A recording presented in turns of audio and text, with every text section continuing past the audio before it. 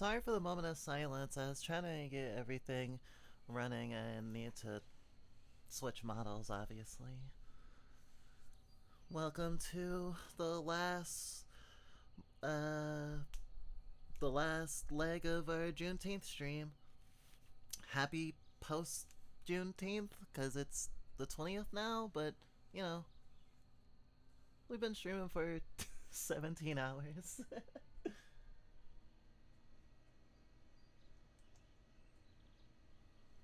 uh, I hope you're doing okay on this Friday morning. We probably won't do the normal Friday stream today for obvious reasons. I'm Fantasia by Hi. I use she and her pronouns. There's a Fluff by Entertainment System.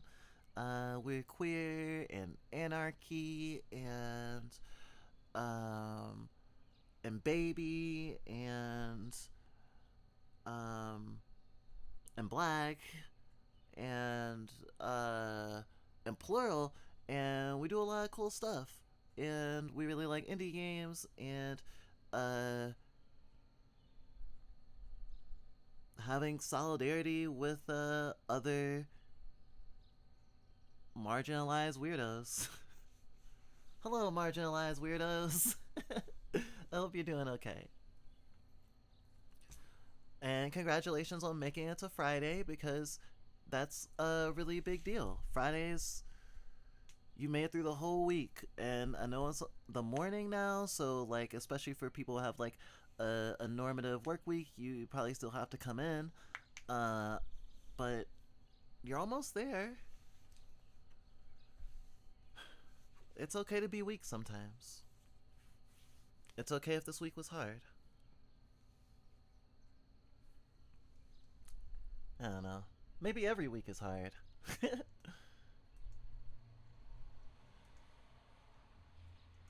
Okay, we're doing pretty well memory wise. Depending on if we end up with a data leak or something. Okay, so our Juneteenth stream is when we play black developed video games, and we've played a number of games. Today we've talked about a number of intersectional issues, and and now we're about to play a game that we're long overdue for. It came out last year, I believe. And we have been meaning to play it. We literally got it when it came out. I mean, considering it came out on Drowning Day last year. But we meant to play it for like Valentine's Day, and then we didn't. And it been kind of languishing in our library for a while. Echo played the first one, and did all the routes and had a great time. It was one of Echo's favorite streams. And we're really we're really excited about this game in terms of, well, like feeling seen, especially in visual novels where visual novel protagonists are always like, or are quite often guys. They even assume that you're a guy in like Doki Doki Literature Club, you know? Um, so Akabaka, I think that's the name of the dev, um, having chosen to have a black woman ace protagonist was just very much caught our attention, and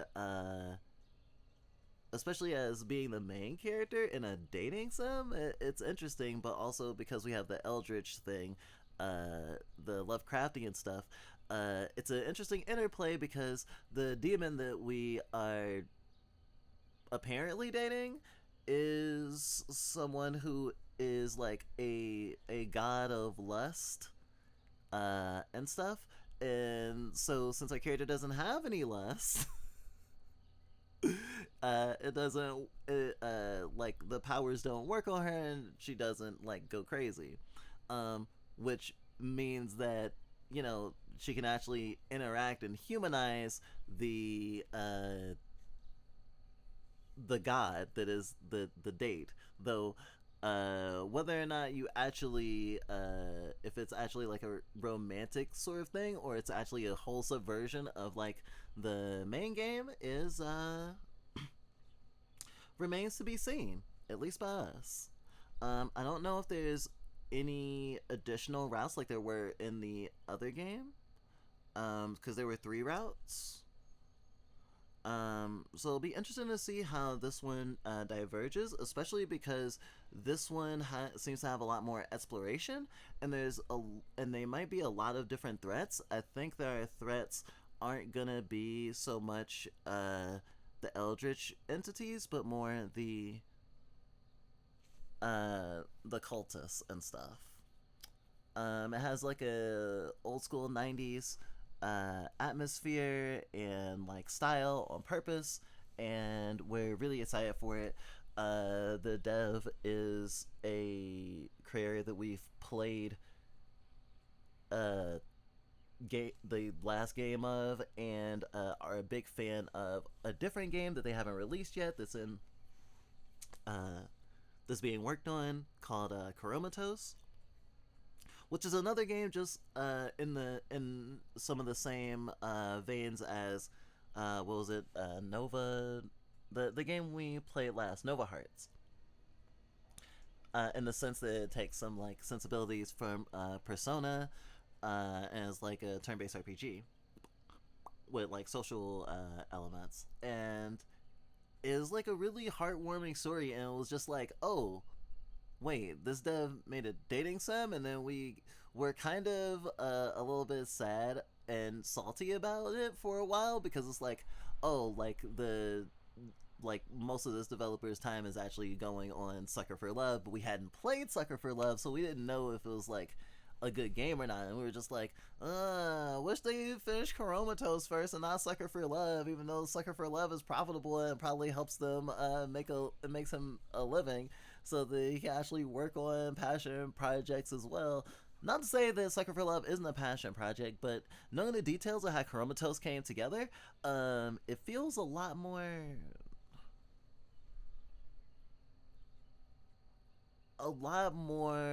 like it's a game that is the almost didn't get made, in the sense that sometimes you have an experience that can inspire you, but sometimes it's fleeting and you just like enjoy it and hold it to your heart, and sometimes you share it with people, and other times you want to share it with so many people you turn it into a fucking video game, and that's pretty cool.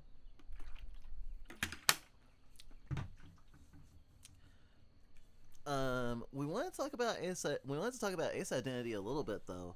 Let me actually check chat, because uh I did not check chat since I came back. Nice to see you, Puppy Potion. It's been a while. Video game demos. These all look so good. It's like I'm watching Saturday morning cartoon commercials, complete with a bowl of cereal and fruit drink. Nice. That's the exact vibe we're going for. Yes. This is meeting all my expectations. Hi. Oh my god, it's me. I've been saying stuff, but you have good words. I've been eating cereals. Oh, you're literally eating cereals. That's super funny. We just had coffee. Irish coffee. And we're Livewire. During the break before the last one we took like a nap, so we're energized, although I'm sure when we're done with stream we will probably go right back to fucking sleep, because we will be tired as heck. We really love constructing the crinkle bump with, the demos and stuff, or the the trailers and stuff, and having that feeling. When we used to work at a movie theater, you kind of like had trailer packs, the trailers that go in front of the movie, and like people could make playlists of them, and there was like, at certain points in the day, if you worked as a projectionist, you had to like check them and organize them, or make sure that certain movies had certain trailers playing in front of them as per like certain contracts or whatever. And then other people had like custom ones, and we made custom ones just for the hell of it. And and making crinkle bumps always reminds us of that. Though we want to get more adventurous and make our own like mock commercials eventually. um, Oh right, I was gonna say in terms of ace identity, there's interesting diaspora across like aceness, and I would say and arrowness. Um, Ace and arrow are different, but I feel like they are two very intertwined communities. I mean, obviously because like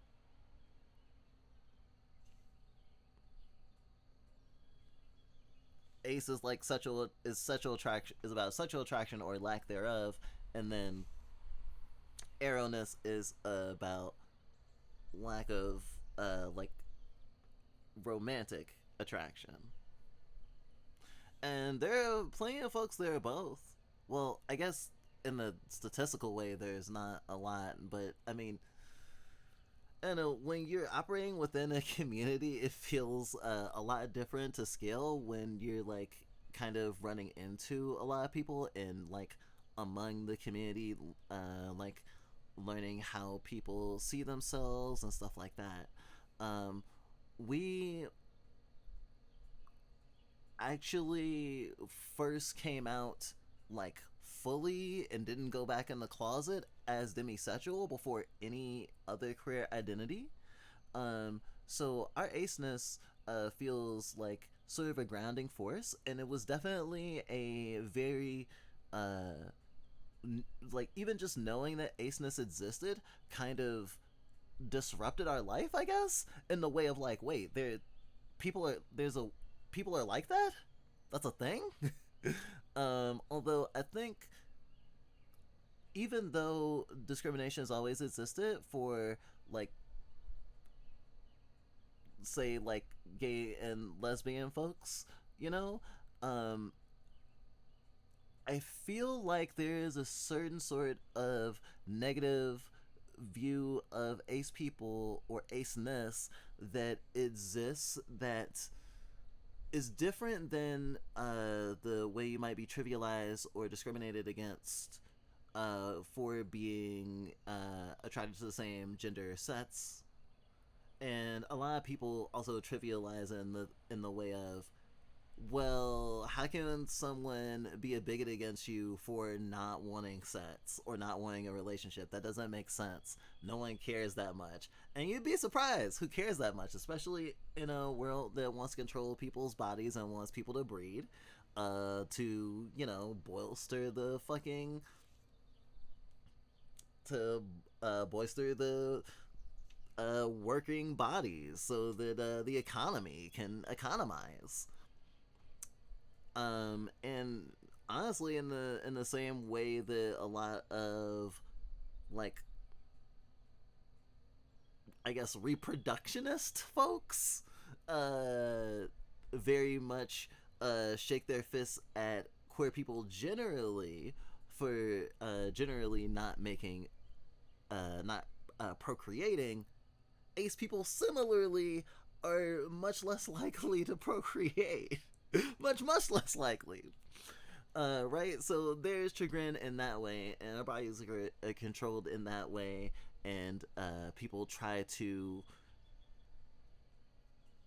oftentimes guilt people or make people feel bad or like push or coerce people into like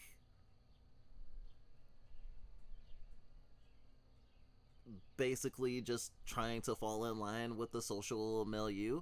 I mean, I'm even thinking of even though this was it she's not an ace character, thinking of in Spy Family the wife.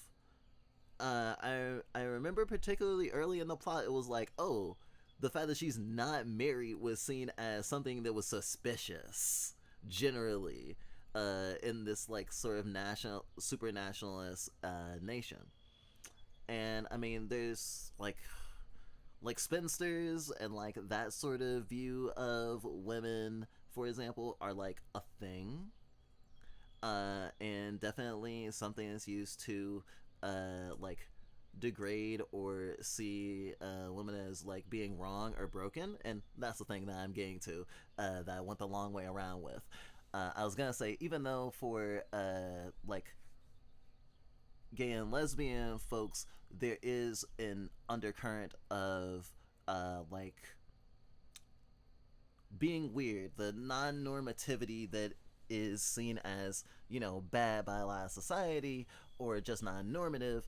The weird thing with aceness, that seems to be a big rallying cry, or has been in the past, for our community, has been that you're not broken, because like in a weird way it's like, well, even if quote unquote a gay person is like attracted to the wrong target, at least they're attracted to a target, you know? There's like this very much pessimistic view that some people have of ace folks, of like not being right, and I think that they're in the same way of like someone who doesn't eat meat or something, or abstains from something, uh, especially in a way that seems to come easy for them but would be hard for others, is seen and decried as something of a, oh, you think you're morally better than me. And I think there's an undercurrent of that in a lot of like, maybe not outright ace discrimination, but definitely what's that word?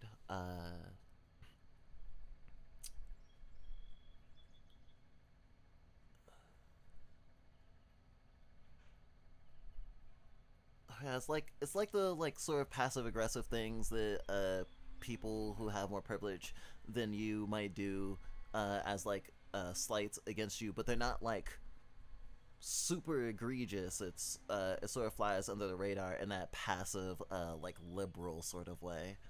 Um, like a polite sort of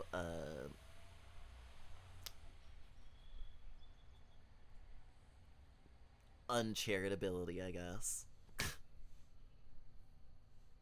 Calling me Eggman because I'm shooting for the moon. I'm Arrow Ace, but very much. Sorry, I'm Ace-ish, but very much not Arrow. Mm-mm-mm. We have at least one Ace Arrow partner. Most of the folks on Polykill are actually Ace.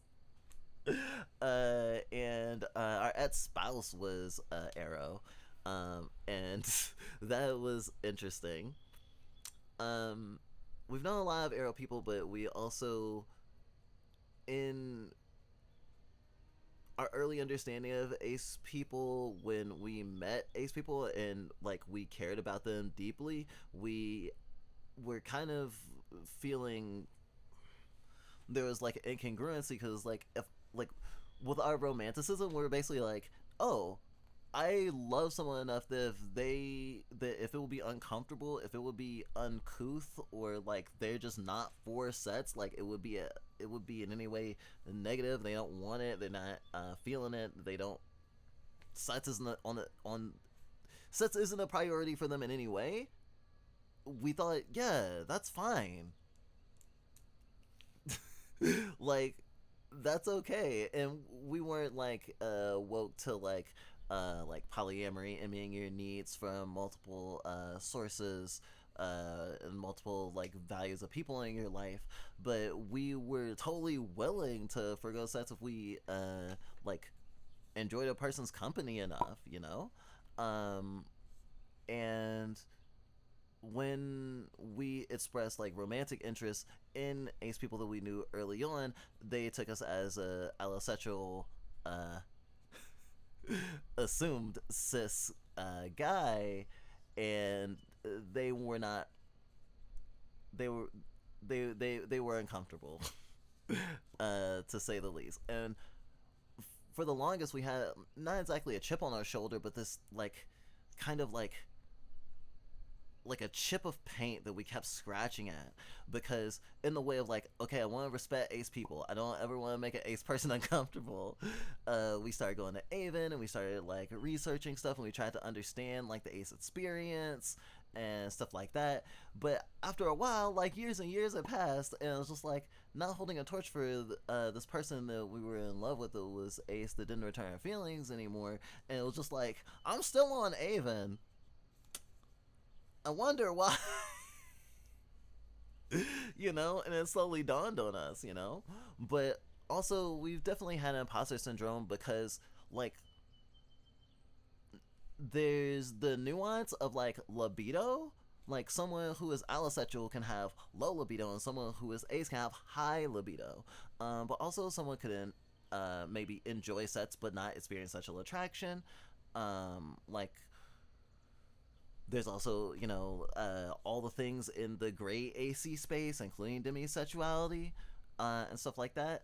Although our early experiences with like the ace community was very much like in a sort of not exactly gold star sense, but maybe I'd say like a silver star sense of like aceness means that like there was a like an inference of like you don't masturbate or you don't talk about if you masturbate or not. And like also like are you really ace if you aren't uncomfortable around sexual topics and stuff like that. Also, there was an undercurrent of like infantilization.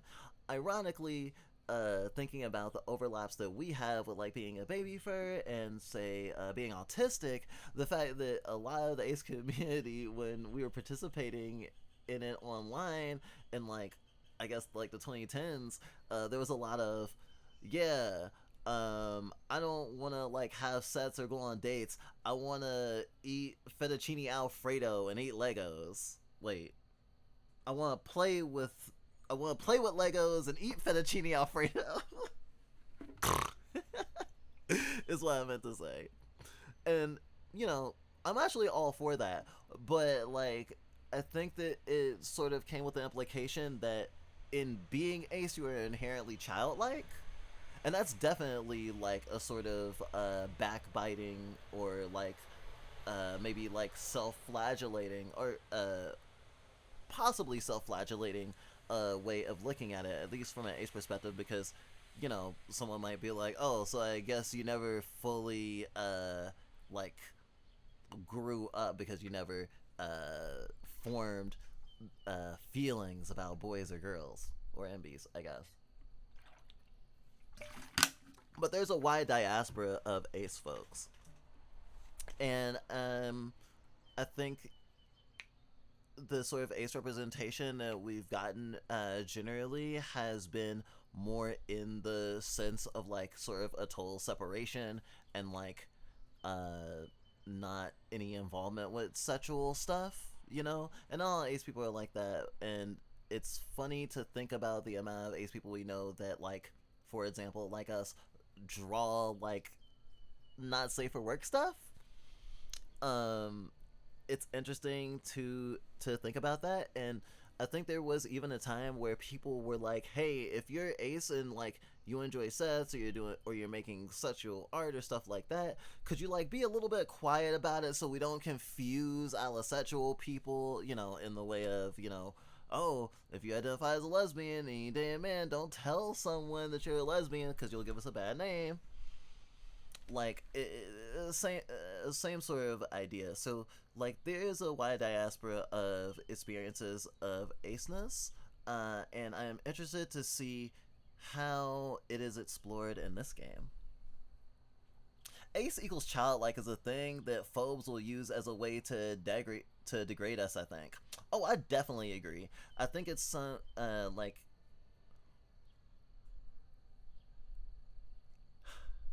sometimes it feels like almost a reclamation to claim the thing that like a phobe will say about you and be like, yeah, I am, so what? You know. I think there is that element to it, but it definitely read me the wrong way, even as like a little. Attaching negative stigma. Oh yeah, especially because associating someone who is an adult with childishness usually is an insult. A lot of times. Attaching negative stigma. Oh, you're just acting childish. You're just emotionally a child in a condescending way. Like, using child as an insult is so derisive. And I think it's so prevalent. It's very common. They try to trap us in a box of shame. For real. Although we do some reclamation that could be seen in a similar way of like self-flagellating or like adopting the verbiage of the oppressor, because we definitely fully embrace like calling ourselves like a degenerate, like degenerate baby fur faggots who are also ace, because that makes sense. It actually does. We had a meme about that, but I'll pull it up later, maybe. Pull-ups. But some of us are cats, so they're just enriched. They're just enriched our enclosure. Fools. Oh, I am playing with that bots. Tail wag, tail wag. I forgot how to switch the... Okay, that's the wrong button. This one? Oh, but I'm not on this one. I'm not on that one. I should probably get started with the game. I'm sure we'll be talking a lot. This one? Got it. Alright. I like you too. You're very cool. Controllers not supported? Really? In this economy?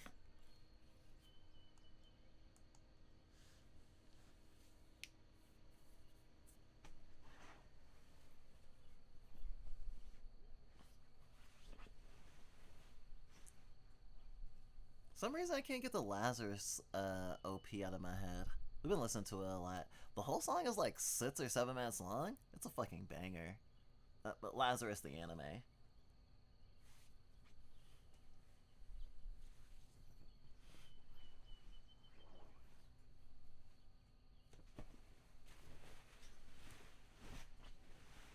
I lose stuff all the time. It's a big deal without being a big deal. Oh, that was oh no. Fluffbite will return in Age of Ultron. Aka Baka. Dread XP. Positively spooky. Sucker for love. Date to die for. And I'm back.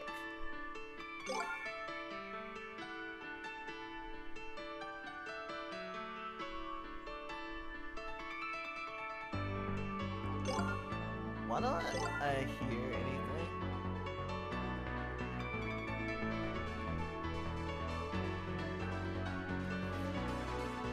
I don't think there's definitely sound like it. I hadn't turned my headphones on. I don't believe almost 18 hours in is when the stream crashes.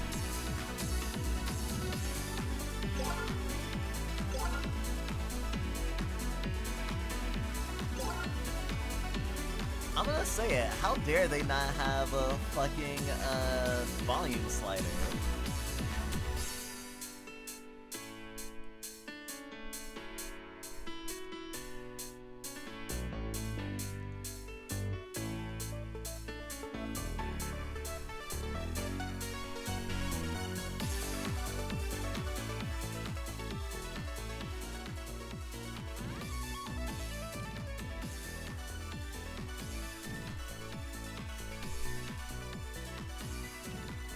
Fucking wild.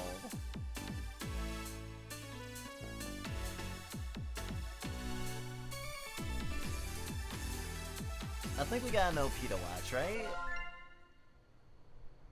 Oh? Get true ending for chapter 999 to unlock. Get true ending for chapter 1 and 2 to unlock. Survive chapter 1 to unlock. The 1,000 versus the 1.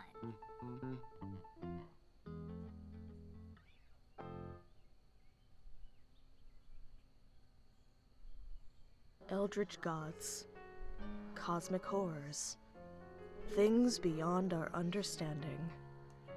To merely gaze upon their form is to abandon all hope. They are sequestered to the stars, appearing only through challenging, failure-prone rituals and unutterable incantations. Their twisted, fanatical followers require no such invitation to commit horrors beyond belief in their stead. It is then when the boogeyman lurking in the shadows isn't an obscure, imperceptible shade, but a tangible madman, that the vague prognostications of the stars become empty threats before the undeniably material. The simple hatchet in their hands. Did something scary happen?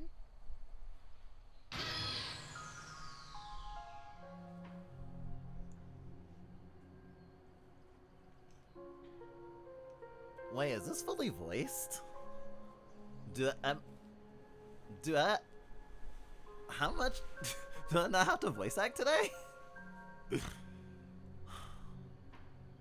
She's so pretty. In the book you're reading, did something scary happen? You're as pale as a sheet.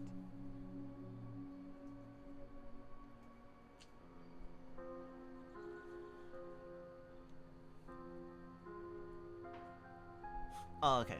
I'm the only one who's not voiced. Oh. Just a strange dream is all. I'm alright. Oh.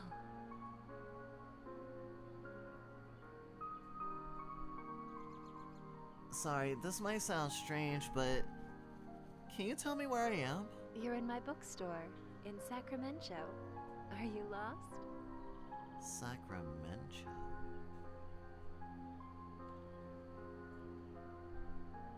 Oh no, I think I know where I am now. Thanks.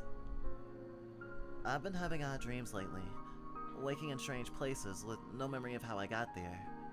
Started around the same time folks began vanishing from my hometown, Sacramento. Despite the small size of this backwater town, dozens have gone missing this past year. So many that the trains won't even stop here now. Worried locals say that they spotted angry spirits prowling the woods. Animals with too many features watching. Outsiders can't shake the feeling of being watched by the townsfolk's unblinking purple eyes. The Sacramento stare, they call it. Have you made a selection? Did you find a book to your liking? Oh gosh, I'm sorry. I didn't mean to keep you here late on my account. No, it's fine. I'm glad that you enjoyed reading my books. But it's starting to get dark outside. With all the disappearances lately, you better hurry home.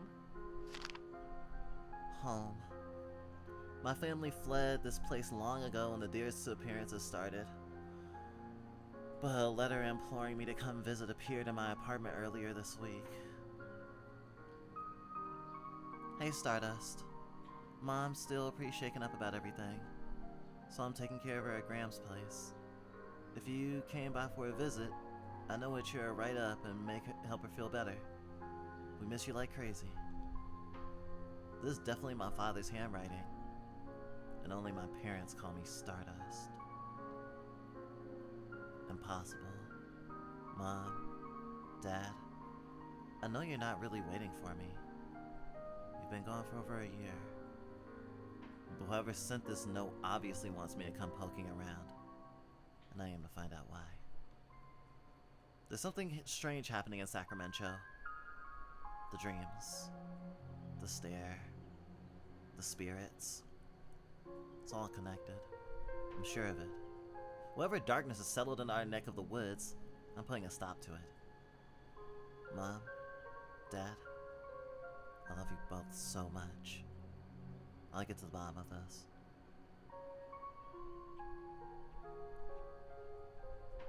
I saw a game recently that had an options menu, just an options menu.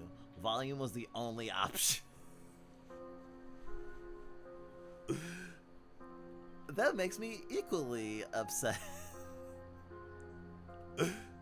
When they don't have volume sliders, they don't have something to change the graphics or something. Although this game did have a like accessibility for potatoes mode. So there's that at least. Thanks for letting me doze off. I promise I'll come back real soon. Thank you for stopping in. Take care.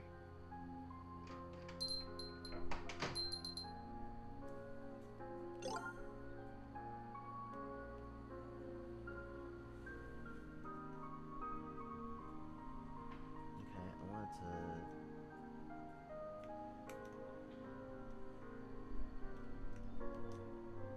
There we go. Wait, what?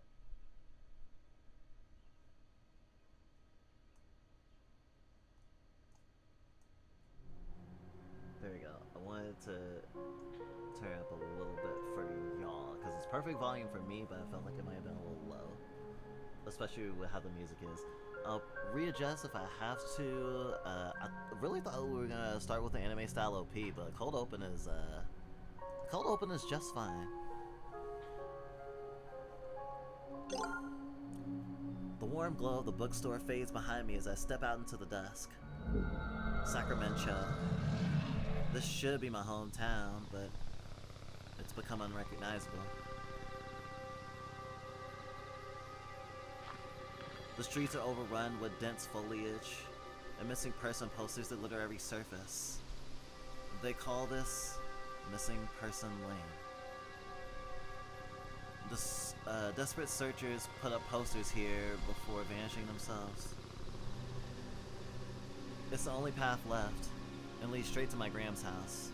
But something feels off. The familiar landmarks of my childhood are nowhere to be found. Have I gotten turned around? No, I've walked in a straight line, yet nothing looks right. Stay calm. I pick a direction and jog, searching for anything familiar. Nothing changes. I double back, check walls and addresses.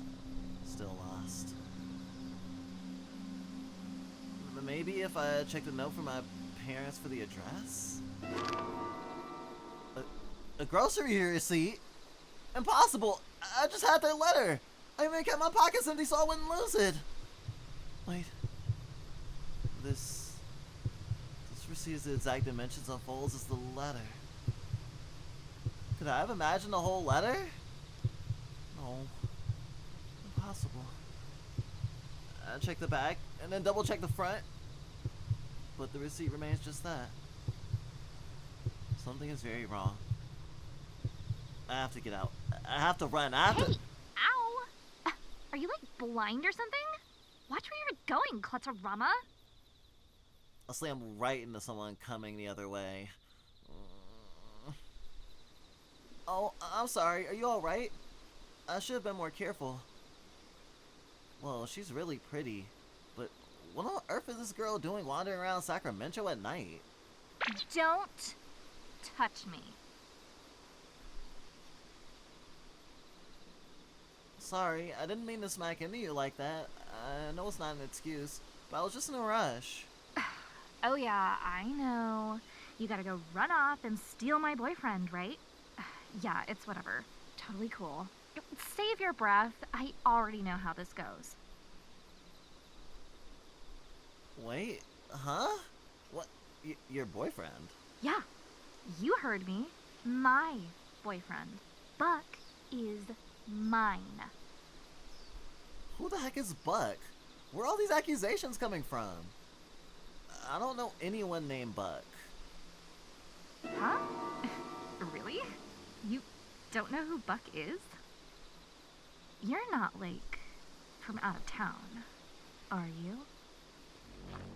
The stare. It's real. I turn my head down and briskly walk past her. She starts walking alongside me. Hey, look at me. I can't let her see my eyes. No matter what, she'll notice I don't have the Sacramento stare. You can tell me. Are you from here or what? I live here. Oh yeah? Look at me really quick. This is bad. Even if I make it home, she'll know where I live. What do I do? Look at me. I freeze. Before I know it, I'm already staring straight at her. Bucky, hi. Got another one for you at Missing Person Lane. Oh, fuck. I break into a mad rush, running my hardest. Everything is a blur. My heart pounding in my ears can't dull the sounds of the whistles, shouts and unidentifiable commotion coming from all sides. Panting and dizzy, I feel my body slowing down, but the image of my face on the Net's Missing Person's posters kicks my legs into action once more. There's a clearing up ahead. If I can break their line of sight, I might have a chance to hide. As I near the turnoff, my exhaustion makes itself known.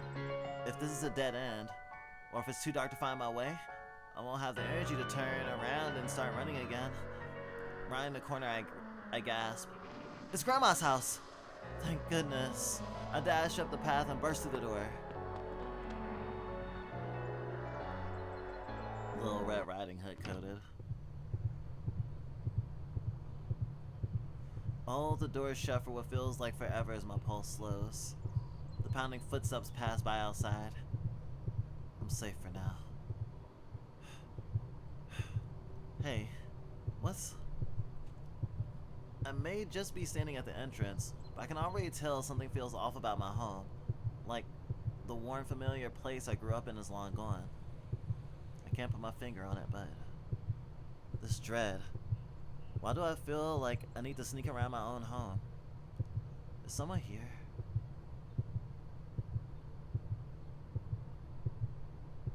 Hello? No response. Objective. Find your upstairs bedroom. A butterfly caught in the web. Strange. I don't see a spider around. Wonder how long the poor thing's been trapped.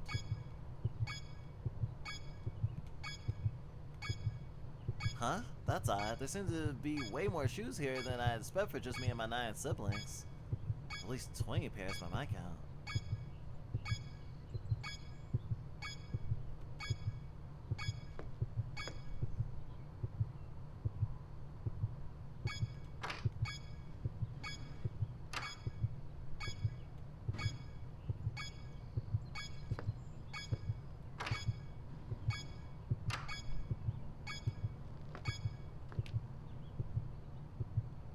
Huh? Our family photos look off. None of them have me in it. And my siblings, their faces seem unfamiliar. What are those weird symbols doing here?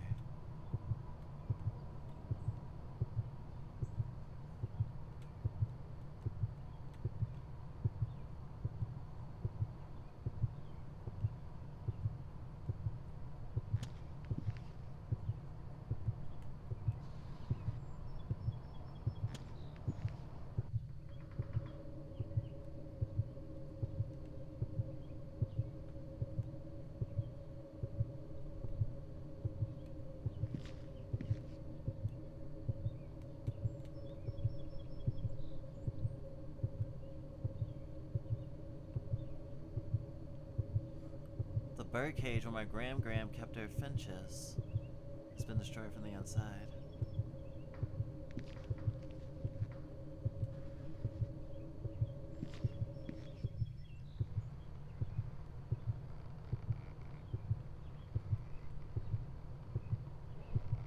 Fresh, dripping meat. I should avoid counting the number of legs.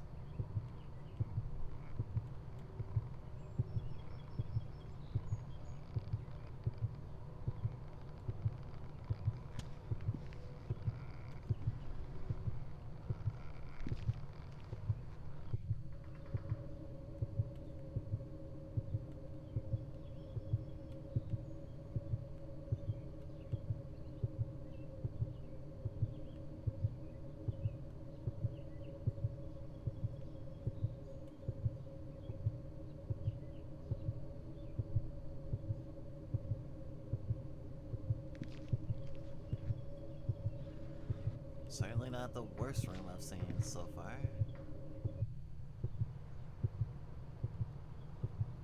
That's odd. I could have sworn we only had the one futon downstairs. Where'd all these extra beds come from? Why are they all laid out like this?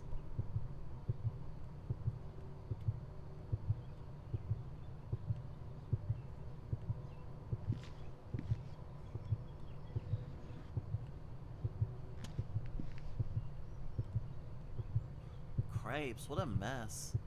The place has been turned upside down, but nothing is missing.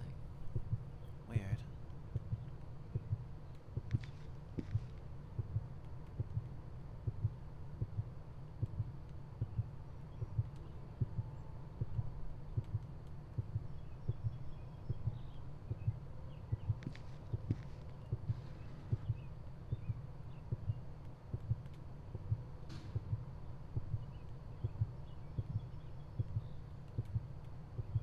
Looks like the triplets' toys have been mostly untouched ever since we left in a hurry.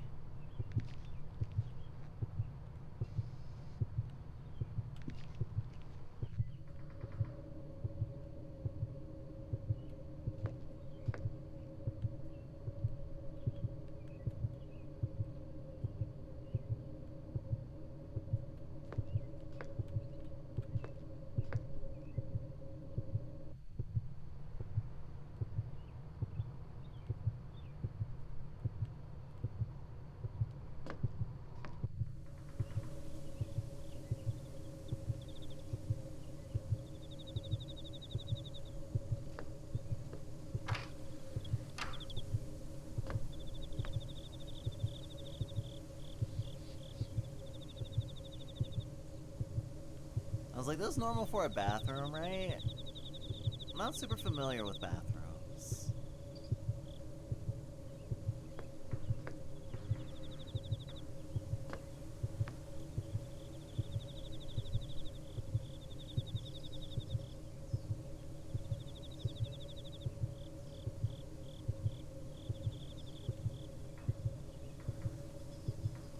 Looks like it would be very comfortable here.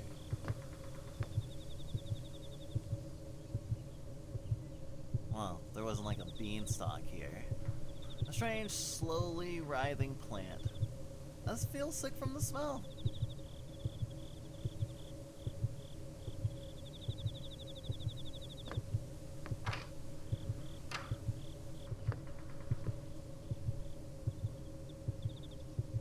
It's so annoying when Scribble's friends come over.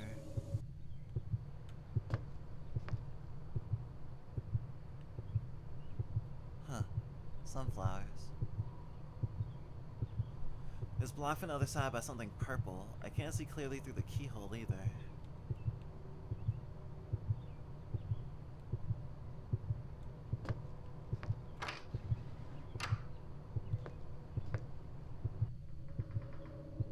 Some creep plastered my little brother's room with smutty posters.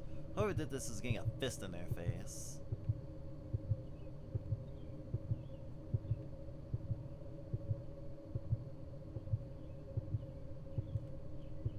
Pale flower is beautiful beyond belief.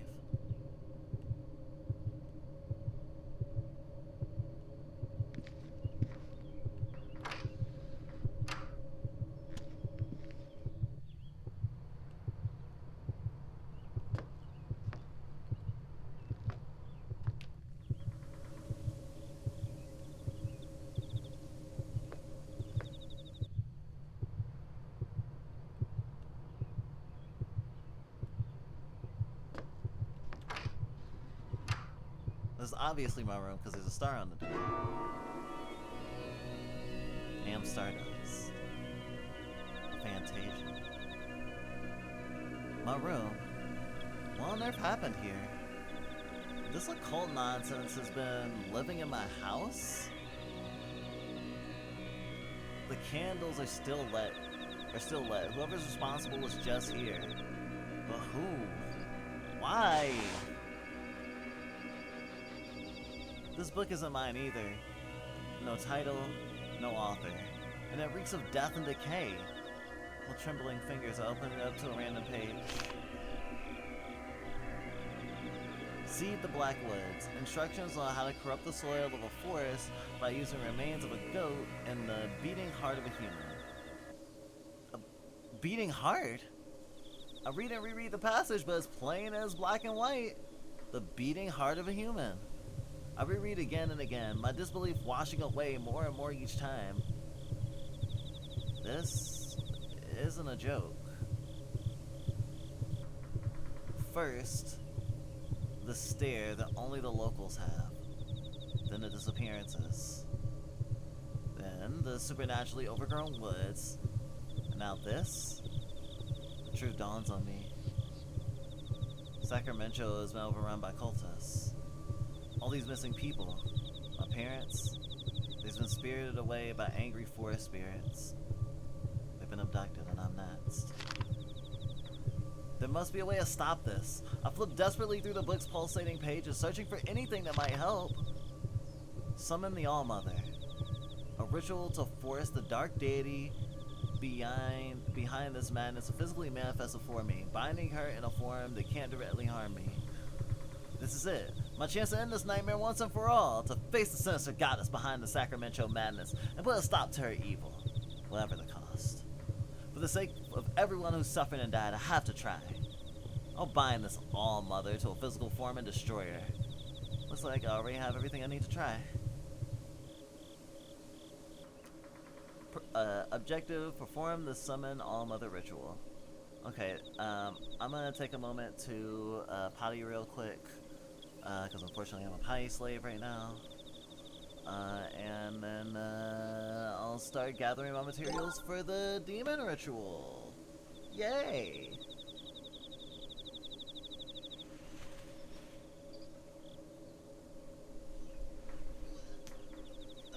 Right, be right back.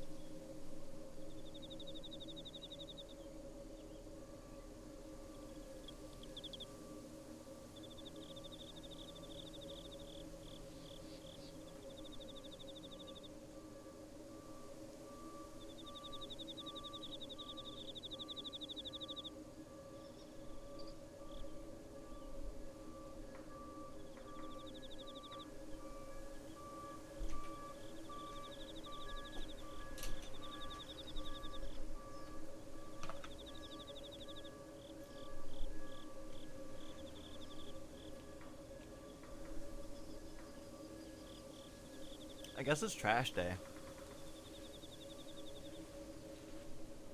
Oh no, I forgot. There's construction outside. I don't know if you can hear the beeping.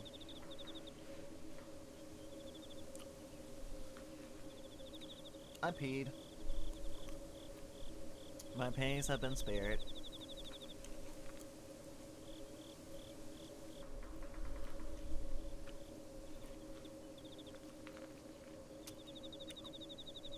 I'm munching on some peanuts so I don't have to make breakfast.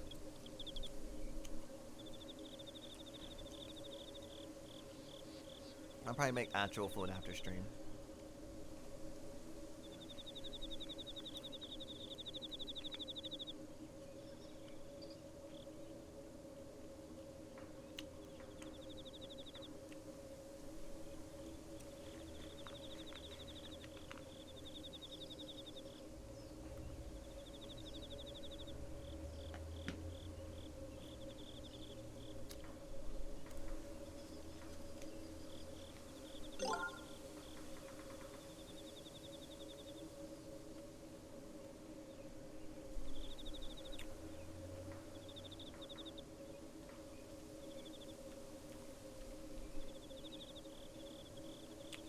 My bass guitar? It looks like they mostly left it alone.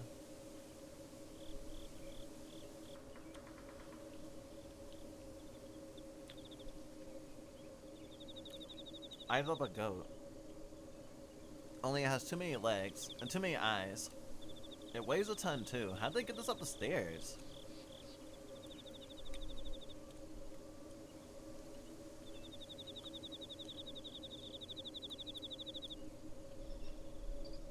The herbs are enormous, at least 10 times larger than normal. How the heck did they get this big? Plant mister. At certain times in this conversation, the icon will flicker and you can spray the speaker with water by right-clicking. This will interrupt whatever they're doing or saying.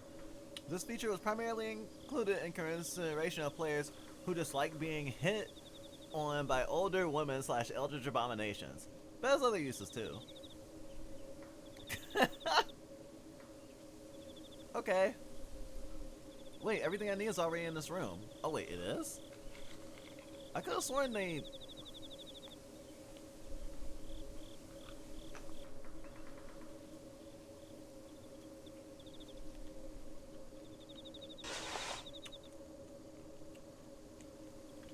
Was the demo different?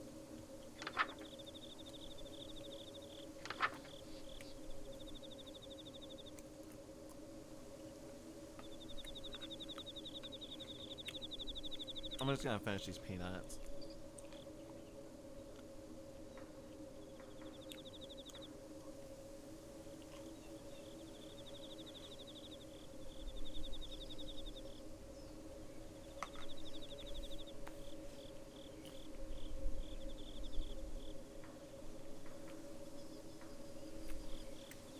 Peanuts are like the original Pringles.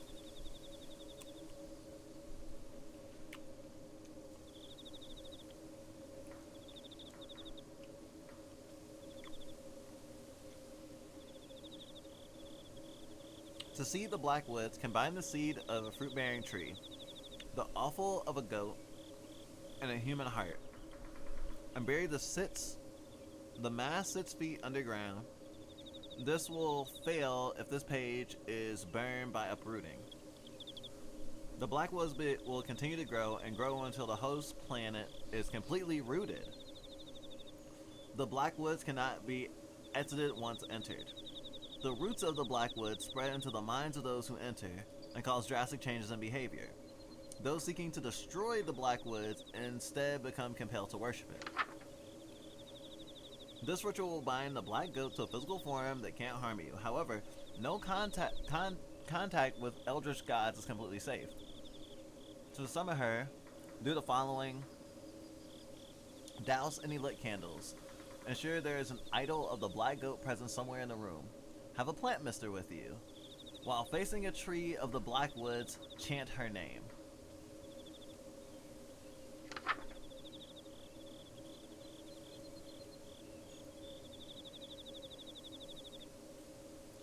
I have 4 heartbeats that aren't mine.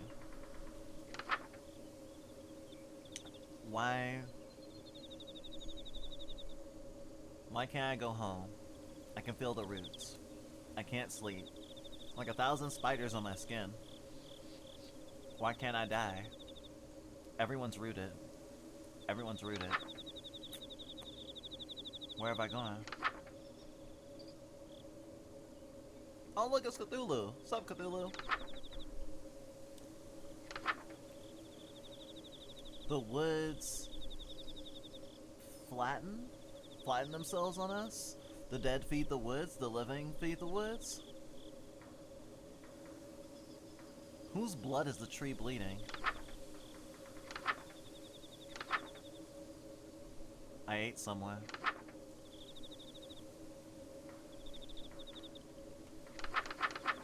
That's not troubling at all.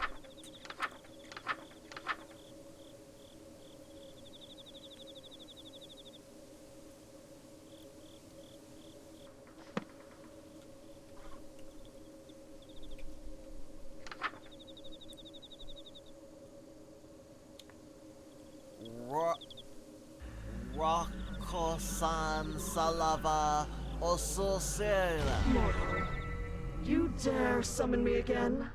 Have your pathetic lives not been extended long enough by my gift? Have your lusts not been sated?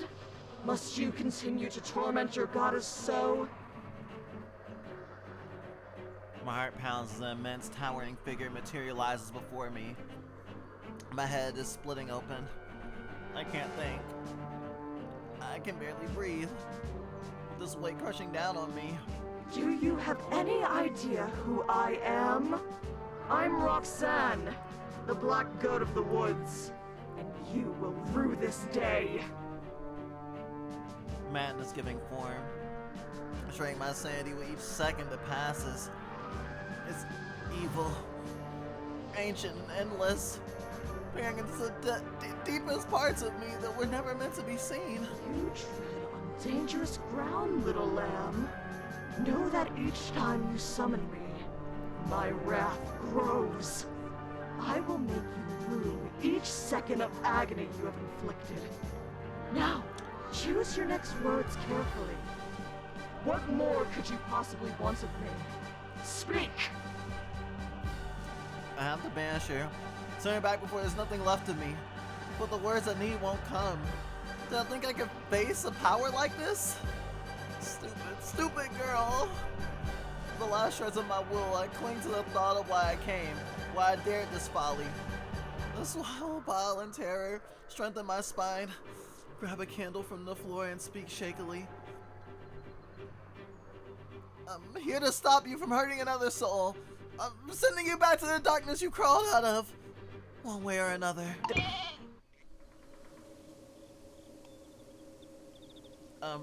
Yeah. Oh, thank goodness. I thought this nightmare would never end. Huh? Aren't you supposed to be, like, trying to stop me or something? No, I'm into this. Get me out of here. My brow furrows as I stare at her, wordlessly. Isn't she supposed to want to, spread madness and whatnot? You're confused. Well, yeah.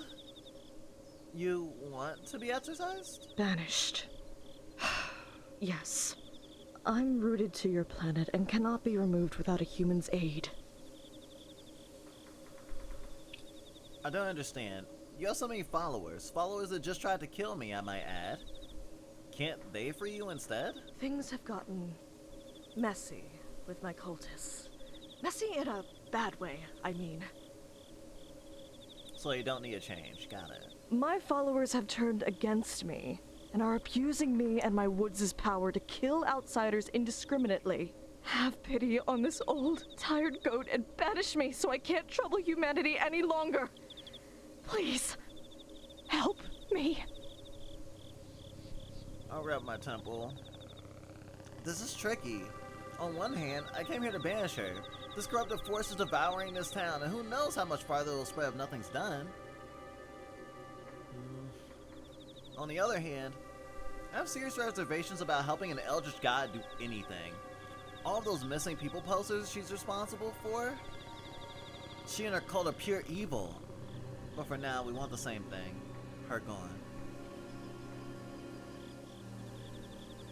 Alright, tell me how to do this.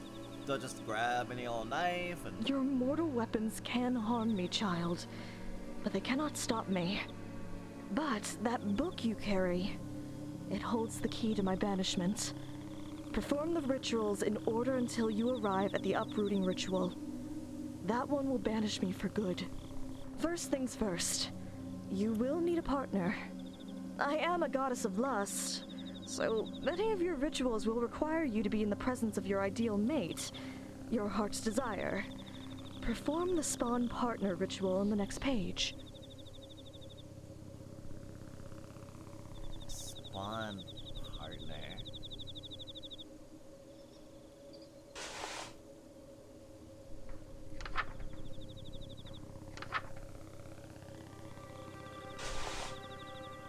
Light the ritual candles. The color of the flame does not matter, so please choose a color you find comforting. Have your choice of aromatic herb on your person. Pick a scent you find pleasant. Imagine your ideal partner. If it exists, it will appear before you in a cloud of smoke. If it does not, it will be created. Do not imagine something you can't put back.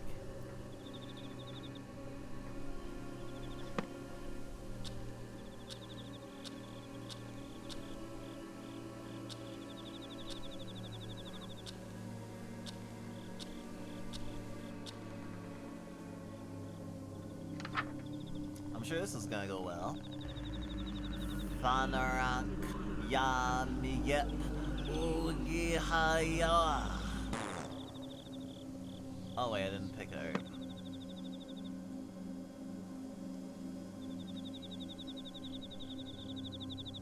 Lavender. Faranak Yamigip Ohaigoya. Oh my.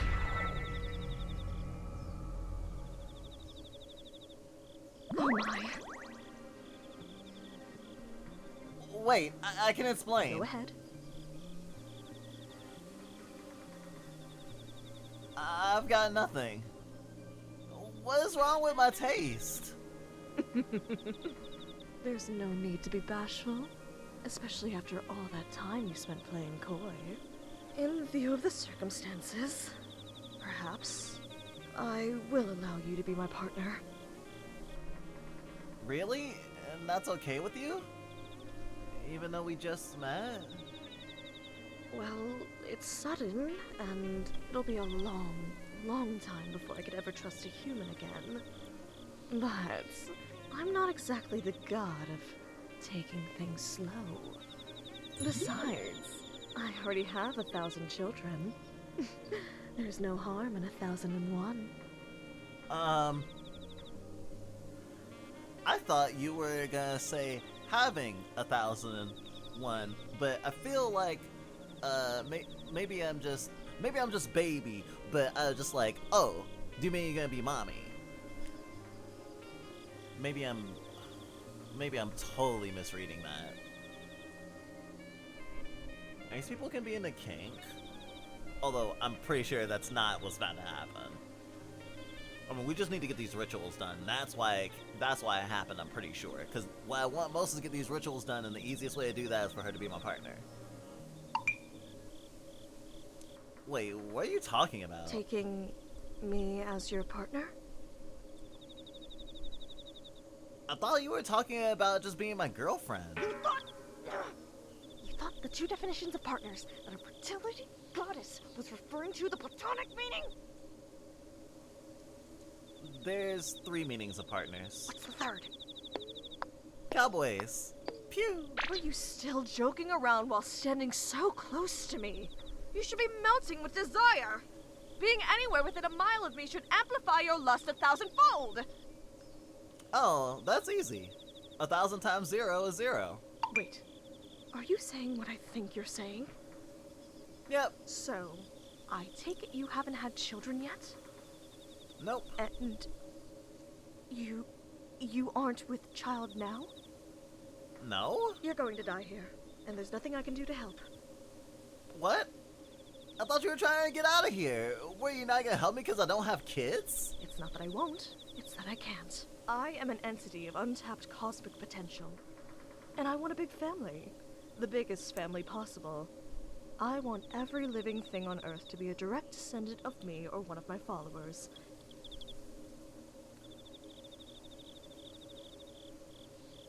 Those that best serve that goal receive a fraction of my power. My most devoted followers are bestowed with gifts like extended lifespans, rapid healing, physical enhancement, and in some cases, immortality. And those followers are the ones looking for you. Oh, those are all their powers! I'm fucked. You, on the other hand, have closed yourself off to my dark influence, and are mortal and vulnerable. No kids, no powers. What if I don't want powers or kids? What if I drained the life from your body and then used it to fertilize my wicked soil until something that will give me grandchildren comes crawling out? Then you still won't get grandchildren? I'll take an involuntary step backwards. I'm sorry. You didn't deserve that. Are you alright? You can do it again. I'm fine, don't worry about me. Powers or not, let's move on to the next ritual so we can get out of here, okay? Holy moly, that was freaking scary. She's really taking this hard. I better get the stuff for the next ritual.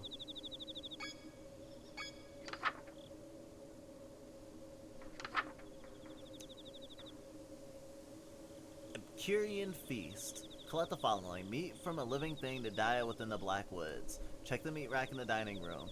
Milk of the black goat. Store-bought 2% is apparently fine. It's in the fridge. Lastly, a receptacle filled to the brim with liquid life. Blood? They meant blood. Please use blood from now on. Sorry. Chant while facing red fire candles.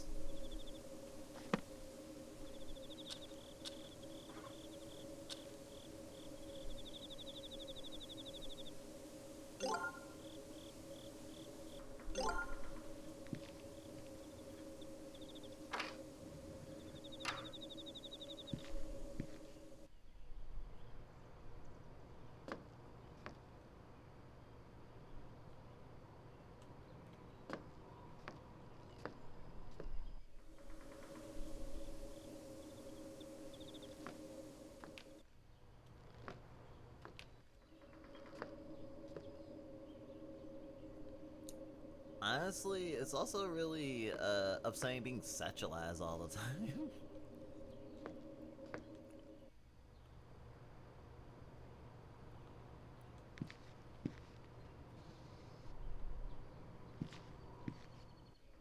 That was one of the most frustrating things about our like upbringing and like childhood and growing up and stuff, because our family like constantly assumed that we were like doing sexual things when we often weren't, especially like our intentions with other people, and just, you know, like assuming we like wanted to fuck anything that moved. Like, and just so many assumptions based on how you were born. Oh, a TV.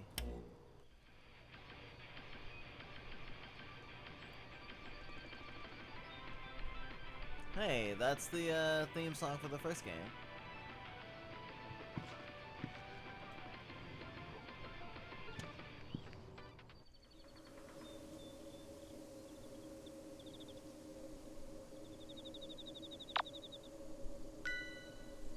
Oh.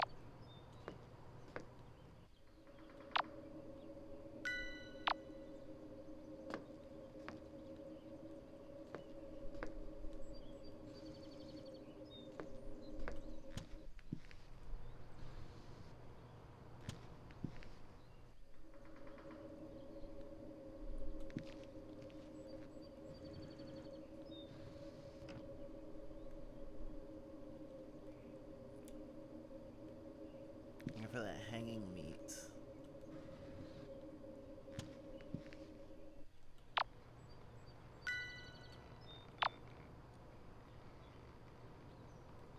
Meat.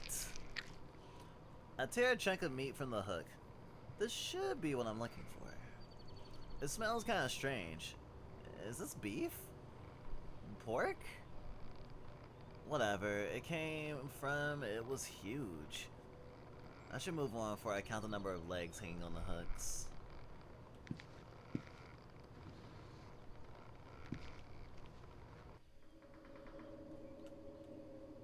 Unusually pungent spices. Pepper, nutmeg, ginger, and cinnamon, to name a couple that I see. They're almost suffocatingly thick with their scent.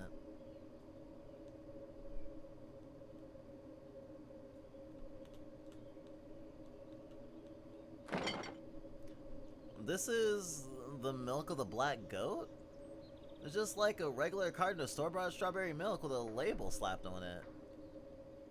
I guess the cultists will have a hard time getting the real thing from Roxanne. Not their relationship is soured. No pun intended. This should be good enough.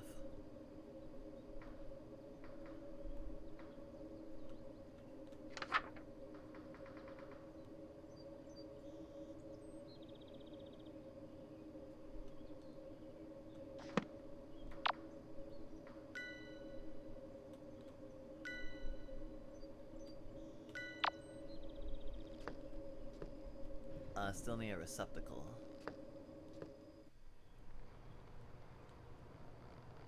Ah! A receptacle filled to the brim with liquid life. Blood.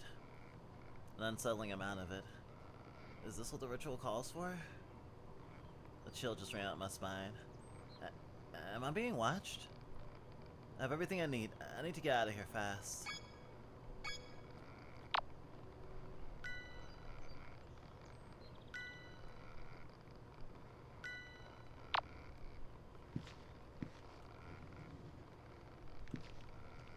This game does have jump scares, by the way, just so you know.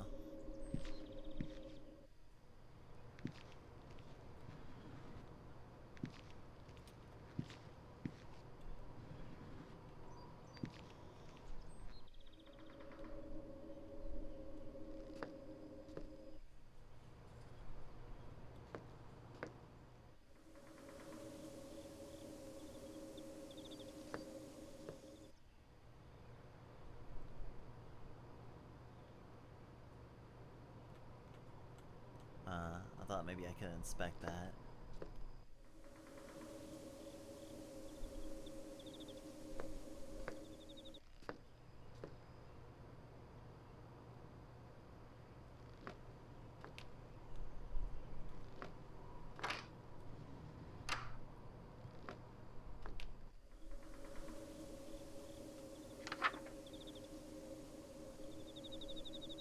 I hago Ehor Elgor Yapunt Fakana. Well done. Looks like you did everything perfectly. Impressive. Oh wow, it's like wine and like good steak now. I guess it's date night, huh?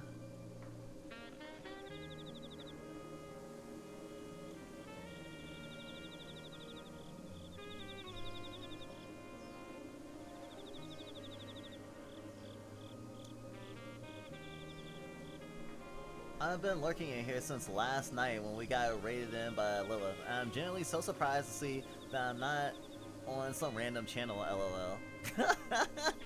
Yeah, we're still going. Yeah, I haven't been on the forever raid train. Sometimes we wake up having been on a raid and end up like 5-6 stream levels or raids deep removed. It's really funny. But I hope you're having a good morning. Good morning.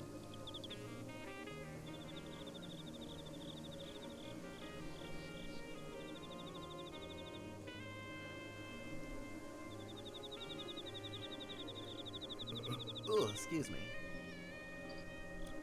Nothing to it. If all the rituals are this easy, I'll have you out of here in no time. Perhaps so. I don't want to leave things as they are between us. Your life is your own. I'm sorry for losing my composure. Thank you. But that, I nearly forgot about that already. I'm a little surprised a literal god would bother apologizing to a human at all. I've given it some thought. And while you may be blasphemously abstinent, you're the only person in the world that can help me. Blasphemously abstinent. It's literally insults your religion that I don't fuck. That's insane. Yeah, it's good. Probably gonna be lurking again soon so I can make myself finish this dang room. Gotcha. Well, I hope you have a good time with that salty moon goddess. Gosh, it does not feel like Friday. It doesn't feel like Saturday either. It feels like Wednesday. It feels like Wednesday to me. I don't know why. You see, if you step within range of my woods, any desire you have that will lead you closer to me is amplified to such an intense degree that it's unbearable, and most of the time, it's lust. Anyone who is led here seeking carnal or animalistic pleasures develops the Sacramento stare and becomes a cultist. If you are brought into my woods for any other reason, you don't become one of my chosen 1,000, and your desire will make you futilely search the woods for what isn't there. You'll forget to eat and sleep, and you'll search and search until you die of exhaustion and become fertilizer for the woods to grow further. You're the only person to reach me without joining the cult or dropping dead. Thanks in no small part to the fact that you don't have lust to amplify. My only question is, if you're not here for lust, why are you here? I pulled a receipt out of my pocket. I came looking for my parents. They vanished somewhere around here a year ago. This used to be a letter from them saying they were here in this house. But once I got here, it turned into a blank receipt and won't turn back. The woods have indeed toyed with your emotions to bring you here.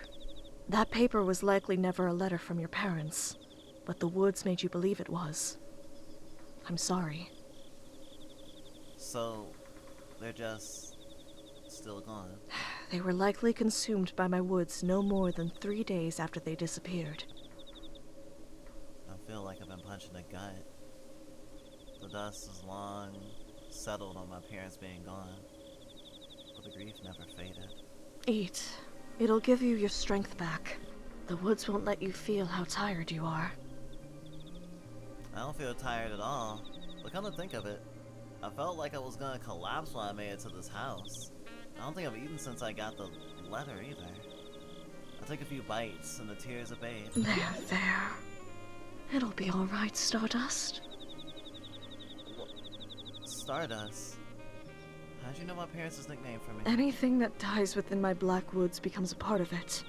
A part of me. Their memories of you likely live on in me. I guess that settles it. My parents really are gone. That's the only way she can know that name. This isn't the kind of closure I was hoping I'd find here. But I came here to put an end to the disappearances, and that's what I'll do.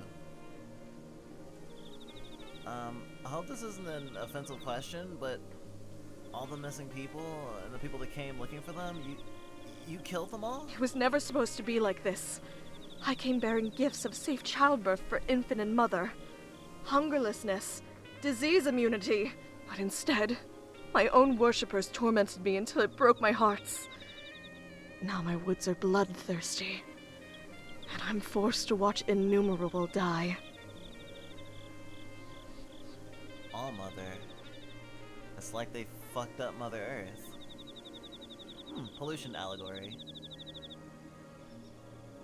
I'll have as good a time as I can, LeMayo. It doesn't really feel like a Friday at all, to be honest.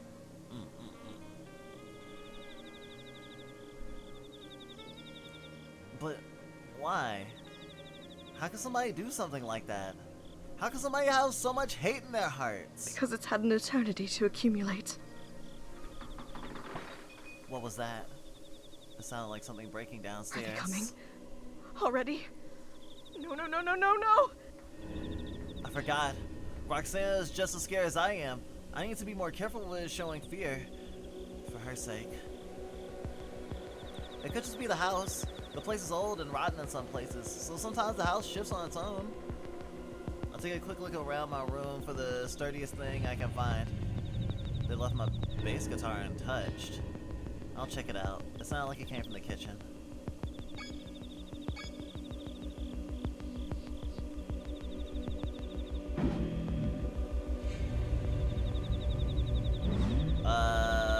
First person shooter time?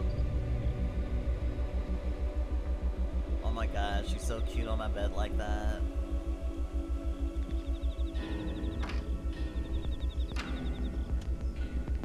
Good catch about the pollution thing. I've gotten sucked into this game. That's super cool. Honestly, it's the exact sort of thing I like for a sequel, where they took the lore and set up and complicated things in a really interesting way.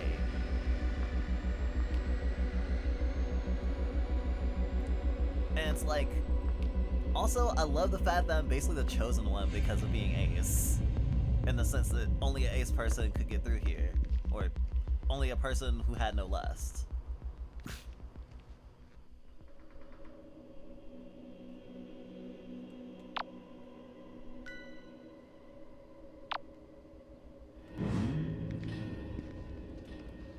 For a game that doesn't have controller settings set up for it by the developer, I am feeling pretty lucky.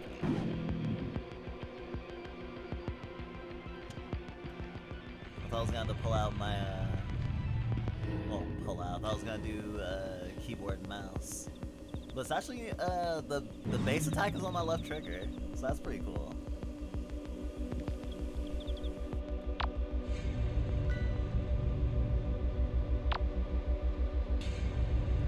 It's the map and her hair making me think of, what was that, cartoon?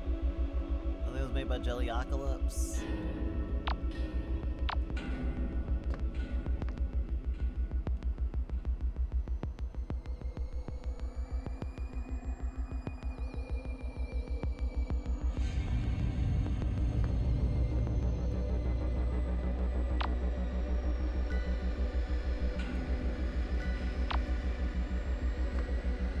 Sure, I'm trying to remember. It's like a black girl with an afro. She has a bunch of little stars in her hair. Epithet erased. Yeah, it's got me thinking of epithet erased.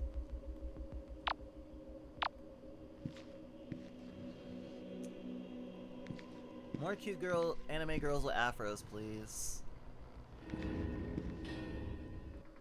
Nobody's here. I don't see anything out of the ordinary. It could have just been a house settling, like I said. Ah! Down, girl. I think that hit knocked him out cold. That made so much noise, I can't afford to stick around, but I don't feel like good letting this maniac wake up and ambush me again. I'll tie them up somewhere I can keep an eye on them. Why is the knife covered in blood? I can't for my life find a wound anywhere on my body. I certainly don't feel any pain either.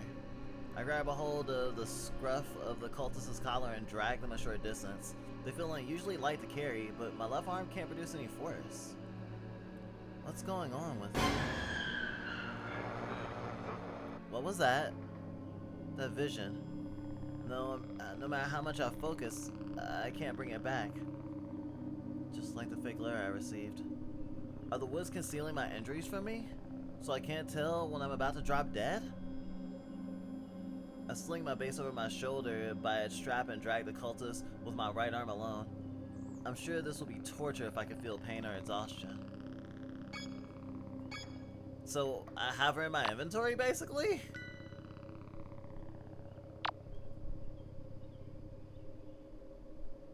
Damn.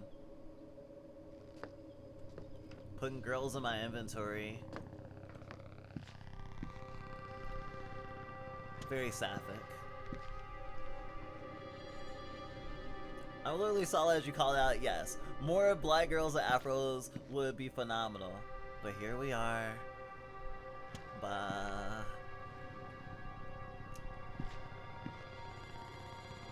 Honestly, they had the perfect chance with Witch from Mercury. They had a girl that had a lot of like black coding, but like they made her white even though there's like dark skinned people in the anime, though maybe because she's based off of highly inspired by a character from Utena, from Revolutionary Girl Utena, who is literally a monkey. They might have been like, maybe we shouldn't make the character based off of the monkey black.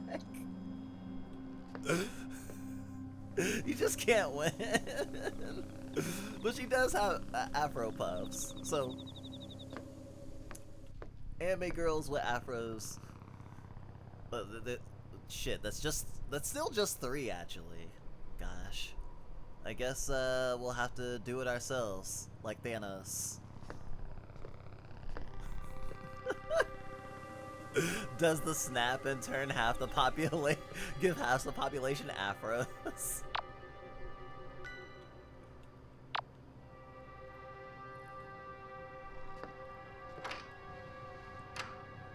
I just meant the after credit scene where he's like, I'll do it myself. I'm back. Welcome back. What is that? Bass guitar. Not that. The dead body. Oh, they're alive actually. You took one of the 1,000 alive? And then brought them here? This is very good, actually. Now you have a blood sacrifice if you need one. What did you say? Some of these rituals require blood or human participants. Having someone knocked out and served to you on a silver platter makes things much easier. I didn't drag them up the stairs so they could be a sacrifice. I took their wrists together behind a low-bearing post in my room. Now, I'm an outer god, so my moral code is completely different from that of humans. But didn't they just try to kill you? Maybe, but under that mask, this could be someone else who went missing. I could never put someone through what I felt when my parents didn't come back. The mask is snug against the cultist's face, but I firmly yanked her. Nanny!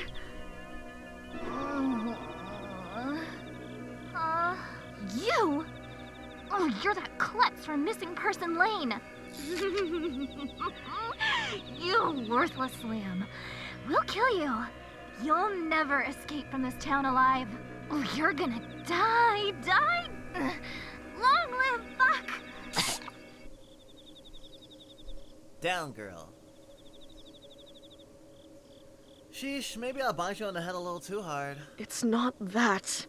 She has the stare.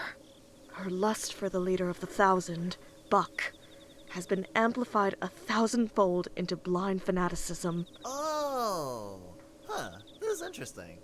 I like this, I like this lore. It's making me think of things. I want to write stuff with lore like this. It's very cool.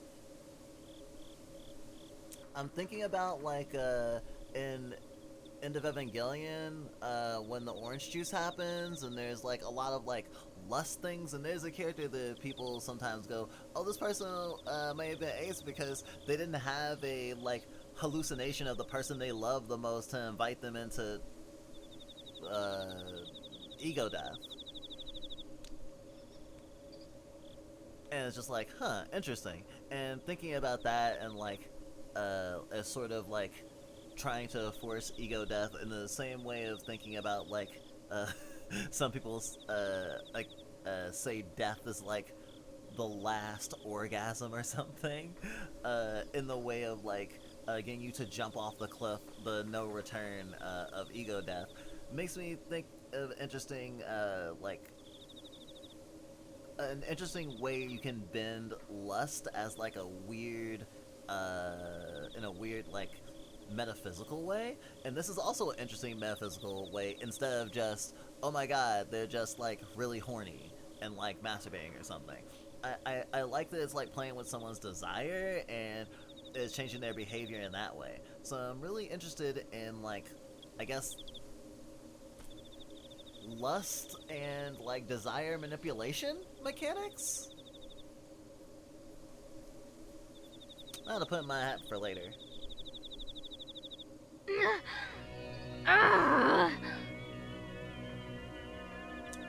Hey, don't try to wiggle out of that. I don't want to have to hurt you. But I just need to make sure you can attack me again. You think you can steal my book, bash me over the head with a guitar, tie me up, and get away with it? Oh, you're so dead. What, did you expect a thank you? She's long gone. It's pointless trying to talk to her. If you're insisting on keeping her alive, just do us both a favor and keep an eye on her. If you have to look away, don't turn your back on her for too long. I do insist on keeping her alive. If she has the stare, then she didn't choose this. She's just another innocent person who got tricked into coming here. Hey, if you just stay put for now, then I can just let you go after I'm done here, okay? Drop dead. I sigh and return her mask to her. First things first, I need to do something about my arm. Perform a rejuvenate virility?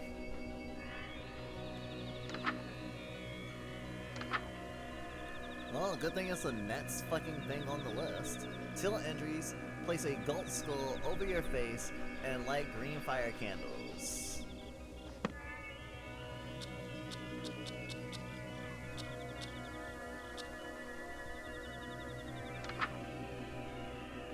Ensure the symbol is drawn nearby and face a mirror. If the intended target isn't the caster and isn't deceased, draw this symbol instead. Face them.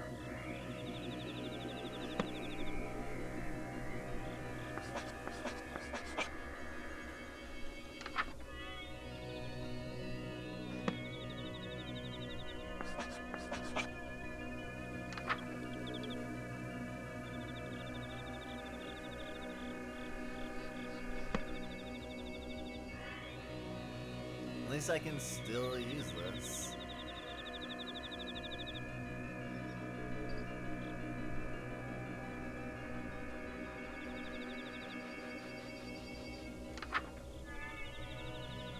Arath Nagoth Yegor Nor Grimsvalda. Oh, okay. Give me a mask.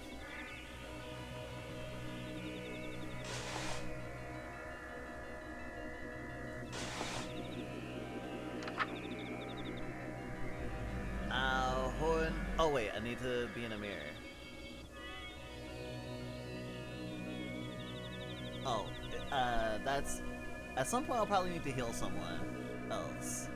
So actually I need the other symbol. Because I'm wearing a mask. I need to face a mirror too. Is there a mirror in this room?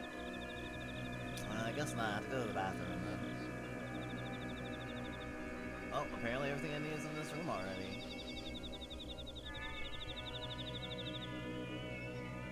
Oh. Cool. Excuse me. Orachnach. Nalchgoth Yavgochnach. Galmavalda! Alright, that should do it. I inspect my arm, but I still can't tell whether it's in pain or not. I can only hope I'm not still bleeding out. That about handles my injuries. Hey, What? your name is Nani, right?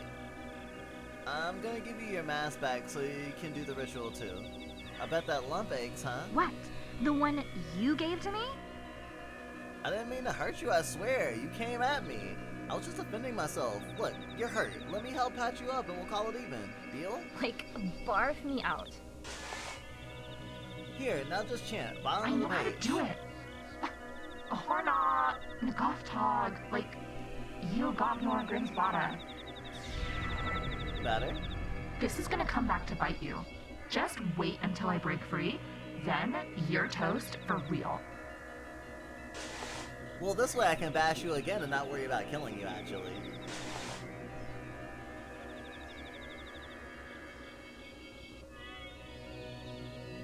Oh, my controller died. One sec.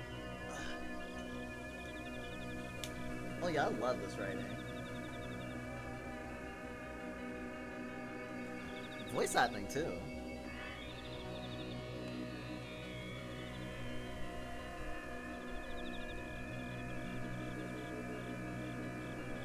Alright, back in business. My sad goat girlfriend. Rot blown. The ritual is required to safely approach... Yeah. What a gruesome looking ritual. What's wrong?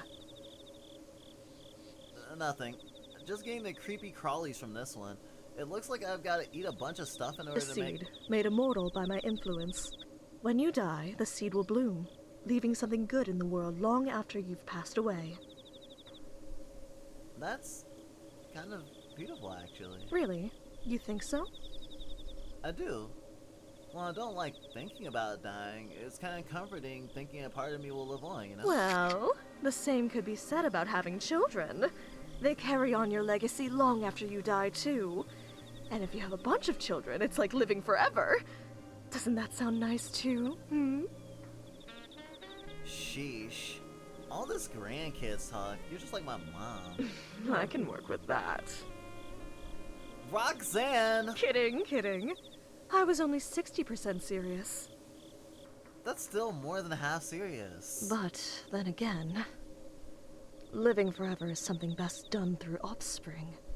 Experiencing it yourself. You mean like what you did to my Bucky? Sorry? He brought that upon himself.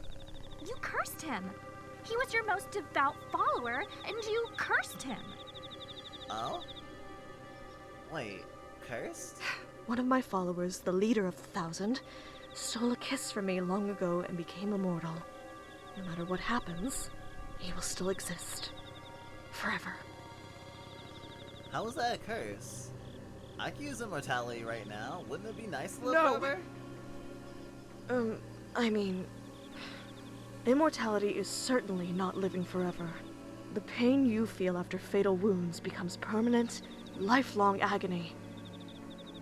For instance, if a human drowns, they feel indescribable fear and pain for seconds, maybe minutes at worst, and then are swept away by the mercy of death. An immortal human would continue to drown, thrashing and screaming soundlessly, until help came, if it came. So, for a mortal human to be cursed with cosmic permanence, immortality is terror beyond death. Buck realized this, and is tormenting me until I take it back. Funny considering he stole a kiss from you that got him the power in the first place. You didn't consent to give it to him. How come you can't just take it back? Wouldn't they let you go if you did? If cosmic permanence was something that could be undone, it wouldn't be permanent, would it? Yeah, you fucking fucked around and find out. I don't have a lot of experience with visual novel style games, but seeing stuff like this makes me want to try some. Oh, this is definitely a lot more interactive than a lot of visual novels. This is the first visual novel I've ever played that I was able to, in real time, hit someone in the fucking face with a bass guitar. Fucking sick. If you like something like this, I recommend maybe trying the first game as well. Or maybe, honestly, was it 2099 Read Only Memories, or maybe oh, I mentioned Doki Doki Literature Club earlier. That's definitely a good one. There are plenty of visual novel hybridish games. Persona is probably like one of the most popular ones, but yeah, there's a lot to choose from in terms of like basic sort of visual novel stuff that doesn't have like all the extra fixins of say voice acting and this interactivity and whatnot. There's still like lots of great stuff that are less like this is like really polished. Like this is probably like not just aesthetically but like mechanically one of the more sophisticated visual novels we played. And in a way, it's not super complex in how it's put together. But how the individual parts come together? Well, all I can say is, it's a squirter. When Bucky finds you, when he gets his hands on you. Buck is already here. Oh. A voice from the other side of the bedroom door? I didn't even hear him coming. Bucky! Buck, they're here. Hello in there. Hello out there. It would appear that you have my book, my nanny, and my god inside that room with you. The good news is, you're holding all of the cards, as long as Nanny is unharmed. She's fine. I just tied her up. Is that so? Then it looks like we can make a deal. If you let us in, we'll take Nanny and go.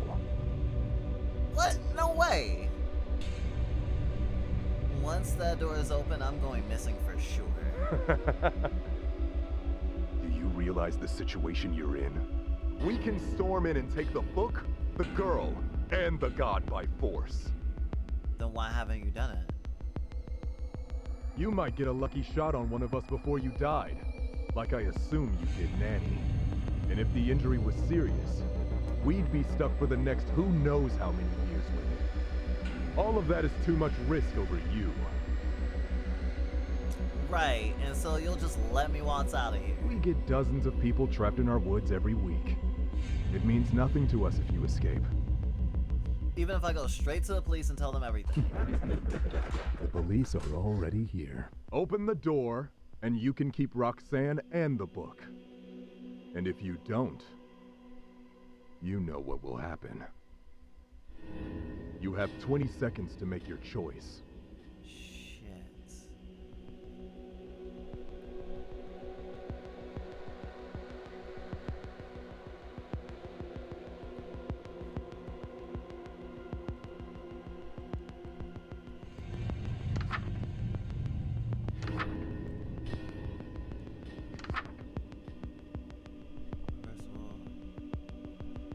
Ah!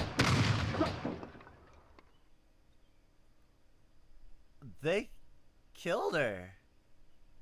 They killed her.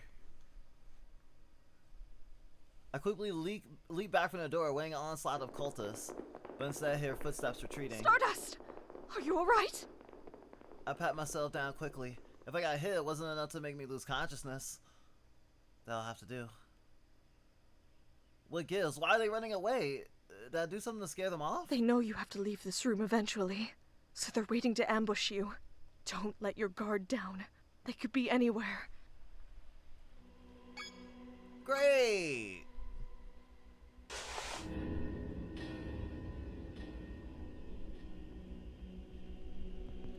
Can I bring her back to life? They said if they're not deceased?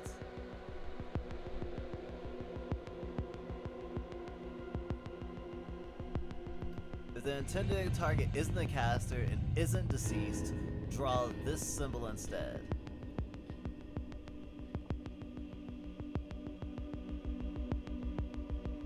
But this is for the self, so yeah, you can't heal yourself from death if you're dead.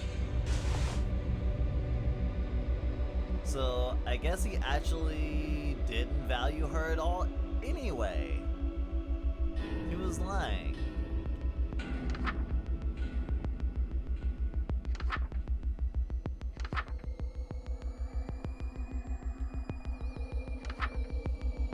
Heart of the woods to perform uprooting. The effect is not reversible, even in death. Find and consume in the following in order. The pod of a plant which grew underwater within the black woods. Raw meat of an animal that died within the black woods. The petal of a flower that grew from the soil of the black woods. Ensure there are no lit candles in the room with you. Face any plant in the room with your spawn partner present.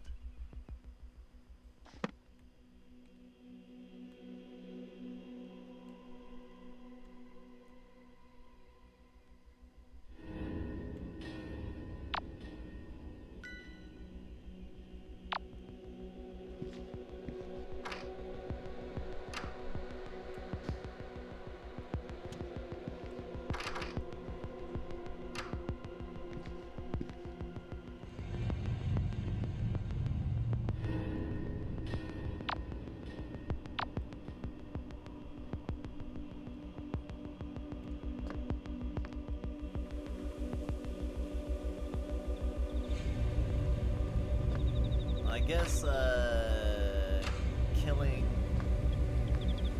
Nanny was useful story-wise, so I don't have to worry about watching my back.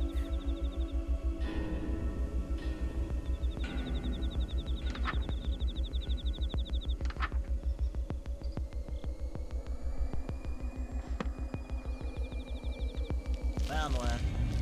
I think this thing's a plant, so it probably counts.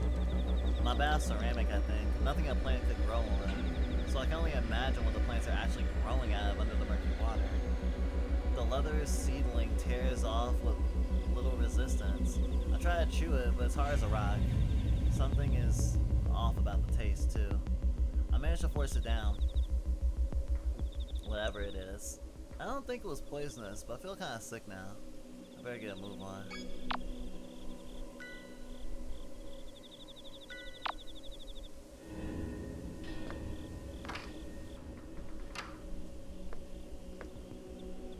Funny how like the base won't protect me, but it protected me before. I'd love to smack someone with it again.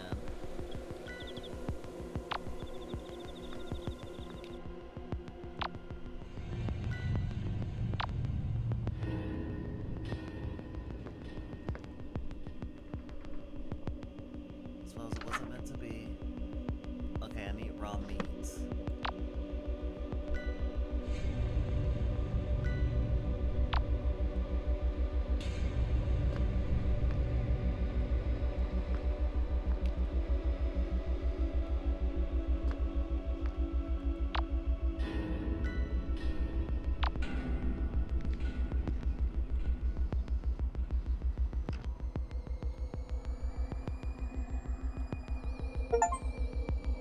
Back away from a threat hiding behind a door.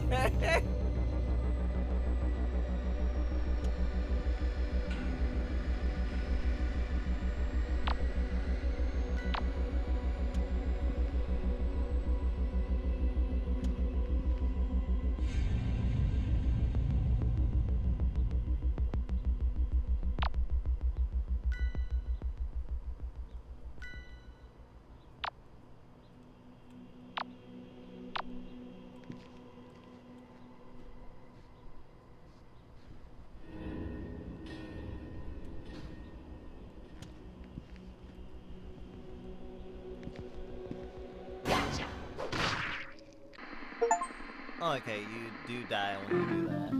Die or go missing.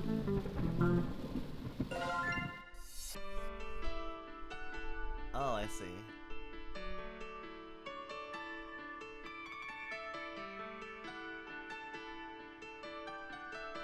Heal self. Survived bug.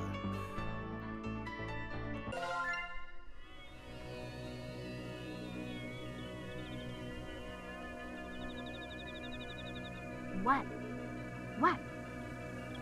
Like, I know this is gonna come back to bite.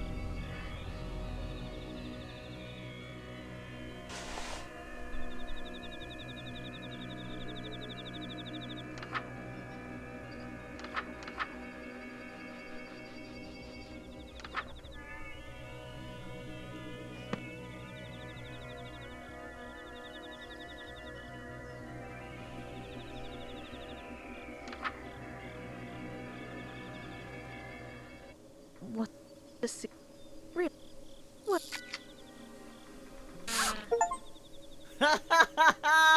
Kidding. But You no. And I'm. If Fuck. It, the is if we oh we get oh.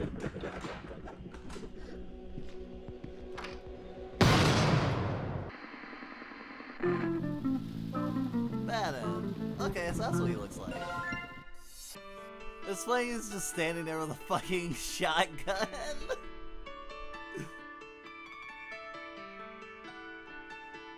I can do something other than eat the pod. Stop! You'll hit the book. Think.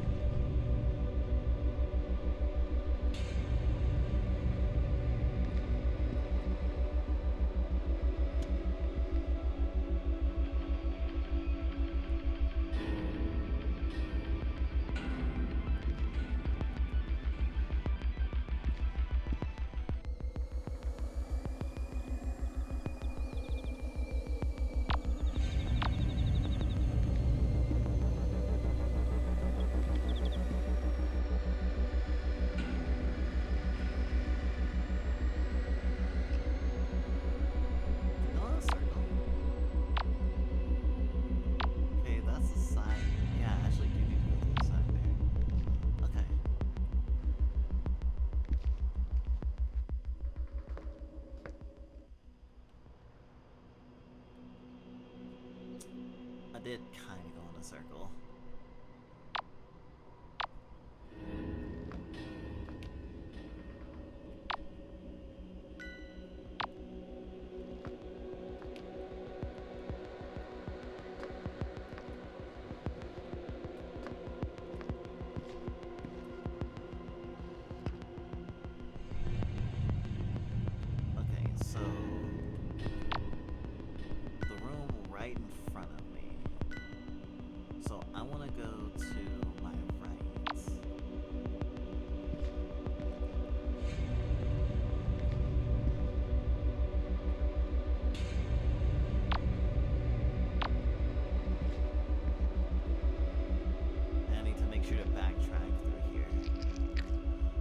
Supposed to eat it raw this time? Yuck. I tear off a dripping morsel of strange meat, pinch my nose, and shut. Imagine it's beef tartare as I force it down. It probably isn't actually any different than the meat I had before, I just can't tell. Considering my injuries are hidden from me, who's to say I wasn't just eating raw meat and drinking blood instead of wine and cooked meat. It leaves a metally aftertaste in my mouth, and it feels like something didn't go down quite right. I feel very sick all of a sudden. My stomach immediately starts to churn. I need to get out of here. Huh? What's that incredible smell? A rich warm scent clouds my senses. Suddenly my stomach almost instantly. I follow my nose. And it leads back to the meat. Could it really be? Did I just get a bad first piece or something? I hesitantly take another bite, and a wave of satisfaction washes over me, and my appetite kicks into overdrive. I've never tasted anything like it. I eat a third piece, then a fourth, then a fifth. It's like I've been my whole life without eating until now. The seconds between bites feel like an eternity of withdrawal. Eventually, my hunger abates, but only after I stripped it clean to the marrow. I need to get the last ingredient, the petal of a flower that grew in the blackwoods. I walk away, gnawing idly on the bun.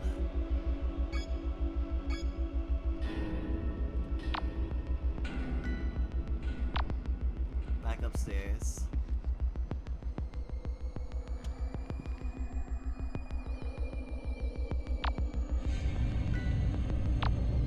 That's not worrisome at all.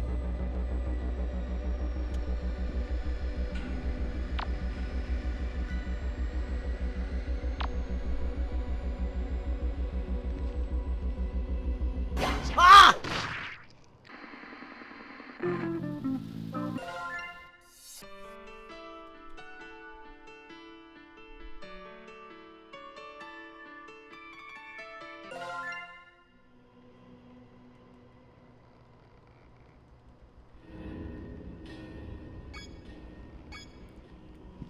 It's weird. I really want to apologize for screaming in everyone's ears, even though at the same time, streamers are known to like scream at jump scares. So like people like Markiplier got famous. We literally don't play that sort of stuff up though, or we try not to. I mean, there's a lot of stuff we could play up, but yeah, there's someone on the other side of that door. I can see you, bitch.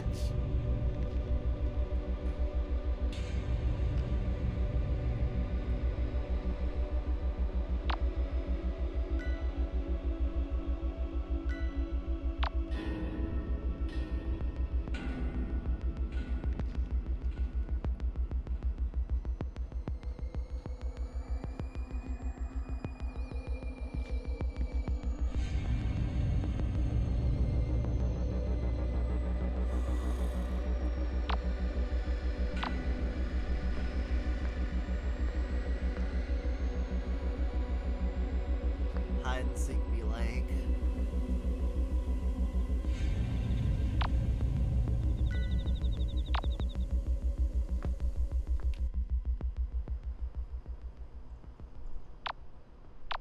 No, not my room. Oh, that one little flower.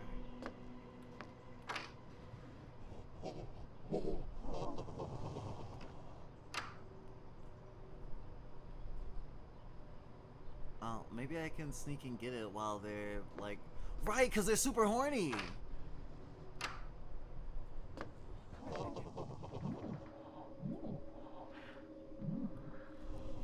There's other plants around, but none are as radiant as this one. This must be a flower grown directly from the black woods of soil. This is the last thing I need to eat before I can complete the ritual. I pluck a petal quietly and toss it into my mouth. It tastes sweet, like honey.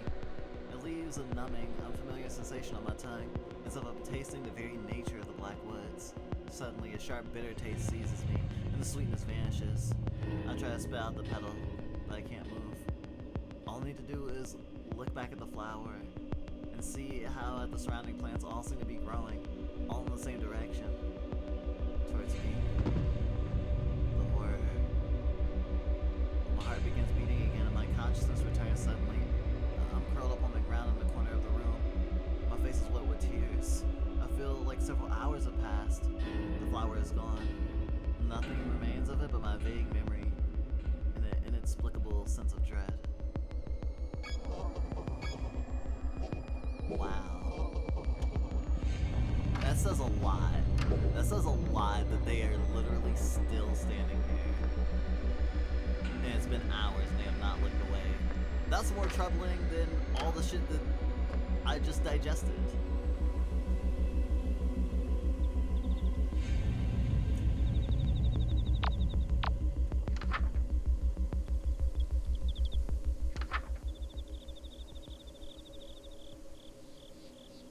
Face any plant in a room with your spawn partner present.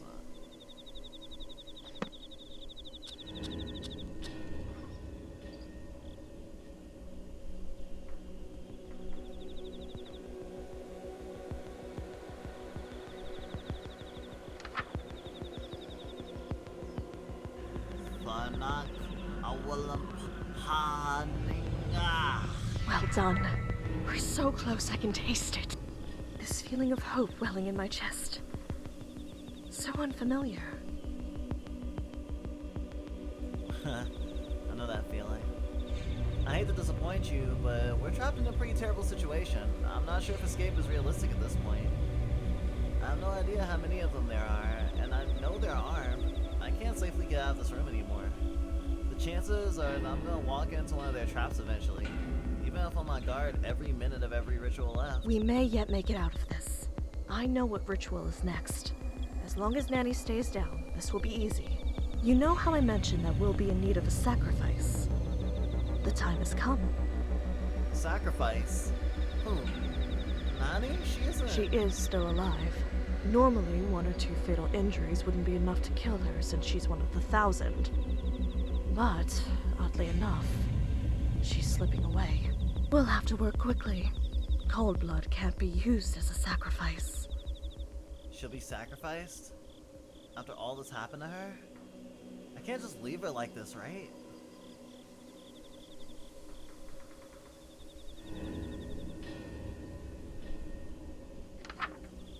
So if she's not deceased, I actually can use that spell. If the intended target isn't the caster and isn't deceased, draw the symbol instead. Face them.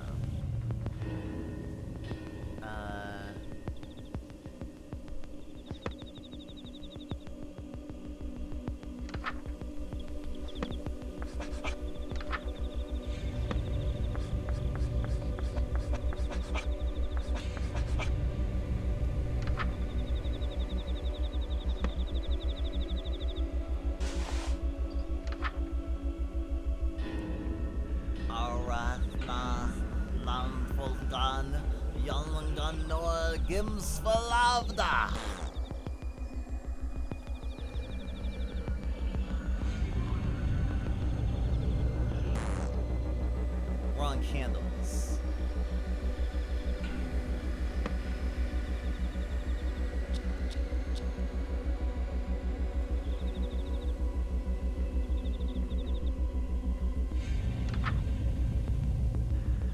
Ahonan dan flag yal galnor Grimsvalda. She's still alive. The thousands of tenacity is just something else. What have you done? Why did you heal her? He knew I was in here with you. And fired anyway. You heard it too, right? He said to stop shooting because they'd hit the book. Stupid, stupid, stupid. Is it just me, or is she acting different? Thanks for bringing me back. Or whatever. Huh? Thanks? Did you just say thank you? Roxanne, what's happening? Her desire for Buck was what drew her into the woods. Now that her desire for Buck is 0, there's nothing to amplify. That's all. Huh. I think I like math.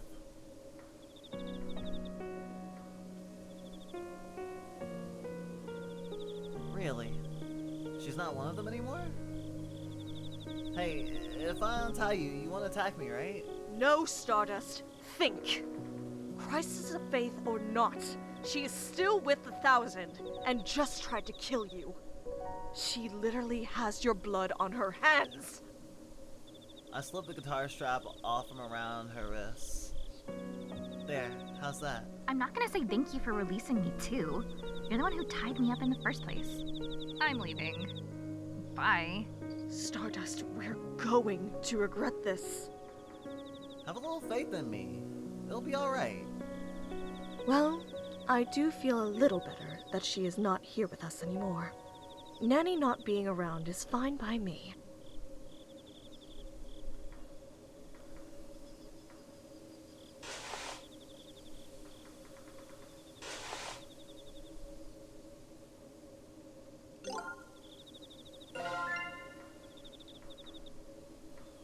Okay, I feel like that's down the true ending path.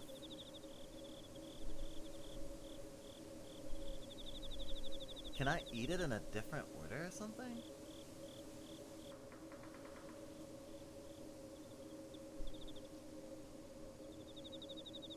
This is all just chapter 1.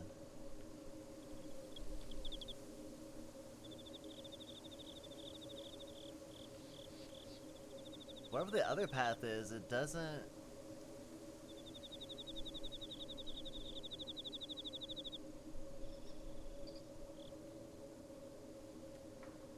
Are there 2 ways for Nani to be alive then?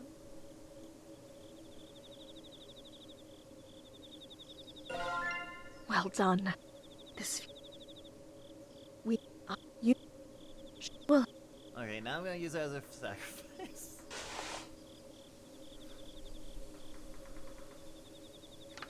Summon Firstbones. That looks gross. This ritual will call upon any and all firstbones within the Blacklist to gather a prodigious amount of fresh blood, vital for making rituals, including uprooting. If you are death shy, follow these steps to avoid getting targeted. Chant near your spawn partner.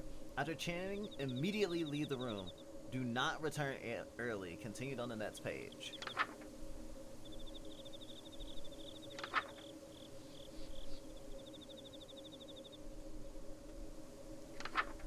If you are death shy.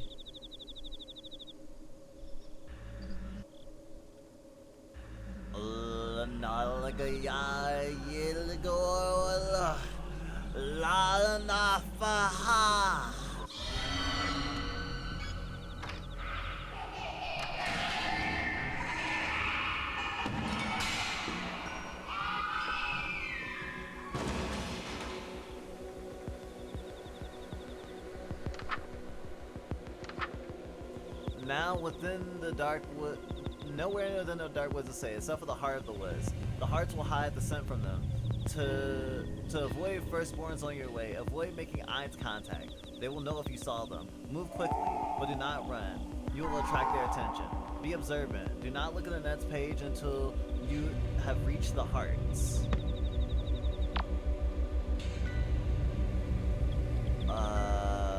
Basements?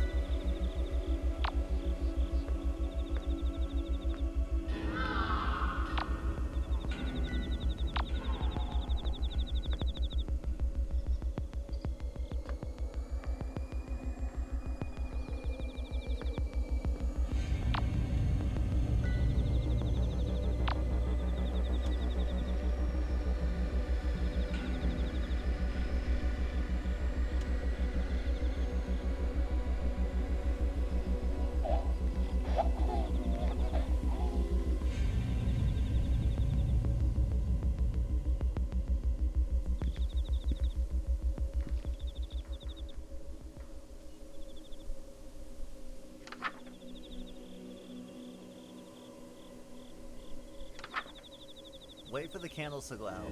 Do not leave the heart of the woods until the candles go out on their own, no matter what you see or hear. Once the candles go out, leave immediately. Return to the room where the ritual began. Find what they left for you, and chant 3 times in the ritual.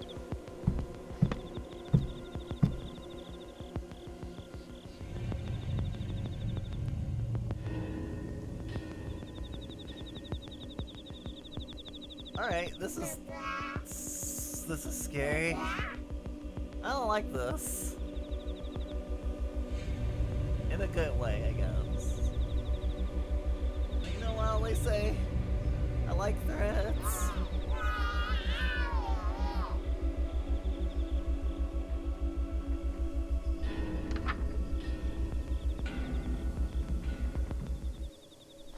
Oh, shit, they're out.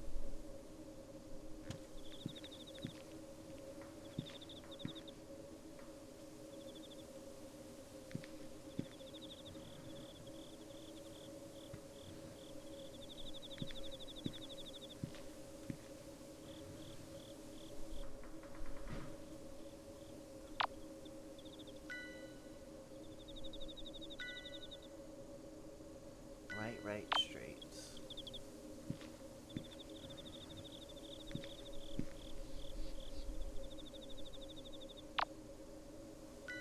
No, left.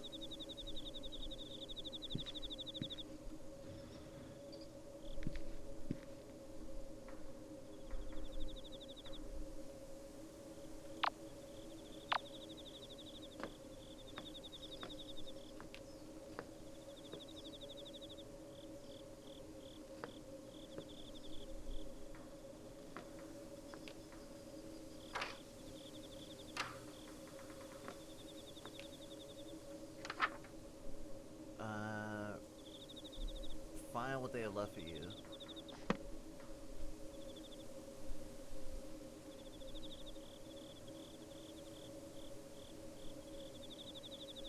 Got it, but what exactly is it? Open the sack. The contents are a dark and red liquid, thickly mixed with another darker liquid. It smells kinda like fresh wine? I close the sack up, ignoring the sight of 2 bright red fingers floating on the top. No time to recover from all of this excitement. I've got to end this ritual.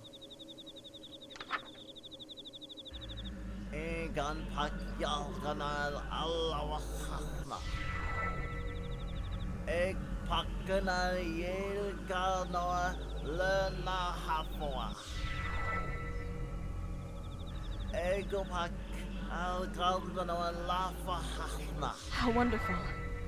With all of this fresh blood, we're as good as home free. Soon I will finally leave Sacramento behind. Hopefully, wherever you spend the remainder of your reality will be greener pastures as well. Oh, she's blushing. Yeah, it's kind of unsettling. Kind of like Judea Dogstalker's baby stage vibes. Yeah. Wait, what do you mean the remainder of my reality? I know it's a lot to take in, but because I'm an outer god, everything in this reality is my dream, including you. Sometime after I'm uprooted, I will wake up, and this reality will end. Nah, I'm no better or worse than any other human. Yes. And I'm part of this dream, meaning I'll probably vanish too. Most likely. So that makes me your dream girl, technically? Well, that's one takeaway from the existential atom bomb I just dropped on you. But yes, I suppose so. Oh my gosh, oh my gosh, oh my gosh, oh my gosh! Cool. Cool indeed. But it's about to get very, very hot.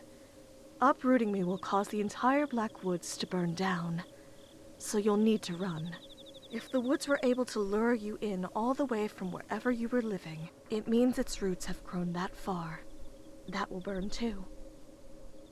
Just how far am I supposed to be running? I would say 60 miles, just to be safe.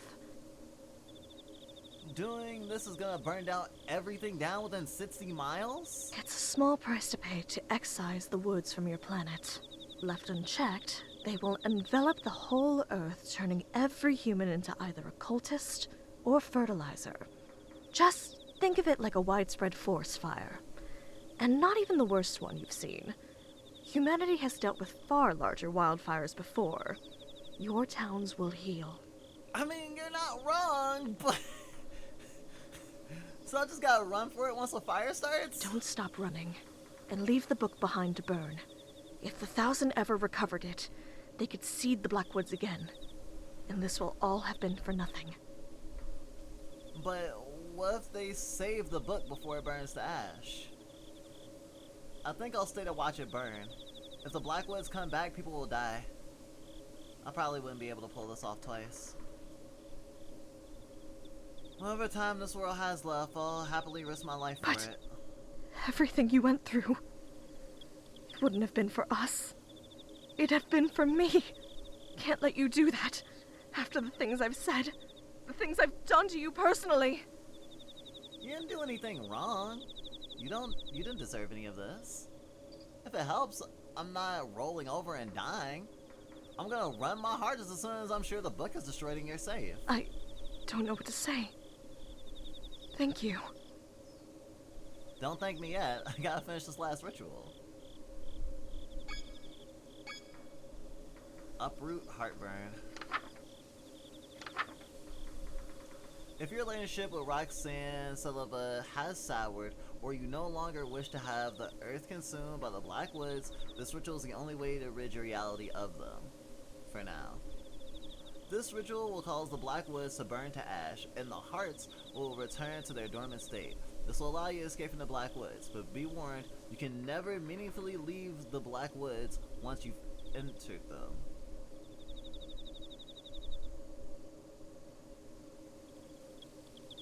Well, that blows. I'm stuck in... It's like the ending of the Silent Hill movie. No matter how far I run, I'm still in the other world. It's fucked up. Have all the following on your person. The blood of at least 10 human-sized living things. Yeah, that's a lot of fucking blood. The seed of rot bloom within you. A common flame accelerant, like flour, cinnamon, cooking oil, nail polish, hair remover, or hairspray. Go to the heart of the woods. While facing a heart, chant this.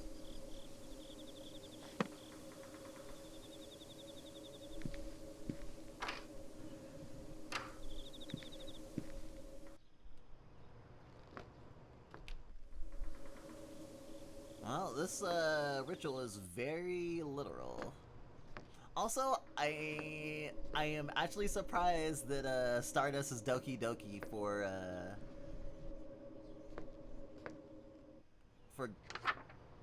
goat mommy? I mean, she is a goat, but usually when people say goat mom, they mean Toriel. Oh man, crossover with Delta Room for a Chastity Room piece would be pretty cool.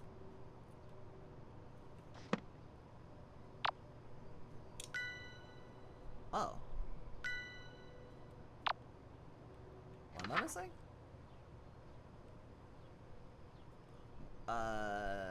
A common accelerant. I could probably get this. I didn't know cinnamon was an accelerant.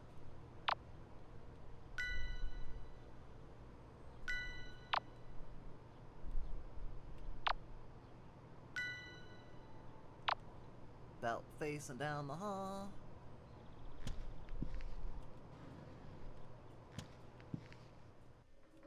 I should still be on my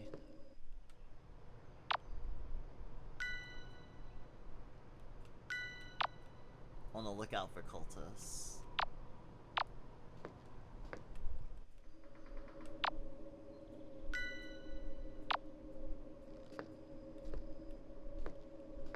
There's no reason to think that they left.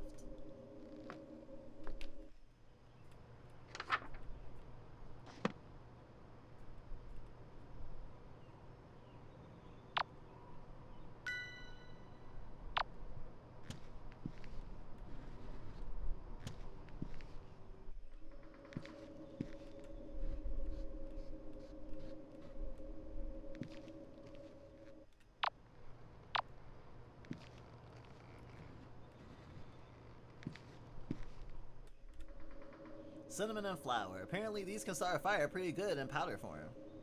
So apparently fertilizer is also a huge accelerant. Apparently if you have enough fertilizer in a huge amount, under enough pressure, it will just explode. No fuse needed apparently.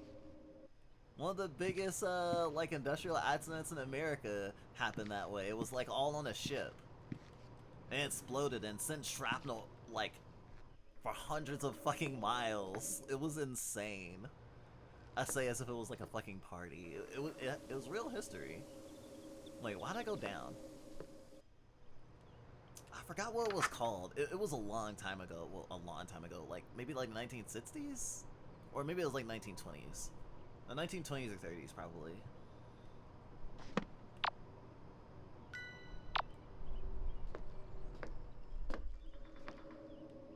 I only found out about it, like, this year. Big Sis was showing it to us, like, a YouTube documentary about it.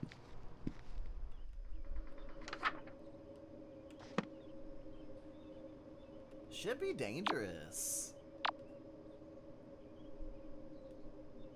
Good thing science exists.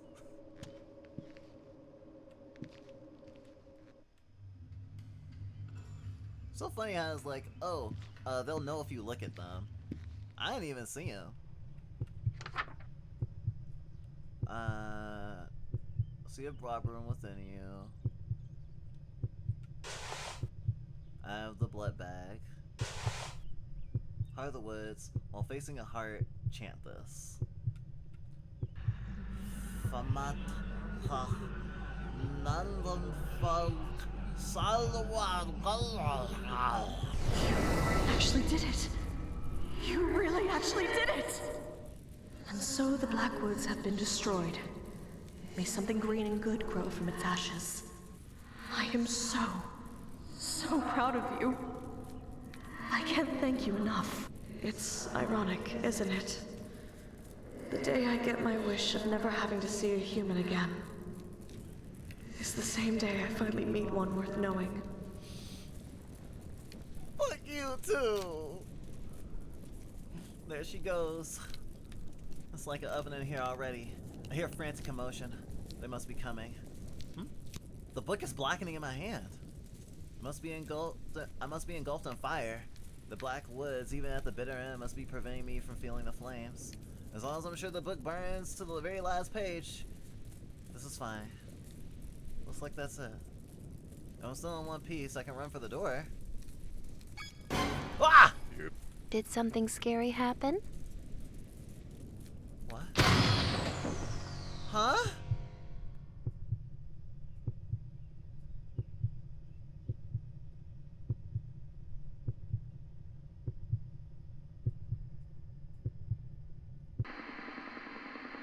Sit tight. Another episode of Sucker for Love at Date to Die For is coming up. Ugh, I can't believe I wasn't able to get the stupid book back. Guess I've got to get involved now. The book is mine. Next time on Sucker for Love, House of Wax.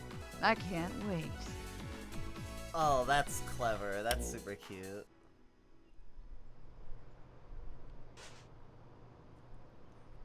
Get true endings for chapter 1 and 2 to unlock.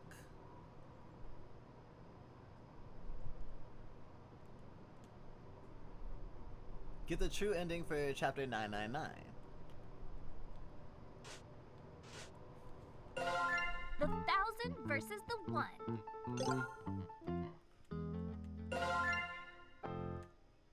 Let's see.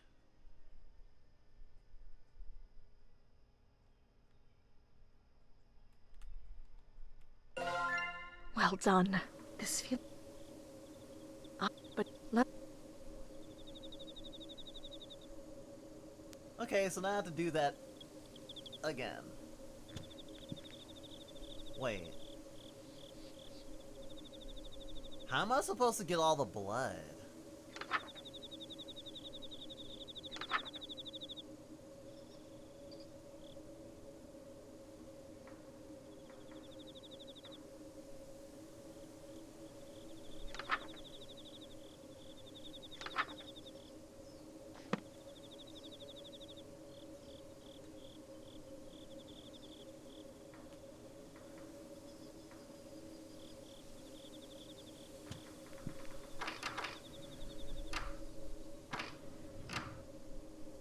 I guess I'll start summon these and then I'll see what happens.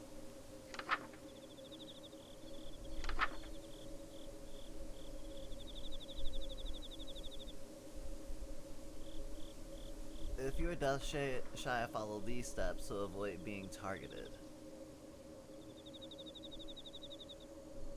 Oh, maybe it kills everyone else in the house too, or they go in.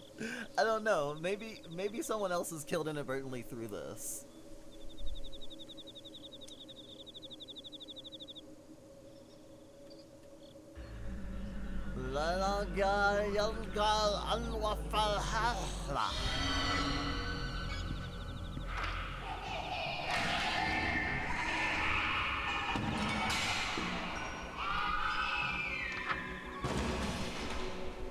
Room. Hearts to well on your way. Avoid making eye contact. Do not run. Hearts will hide scent from them. Be observant. Do not look at the next page until you hear the heart.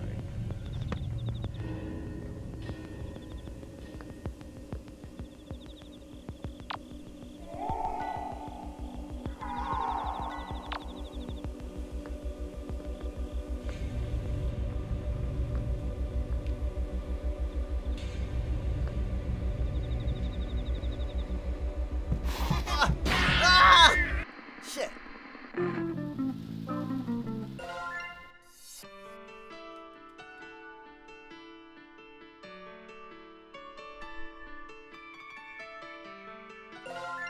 Well done. This. But let.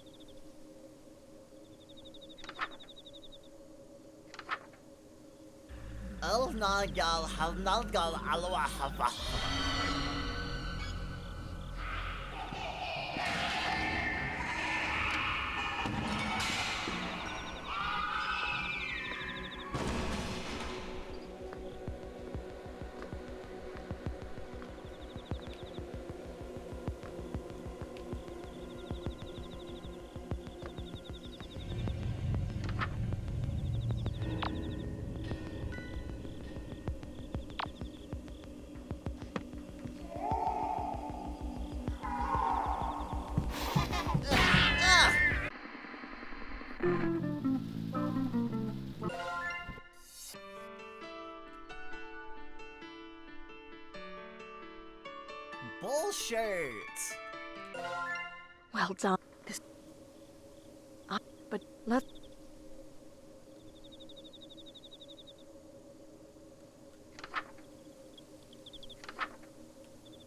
Oh my god, Hanan Gal Alwan Hasafa.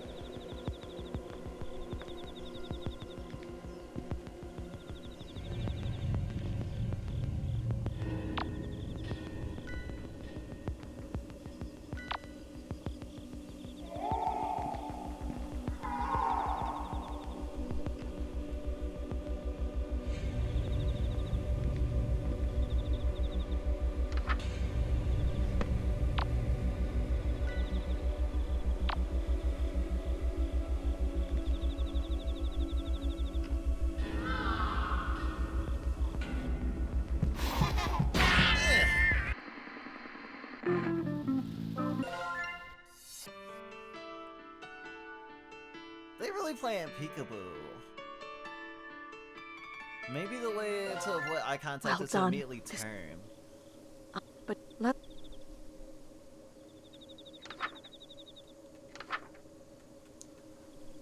Oh, how nagal, how godal alwan hasfasa.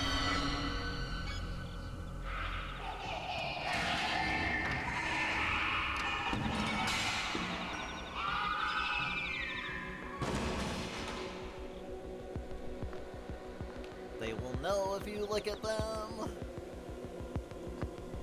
They'll know.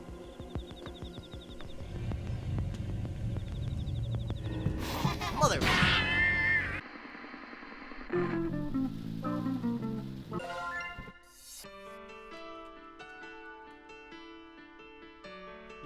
Cujo's in the house! Hello, Cujo. Well done. But let. Cujo's in the house, better put newspaper down. Oh, wait. I have to summon demons first.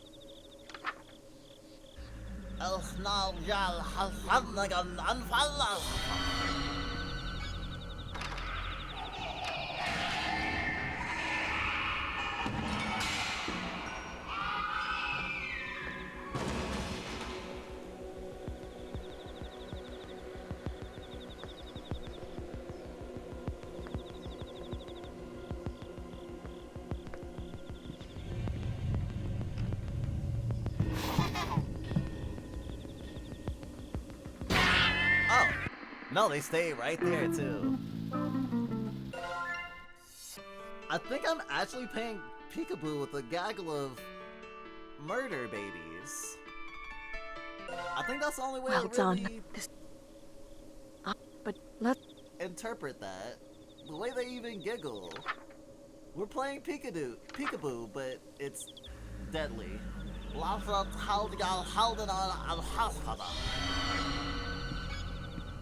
That was the worst pronunciation ever.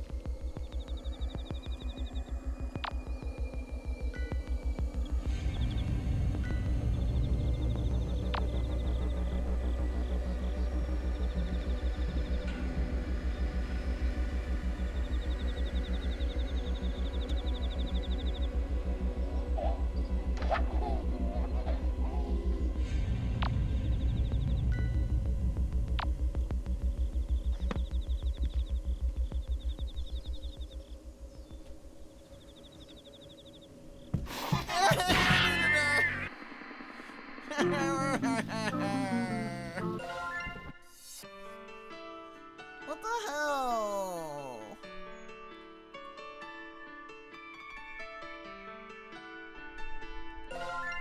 How am I done. supposed to do this?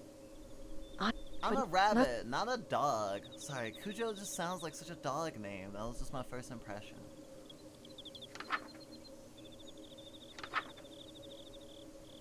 But bold of you to assume that frogs wouldn't piss on the floor. I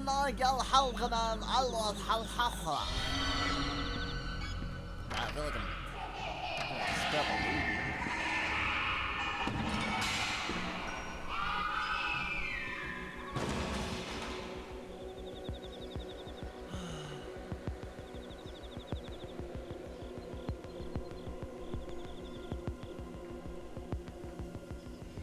What's that?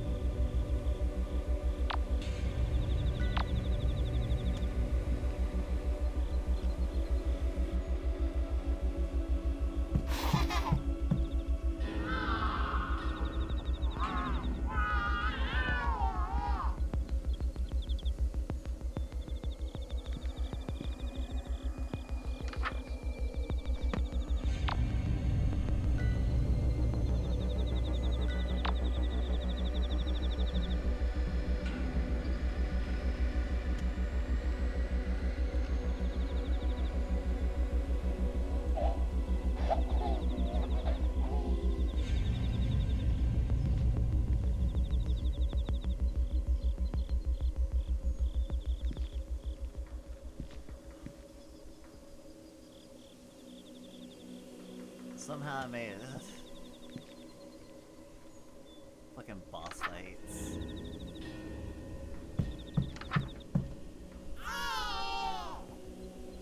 Be observant, do not look at the next page.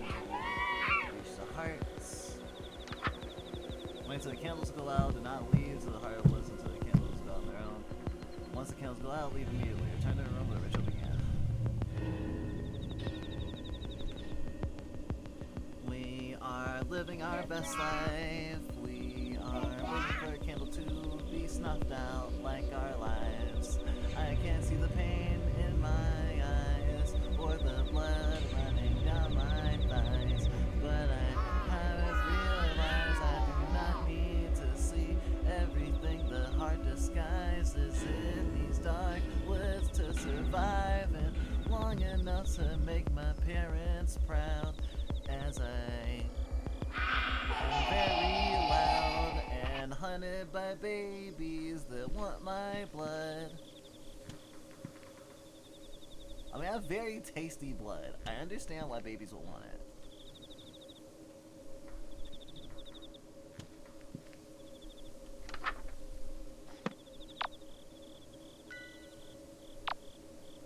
Wait, right?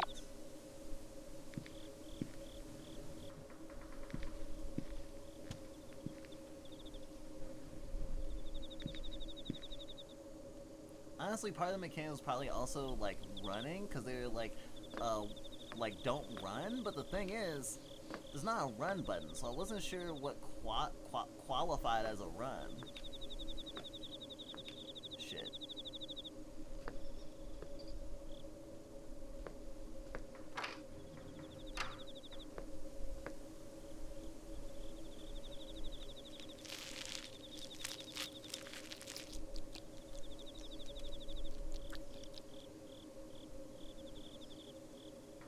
Maybe the woods just gave it to me.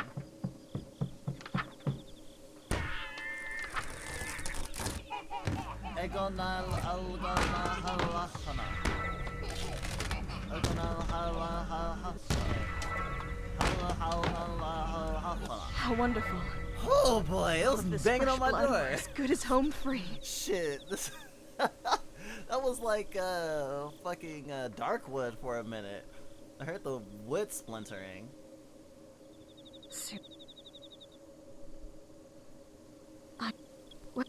Remainder of my reality, yeah.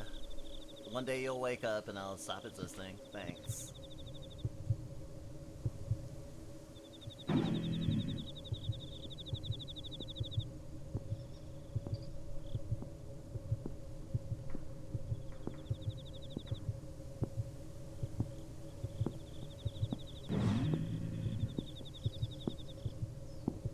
I didn't expect it to be different, actually.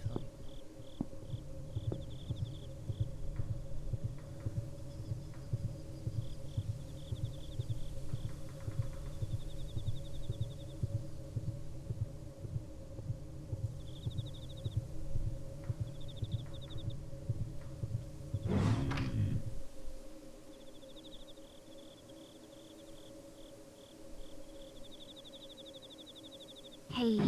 Oh! Ow! What the hell was that for? Oh, sorry! Oops. Hurry, get out of here! She's back? Why? Because I'm leaving too. And the only way I'm getting out of here is if you finish your rituals. I gotta get back to my folks. And you do too, so... My folks are dead. but Actually, thanks to the 1,000, that's no longer a possibility for her. Oh. Were they... Did we... I take a deep breath and force a small smile. I swallow hard, forcing a familiar lump in my throat back And down. you saved me anyways? I don't know how I could even begin to thank you. Well, you can start by helping us escape. Having an ex-cultist on our side evens the odds greatly. It does? Since she has children, she has the same superhuman strength and tenacity as the rest of them. Huh? What are you talking about? I do not have kids. What do you mean? You've been Buck's girlfriend all this time. Inside my aura of desire, no less! How haven't the two of you had kids yet? Why don't you tell me? You're the space goat with magic powers or whatever. How come instead of bringing me and Bucky closer, you ruined everything? Ruined everything? You two seemed pretty close before he, shot you. I mean, I guess we'd be close if I ever got to see him or have any time alone together. I mean, that was what I thought all of this was gonna be. He told me that the black goat of the woods was like some goddess of love or lust or whatever. So I was all like, OMG, that's totally hot. Let's summon her right now. But like, as soon as we did, he stopped talking to me. Well, that's kind of ass backwards.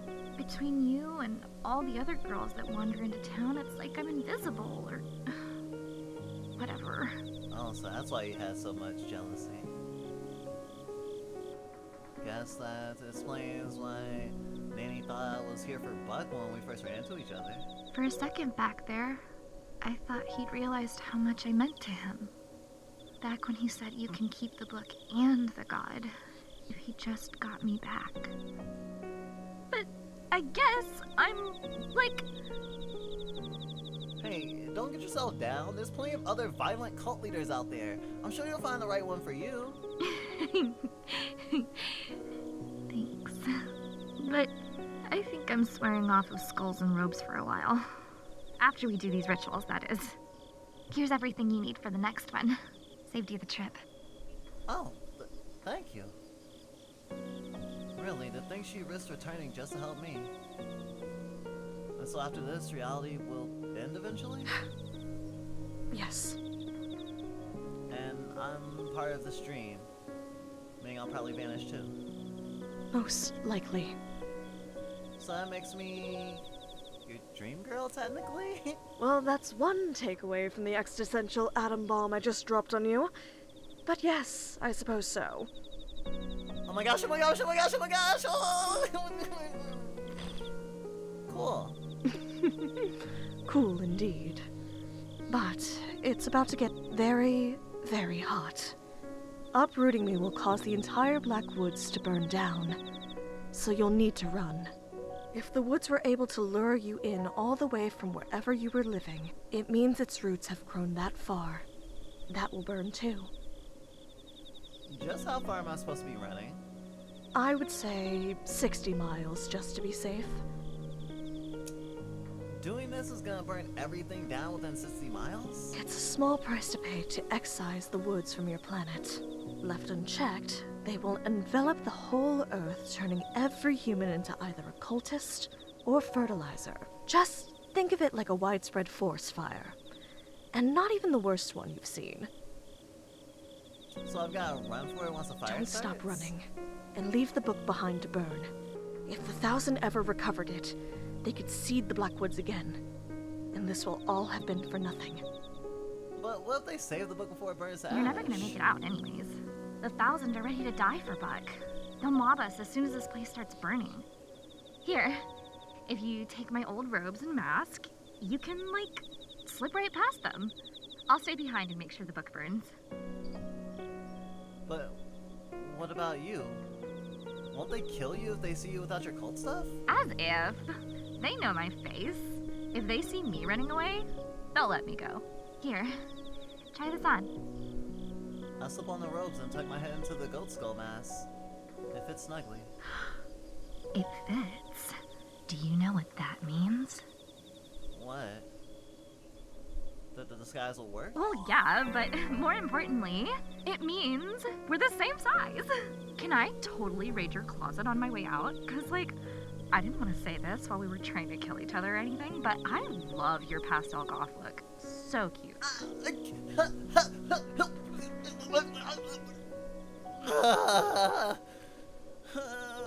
Getting compliments on my wardrobe by cute girls in a way that we actually dress in flesh space.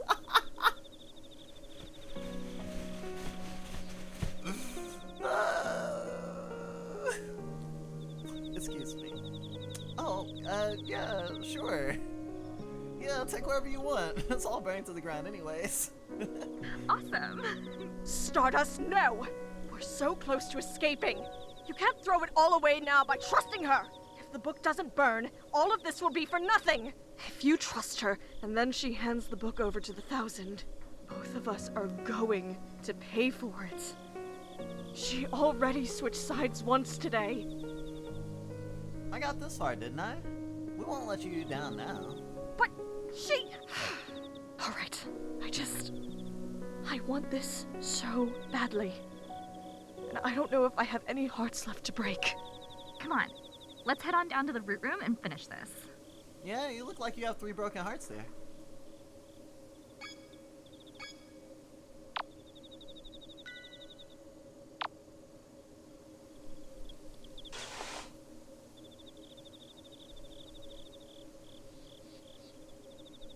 Oh, it's Celarent. It's hairspray.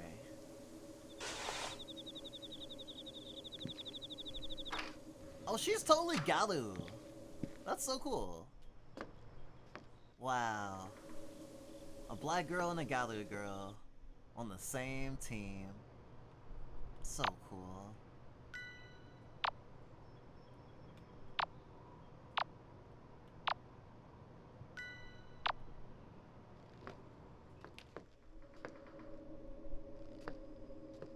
Which is kind of ironic because when we first found out about the Galu like fashion aesthetic, we totally thought it was just Japanese blackface.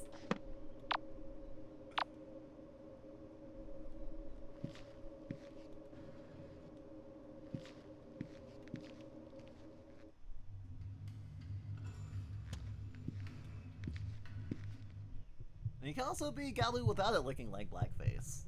Surprising. I know.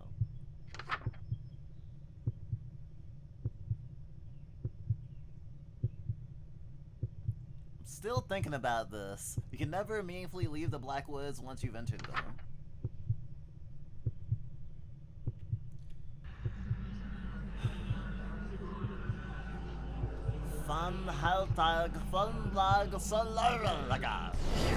Actually did it.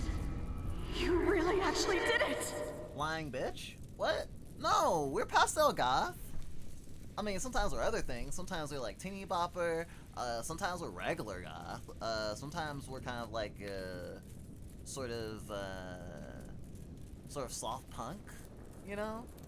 But pastel goth, I think, would definitely describe us, at least to some degree. Or just like a Lolita. You actually did it. And so the Blackwoods have been destroyed.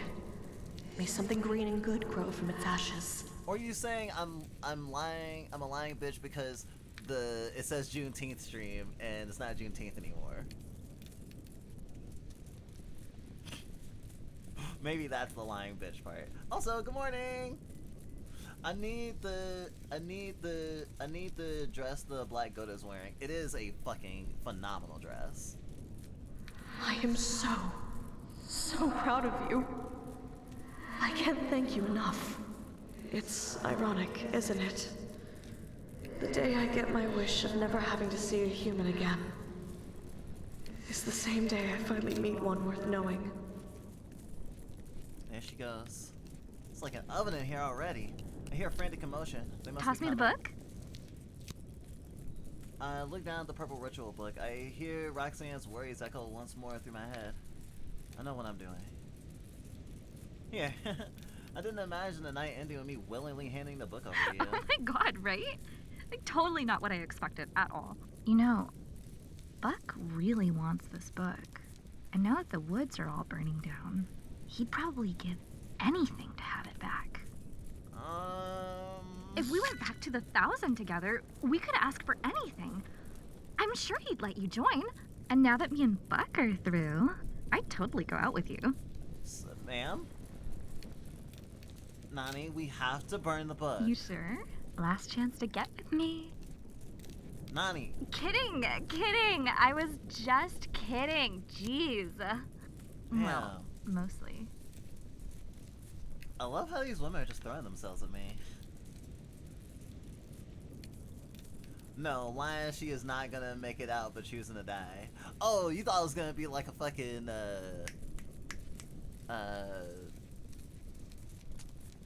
it was like, I'll hold him off situation. And the anime is like, I'll hold him off, I'll catch up with you. And really, they're like, I must sacrifice everything. I am Gandalf. She takes a long look at the book before tossing it into the fire. This is like so embarrassing to say, but I think we would have been besties if things were different or whatever. You're so cute. See ya. See ya. Boop. Her smile is really pretty. I wish we could have met somewhere else too. Time to go. Hopefully his disguise is enough to escape.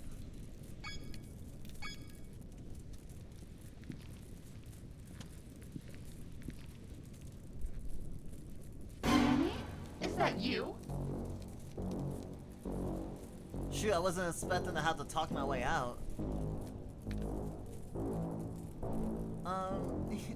Yeah, totally. It is her! What are you still doing in here? This place is coming down! Do I really have all of them full? Damn it! That outsider must have completed the uproot ritual. If we rush her, we might be able to save the book. Right! There's no way the book is burned all the way yet. I need to buy not any more time. Wait, I'll like totally get the book myself or whatever. Really? Nani, you're amazing! You're a true believer! I can't believe you'd sacrificed yourself for all of us. Come on, guys! Let's get out of here! Right! Morons.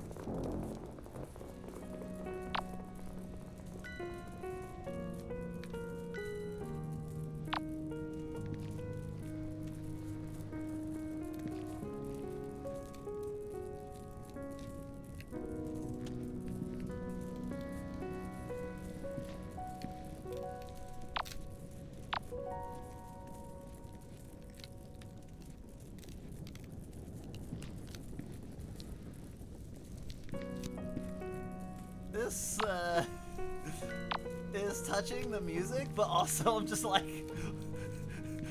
I'm still in danger.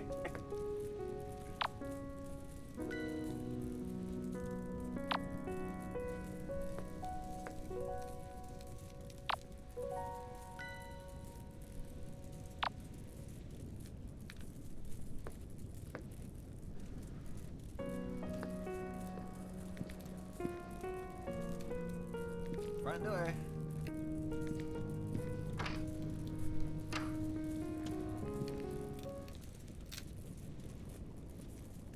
I made it? I survived the night? I've got a long way to go before I'm clear of the wildfire, but I'm ahead of it for the moment.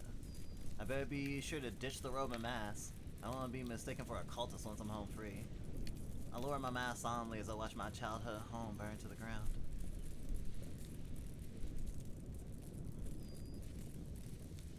This is reminding me that we'll never see our childhood home again, I'm pretty sure. And that's if we're lucky.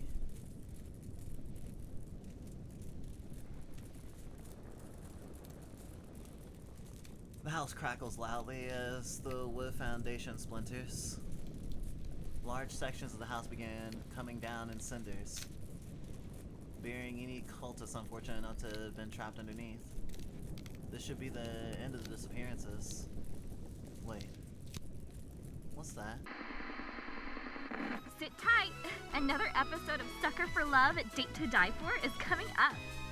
Sorry, I ended up not giving the book back after all. What? Guess I've got to get involved now. The book is mine. Next time on Sucker for Love, House of Wax. I can't wait.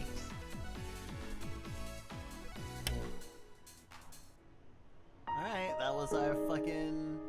Oh! Nani has left 1,000. Chapter 1.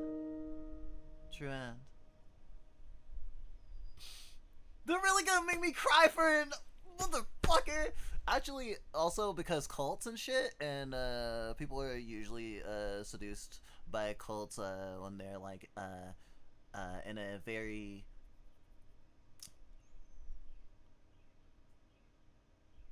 vulnerable state, and just like abusers without power structures behind them, cults and cult leaders take advantage of people going through hard times, especially. And also tend to, do a lot of emotional abuse and gaslighting and, control. So, like, I'm super happy that Nanny... So we have a girl named Nanny that flirts with me and is like, oh man, I totally would have dated you. And then also a eldritch god who has the memories of my parents and was be like, I'll be your mommy. It's, all they need to do is add like a fucking big sister character, and they'd have us. We wouldn't be able to leave the cult. That'd be it for us.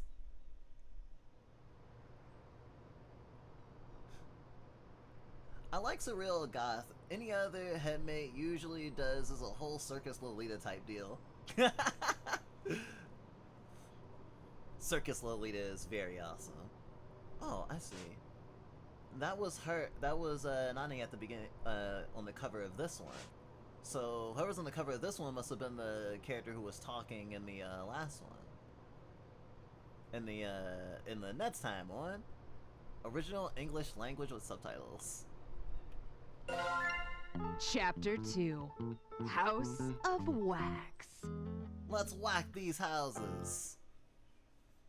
That's how it works, right? Did something scary happen? Huh?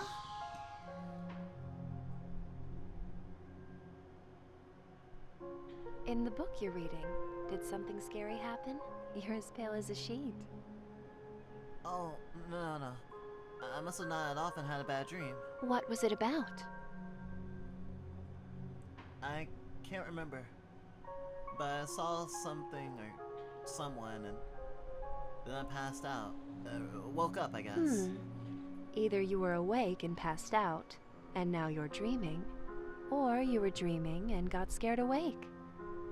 Either way, you're on the other side from whatever you saw, for now. Whatever I saw. These dreams will be the end of me. I better find my siblings soon. A year ago, all 9 of my siblings vanished into the woods during a string of disappearances. They were never found. Earlier today, I received this picture in the mail. It's a photograph of all of them together. At my grandmother's house here in Sacramento. It was taken recently. This photo is the whole reason I came here, but now it's making me uneasy. Like there's something I'm forgetting about. If you're having trouble finding a book you're interested in, may I make a suggestion? I think I need to get going before it gets too dark. I'll quickly hear her out and let her down gently. Sure. I believe you'll find this one to your liking.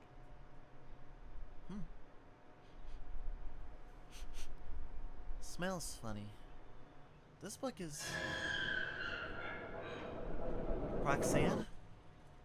Her name was Roxanne! Where is she? A flood of fragmented memories is rushing back to me. I'm back at the beginning of the nightmare? Am I just starting all over? No. Think. Some of my memories don't line up. I remember my parents going missing, but my parents are still alive and well. I just talked to them the other day. Something has changed. What's happening to me? Having trouble remembering what you dreamed about? That's perfectly normal. Humans forget 95% of their own dreams. I imagine they forget even more about the dreams of others. Don't you think?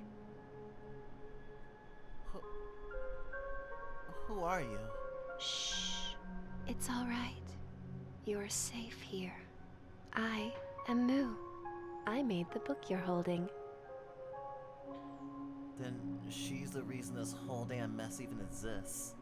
The Black Woods, the disappearances, all of it. You caused all this? You blame me for the misfortune befalling the Black Goat, because I made the book to begin with. That's fair, but I merely created a means of communication between humans and gods. Am I truly to blame if someone else uses it for evil instead? How was she just talking about gods like it's nothing? Are you another eldritch god? Or some sort of immortal human? I am neither of those things, but I am a friend, here to aid you. Really? You've regained a portion of your memories surrounding the book after looking at it, yes? That should lead you where you're trying to go. Really? Thumbing through the book, Roxanne's face is coming back to me. If I recall correctly, I should be able to get through to Missing Person Lane.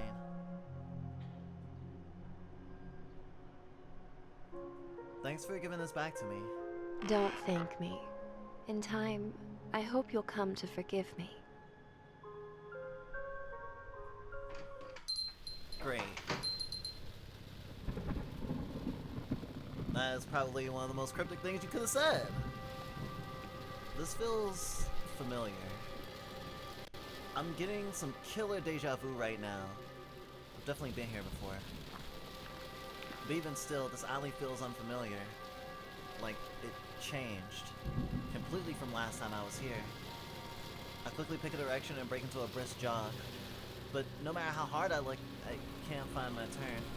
Backtracking, hugging the walls, nothing seems to be helping. What was my house number again? I bet it's somewhere in the photo I got in the mail. Wait a minute, it's fake! It's a trap, just like last time! But nobody's here. Huh? But is this where I'm supposed to run into that girl from last time? Instead, I'm all alone. Something is wrong. Things are repeating themselves, but they're different. I won't be able to rely on what fragmented memories I have. Even stranger, I managed to arrive at my old house undetected this time. I better rush to my room and summon Roxanne. The Black Woods are back. A butterfly caught in the web. Strange. I don't see a spider around. Wonder how long the poor thing's been trapped.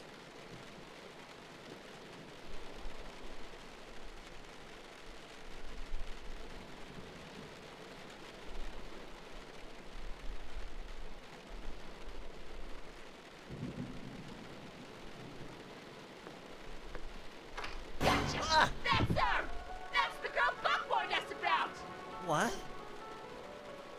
What are they all doing here? They knew I was coming! My head. You? That's it? Buck was so worried about you? Huh. I was wondering what raw strength you must have had in order to scare Buck into calling me in for this. I was looking forward to tearing you apart. But you're just one scrawny mortal girl. I was promised you'd be an actual threat. This is overkill. Just do it yourselves. I hear the sounds of steel unsheathing and heavy chains dragging towards me. But the sounds halt a short distance from me. They're hesitating? Is it me, or do they look afraid? What's wrong? What are you idiots waiting for? Buck says that in a previous reality, she somehow managed to kill all of us. Alone. The cultists are muttering uneasily amongst You each other. couldn't win a fight 1,000 against 1 in your own base? Somewhere behind that mask, their cruel gaze is sizing As up. if I don't see it. Honestly, the large cultist is kind of, intimidating.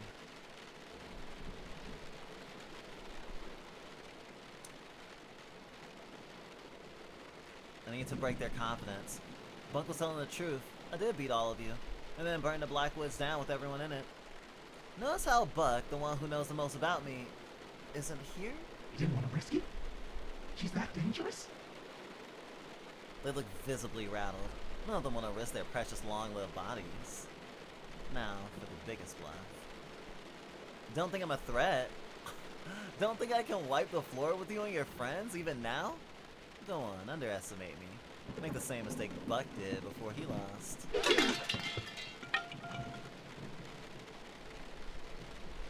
Alright. I've heard enough. I'm interested.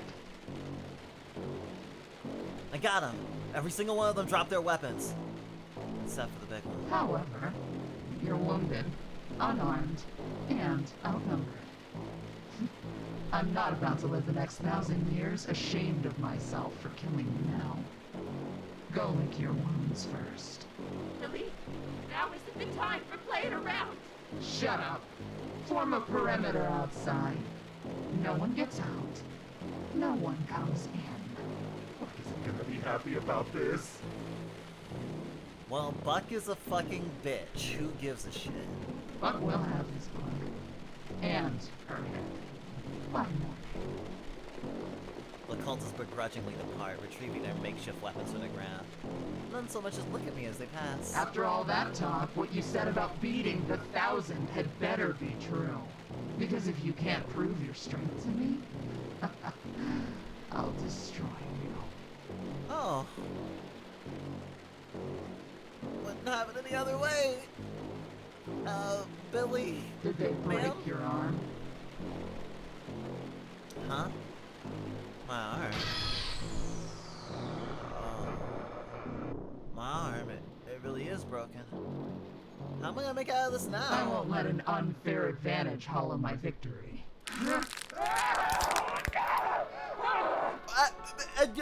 Man? This is a Walgreens! Did they just break their own arm? My expectations for you are high. I believe you really did beat the 1,000 once. But that ends here. You have one ritual. Then, I'm coming. And don't think I'll stop at a couple broken ribs when I find you. Oh, my ribs are broken too. Thanks for noticing. I bought myself some time, but what did I just get myself into? Damn, she's so fucking hot. Go. I won't be denied my glory. And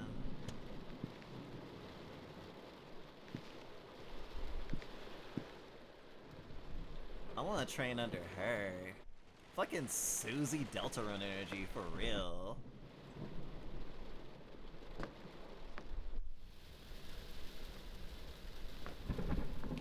Happy Friday, everybody.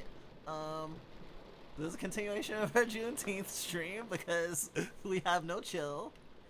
And we set standards for ourselves that we sometimes try to meet because we're fucking stubborn as hell. We're 20 hours in to the stream, not this game.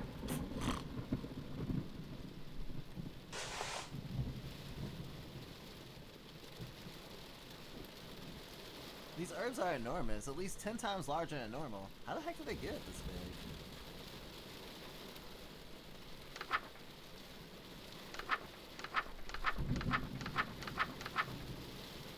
Clever. They made it so I couldn't do any other rituals.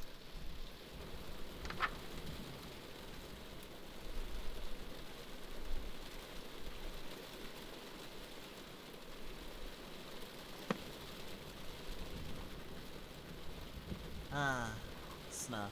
Such a classic fetish. Roxanne! Silva Akasera! Hi! Stardust? It really is you. I can't believe this. Yeah. Cry for me. It's me, Roxanne, the Black Goat of the Woods. Black goats are all the rage, but you always have my friendship. Don't worry, I remember. Really? You do? When I saw the book, I remembered everything. Well, 5% of everything. Most of the important parts. I remember her alright, but what happened to the standoffishness? I don't have any memories of being so close. Stardust. My Stardust. It's been so long.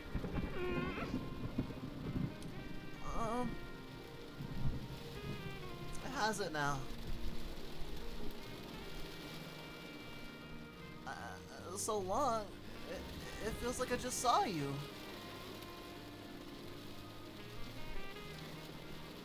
This is so different. She's completely lost her composure over me. For me, it's as if hundreds of years have passed. Not that you would have noticed your reality beginning anew. Only cosmic entities still exist in the space between dreams. So you're saying you woke up and my reality ended, and then you went back to sleep, and then my reality began again, or rather, reality began again, possibly from the Big Bang? Up until now, a completely different reality has formed, with slight variations.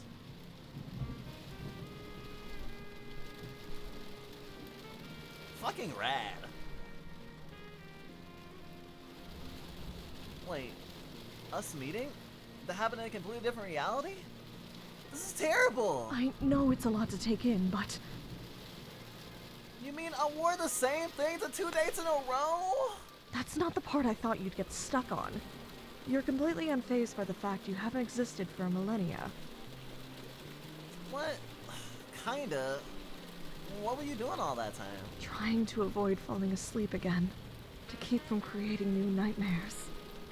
But now that it has begun again, I'm so happy that I'm dreaming about you too. Shut up. She's brushing my hair with her hand like a mother coddling her child. She doesn't realize this is my...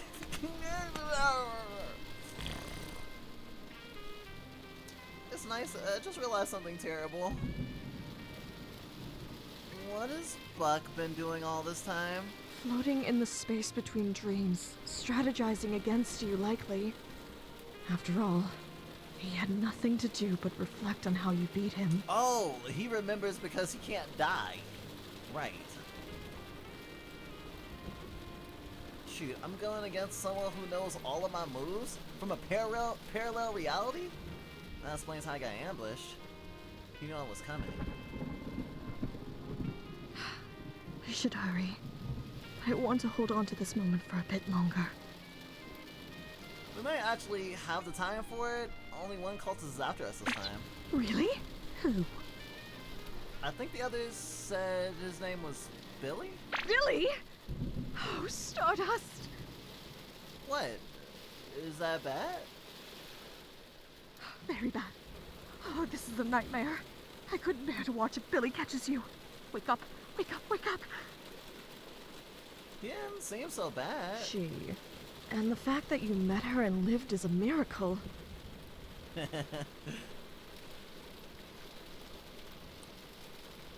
don't know. She seemed different from the others. The rest of the 1,000 act like mindless zombies. But it's like she was fully conscious. Well, I suppose it's possible that even with her bloodthirst multiplied 1,000 times over, that she still has a desire stronger than that. Oh. She's one of your tormentors, right? Do you have any guesses about what that desire might be? She has a very odd honor code that she follows to the letter. Her strict adherence to that code is probably the only thing strong enough to overpower my influence. I see. From what I gather, it's essentially the law of the jungle. Big fish eats small fish, might makes right. No wonder I thought she was a guy. Might makes right. But that can't be right. She takes orders from Buck. There's no way Buck is mightier than Billy. Have you seen her? She could suplex a truck. She probably considers Buck stronger than her because he's immortal. That's a fair assessment. Buck uses guns. He can't be that strong. So even though Buck is physically weaker than Billy, she still listens to him because he's essentially undefeatable?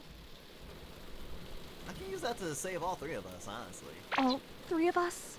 Ugh, Stardust. You got one of the 1,000 to have a change of heart and join your side. But Billy isn't like the rest of them. The only way to get through to her at all is to speak her language. Don't worry, don't worry. I'm a Jasper, Stan, and Steven universe. I can handle this. I'm actually counting on that. I just have to think of something. I suppose I could beat her by finishing the rituals while she's hunting me, but I doubt she'll just let me go if I succeed. The house is surrounded. There must be some other way to convince her that I'm stronger than her.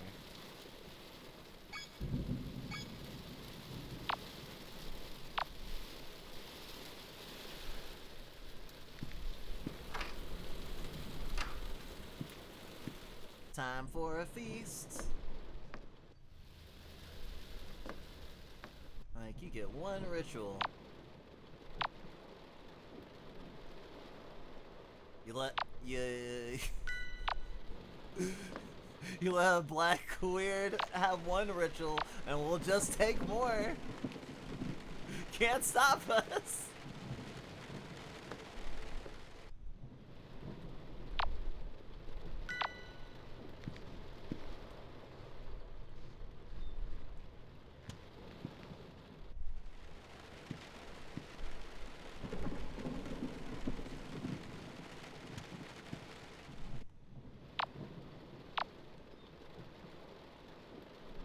Well, no Blue Ranger so far.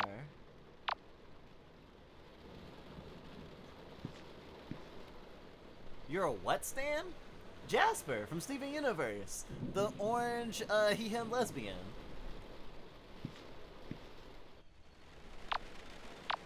Or I guess Dyke if you prefer. Where the hell is Billy, actually?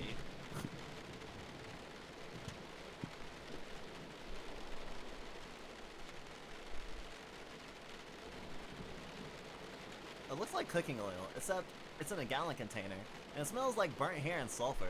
The color is black as soot, too. I'm sure that'll be important later.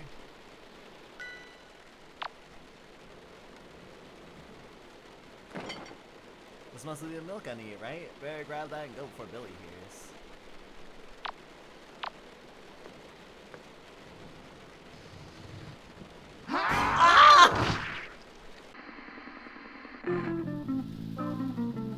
I'm very missing. Arrived at the house, met Roxanne in the kitchen. Oh. Oh, it's called House of Wax because the bat. Oh, I appreciate this. What's that sound?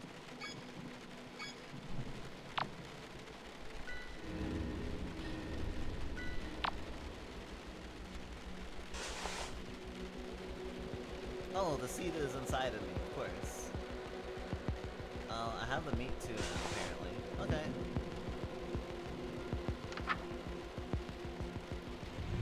Go, meat, a receptacle filled to the brim with liquid life. I don't have that, which is on the second floor.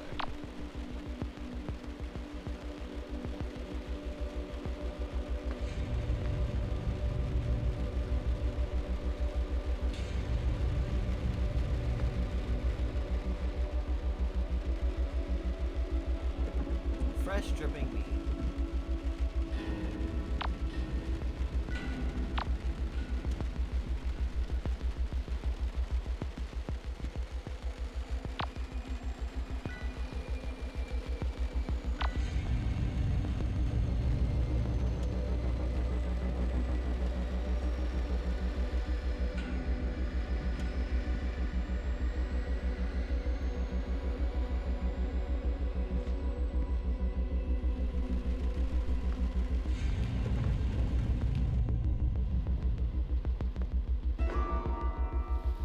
Kitty cat.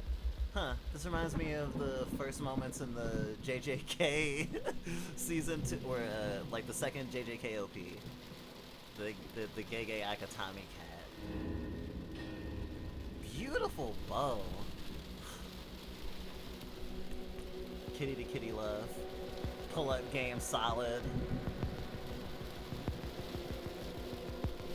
Oh, a kitty. Hello, little darling. Poor thing must be terrified with all that commotion going on. Come on, let's get you somewhere safe. What? Its face is missing? What's wrong? Never seen a Russian blue before? Ah! Oh, no, Vanita! I remember you. Well, a different a different part of my soul remembers you. Roxanne only gave me lightheadedness, but this, my sanity is slipping through my finger like grains of sand. Pardon my intrusion, but when my niece didn't awaken, wailing and clutching at her sheets, I knew something was amiss. I had to see the source of her pleasant dreams for myself. I've heard much about you, the way my niece spoke of you. You'd think she'd learned nothing from her eternal torment at human hands. Your niece, Roxanne. You're her aunt? Many call me Aunt. Others call me the Crying Chaos, the Haunter of the Dark, the Mind Eater, the Unknown that pushes back. I've earned many ominous titles and aliases that I don't much care for. But you may call me by one I do quite like, Auntie Nyan Nyan. Hello, Auntie Nyan Nyan. I'm just getting tons of newfound family, huh? I'm being driven over the edge. My very sanity thrashing towards its watery tomb amongst an unimaginably claustrophobic void. Oh, having trouble there? Where's that indomitable human spirit that I've heard so much about? Pathetic. If Roxanne could see the state of you now, she'd know she was wrong about humans. Foolishly believing that humans and gods could be anything more than livestock and butcher. That admirable, worthwhile traits, like kindness and perseverance, are just in human nature. That silly goat, so old and yet still so naive. Alas, I was once her age, and she has yet to be my age. Her torment will help her grow up. How dare you! She's suffering! I've seen how much damage is done to her. And I'm not even halfway through healing any of it. Is this some kind of joke to you? This is gravely serious. That's why it's so damn funny. Come now, the very same humans that she lent her power to use it for the sole purpose of inflicting as much suffering upon her as possible. Classic comedy. Ah, the cosmos is always laughing and never smiling. But then you had to come along and muddle the lesson I'm trying to teach her. You will pay dearly for that. Did you come here to... Kill you? You're not immortal, so death means nothing to you. You aren't around to see it, and in the next reality, you won't even know it happened.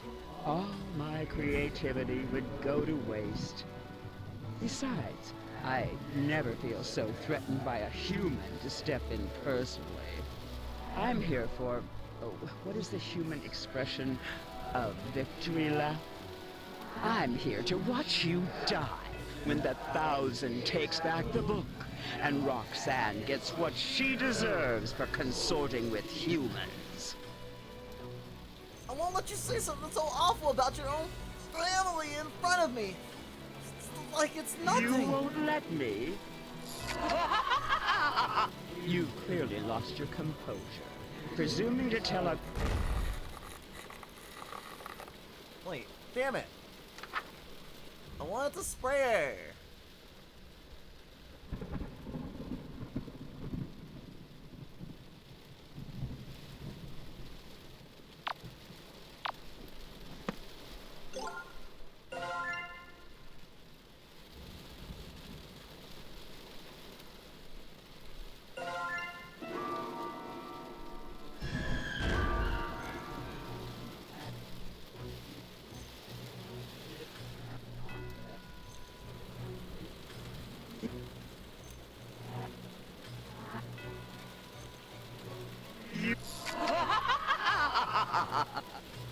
You clearly lost your composure, presuming to tell a god what she can and cannot do.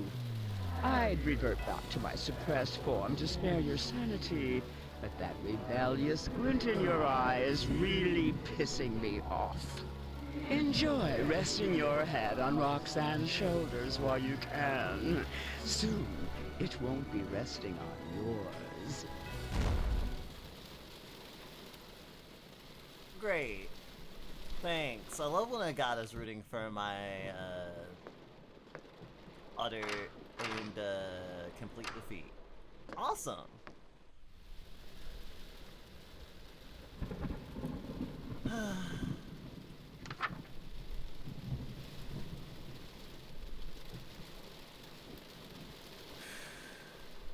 Take a breath and remain calm. This ritual should be familiar. Meat from a living thing to die within the black woods. Milk of the black goat. Lastly, a receptacle filled to the brim with liquid life. Chant while facing the red fire candles.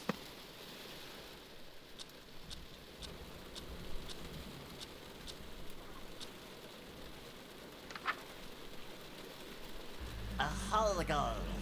Yal Balbalhalkalam. Ah, that smells wonderful. You're such a good follower of mine. But is it ready? It may not be hot enough. Yet. Oh, such decadent, indulgent food can be so messy too. If only we had something to eat off of. You can use me, if you'd like.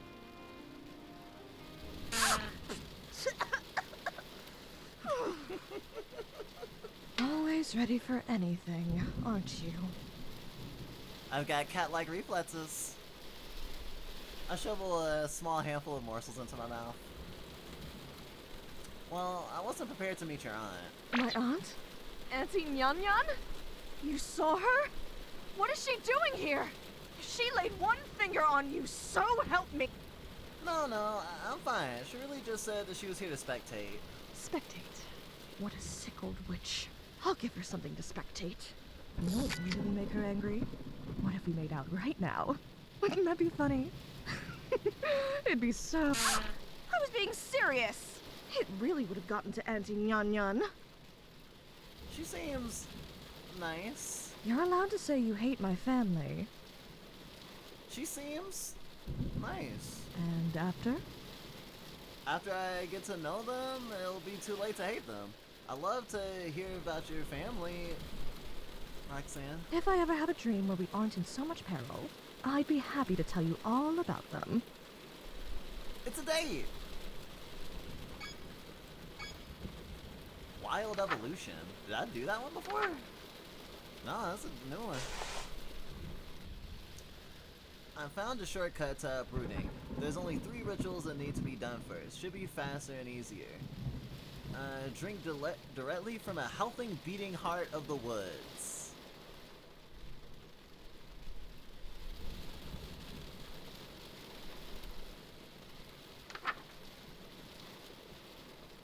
Where have I gone?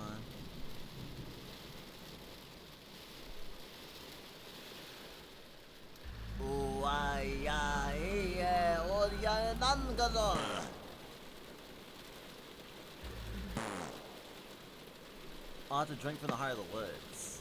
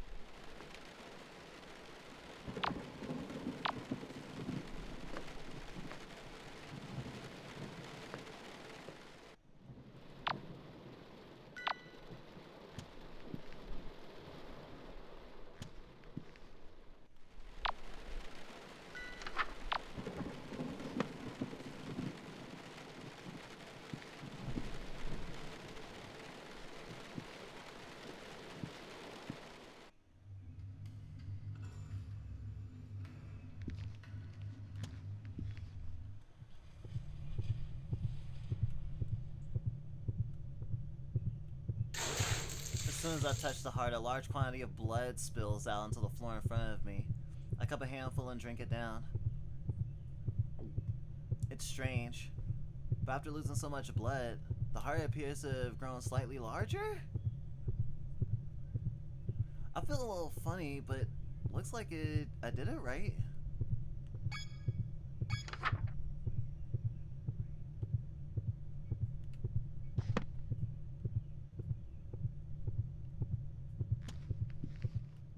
What's this gonna do to me anyway? Actually doesn't say.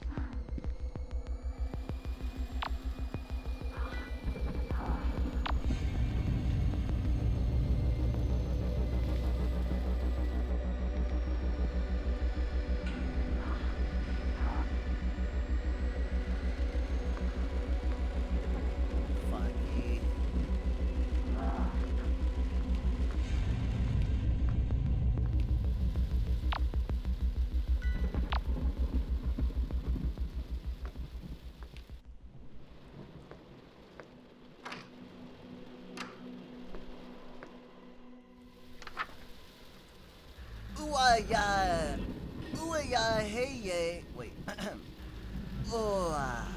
Ya, hey, yay. Ya, yangarnor. Oh my, this I like. Seeing you in my dark image warms me to my roots. Huh? Dark image? I don't feel any different. What changed? Let me check my reflection. Stardust, I wouldn't look in the mirror so soon.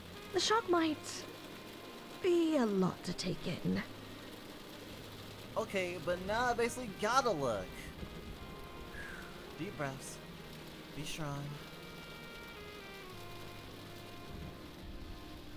I have goat horns?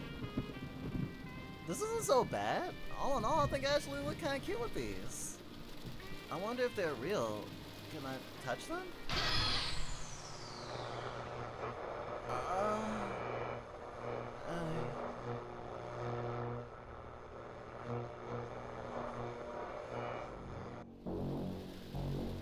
What was that?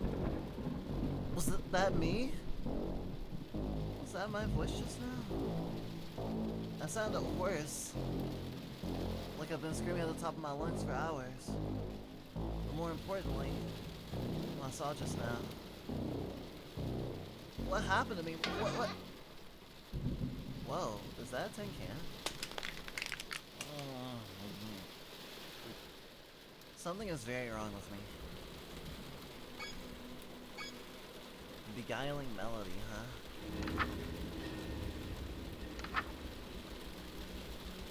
This ritual amplify all animalistic behavior for those within earshot, including something and aggression.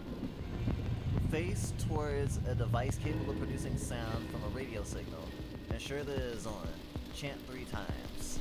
Don't worry about it. Just go straight to Roxanne as soon as possible after chanting. Trust me, haha. Who wrote these?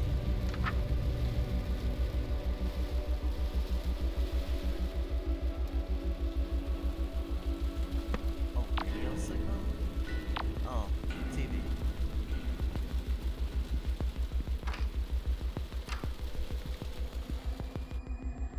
I'm sure that'll be fine.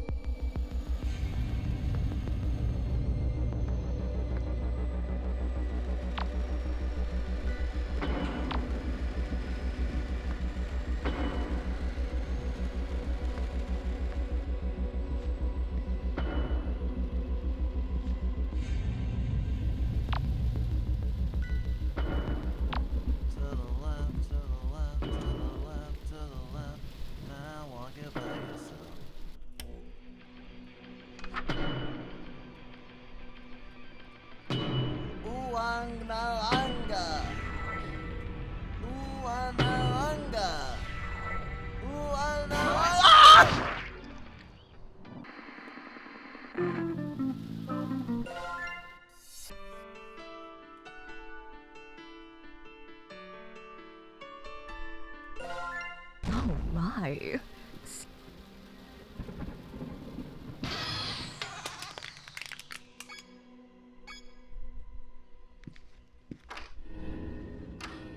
Dairy farm time. Goat milk. These are tally marks that Auntie Mania has been leaving for me. She's been adding for every time I've lost. Doesn't really prove much as is. I have not died that many times. She's fucking with me.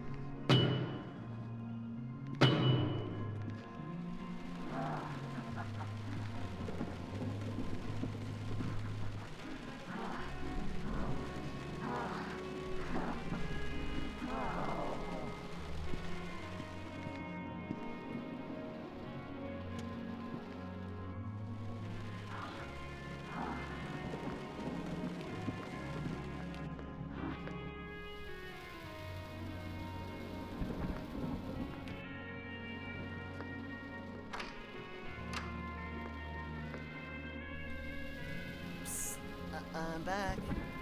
Suddenly a floral perfume like scent washes over me. Oh, Stardust. I was just thinking about you.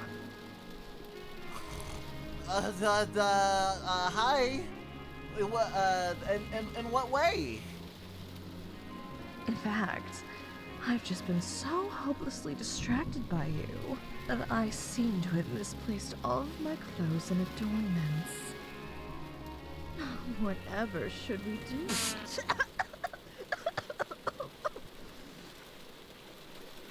Oh, well. You're wet now. My job is done. It's awfully drafty in here. Got you covered.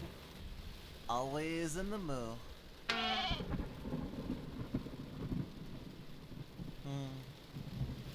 You look good in my clothes.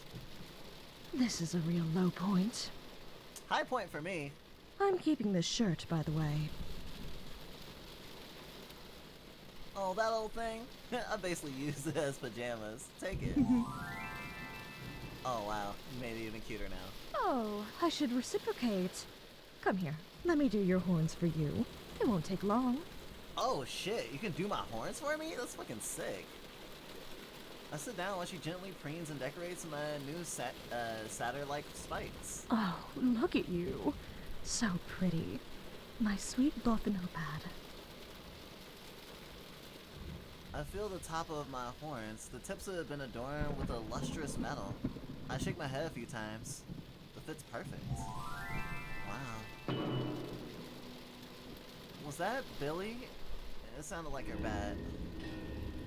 That was fun, but I better get back to the rituals.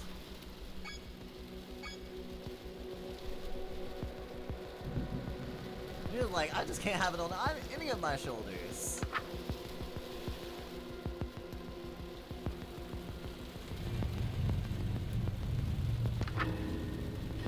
Labyrinthine roots. This will expose the psychoactive roots of the Blackwoods, allowing them to burn without an accelerant this time. Cast cut outside, like on a porch or a balcony, but face away from the woods. Do not look at the woods in any way until the second phase of the ritual is complete. I wonder if Bully is actually going to come up here now.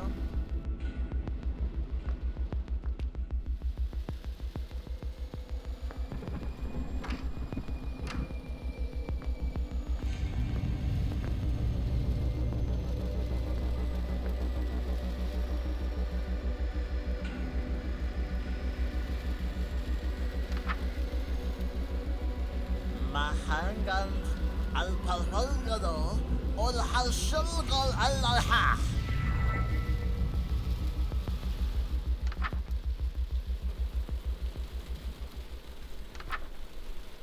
You may have lost your sense of direction. This is normal. Stay calm. Do not directly view the woods in any way, windows and doors included, until the ritual is concluded. Avoid looking into any mirror. Find your way back to your partner. Chant to hide the roots from your sight.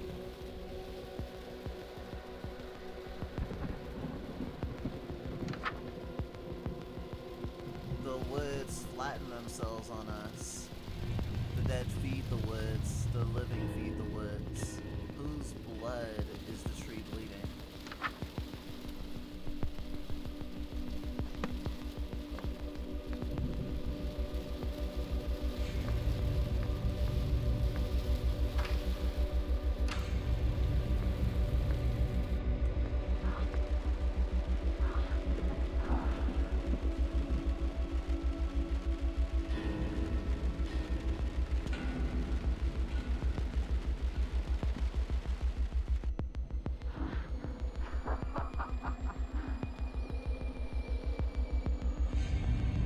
What the fuck? There's no doors! There's no doors! There's no doors! Huh? But there weren't doors.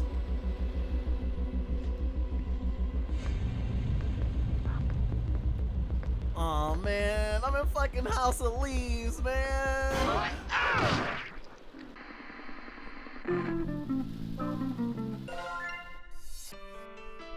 Fucking House of Leaves, man. I'm almost at the end. In fact,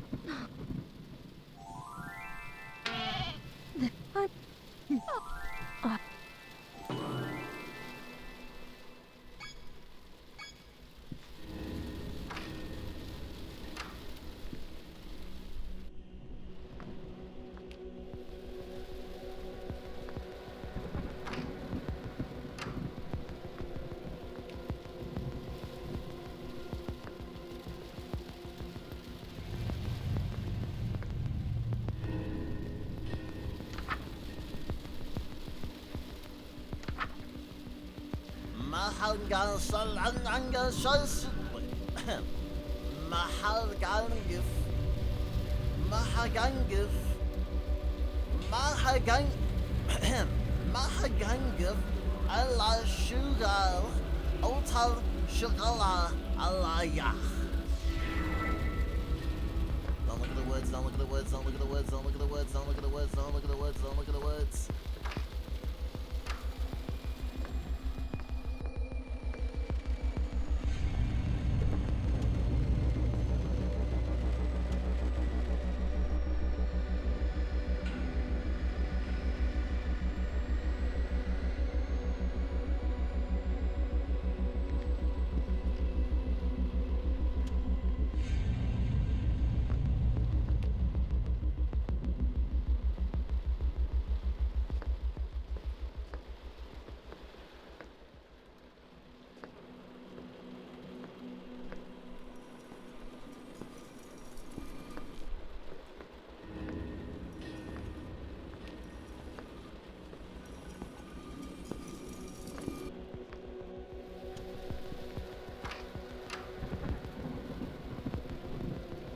Oh shit. Alright.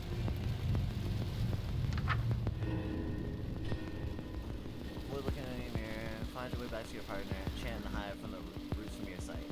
Ahalgal alanshalangal ot swalshalgal alaya.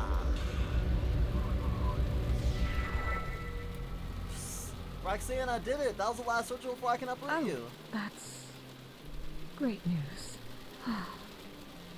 What's wrong? It's nothing, but if there's any loose ends left to tie up, now would be a good time to do it. Before uprooting me, that is. Haste makes waste, after all. I still haven't beaten Billy yet. If I don't know how to do it, I might not get another chance. If I don't do it now, I might not get another chance.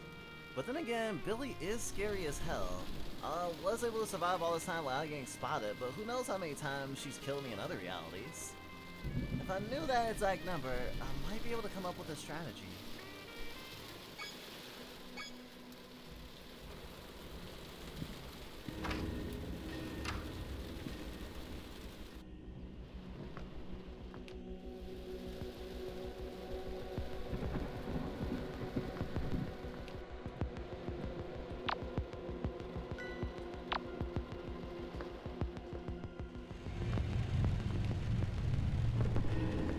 Might as well not go for the true ending until the second time around.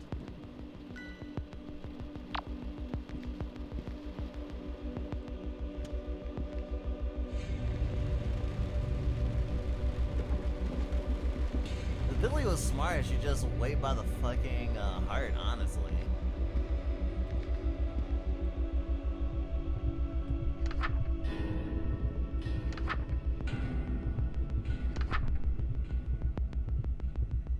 Previous rituals should not be have exposed the roots. No further regions or rituals are needed to burn them. Go to the heart of the woods while facing a heart, chant Fulgala.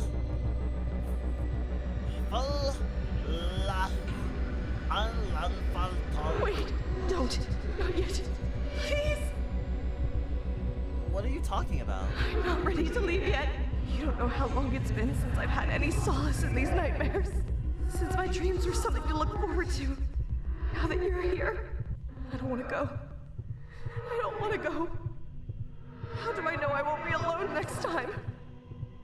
What if you aren't there to make me feel safe? I don't want to leave. Okay. We can stay. What? I'll stay with you here for as long as you need. But we can't. I know that. If we sit around and wait instead of ending this now, bad things will happen to both of us. We'll lose our opportunity to end things on our own terms. Something bad is bound to happen to everyone. That's life. But that doesn't mean it's not worth living through. I've never cut my time here with you short just because it'll end eventually. I'll wait here until someone drags me away. I can't ask you to do that. I couldn't do that to us. I couldn't see what they'd do to you. Yes, you could, you big old worrywart. Bad things happen, sure, but they always pass. Plus, you're immortal. Something good enough to make all this worthwhile is bound to happen eventually. You're right. No matter what happens, it will pass. I just have to be patient. Whatever our time heart holds, I'll have the heart to face it. Thank you. You're welcome. Anytime, Roxanne. Ready? Ready.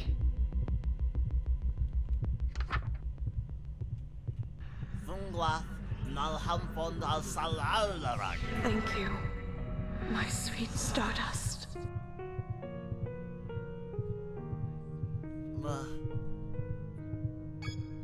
Thank you.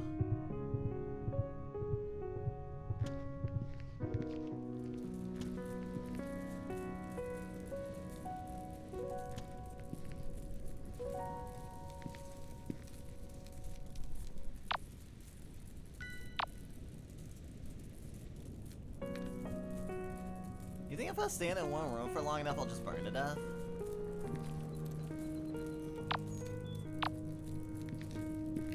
I'm not that amped to find out, but...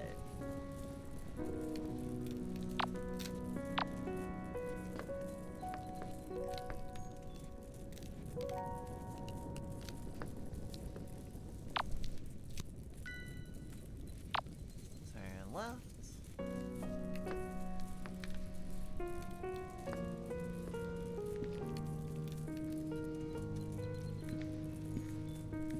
Front horror.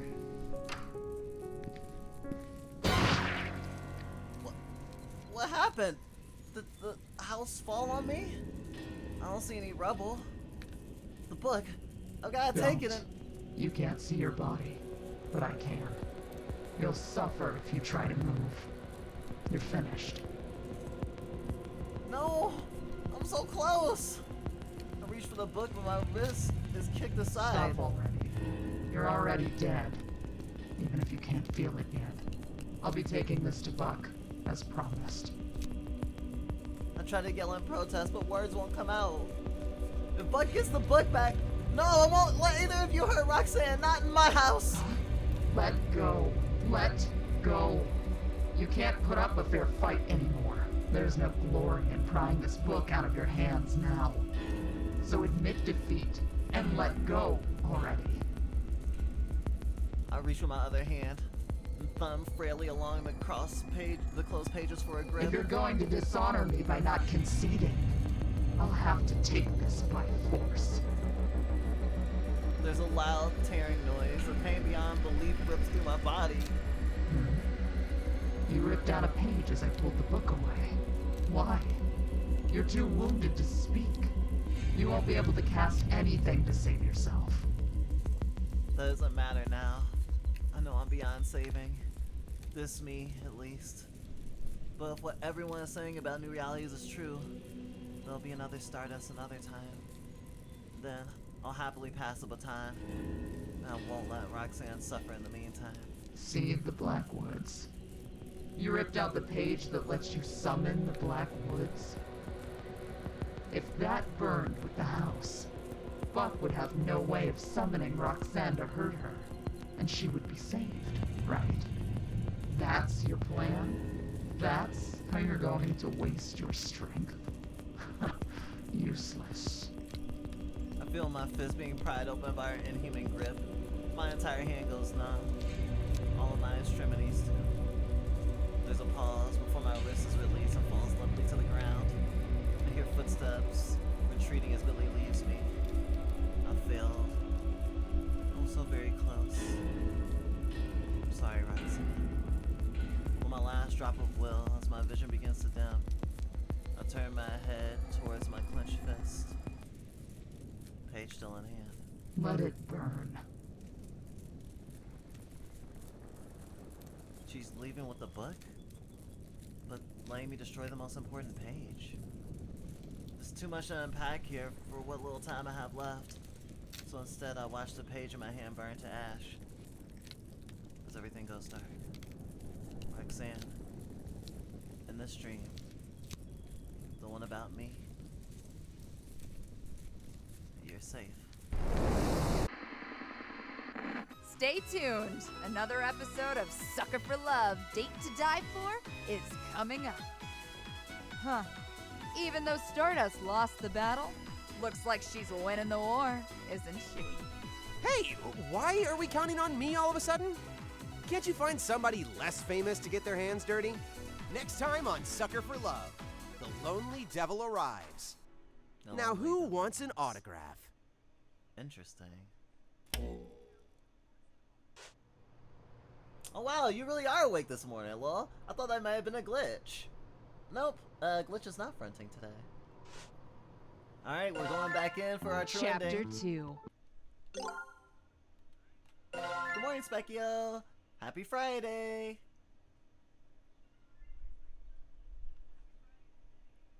Wait, I got the good end?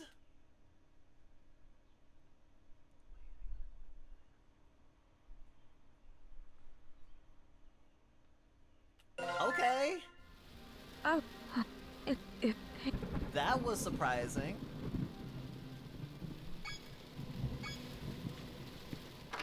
I'm very confused.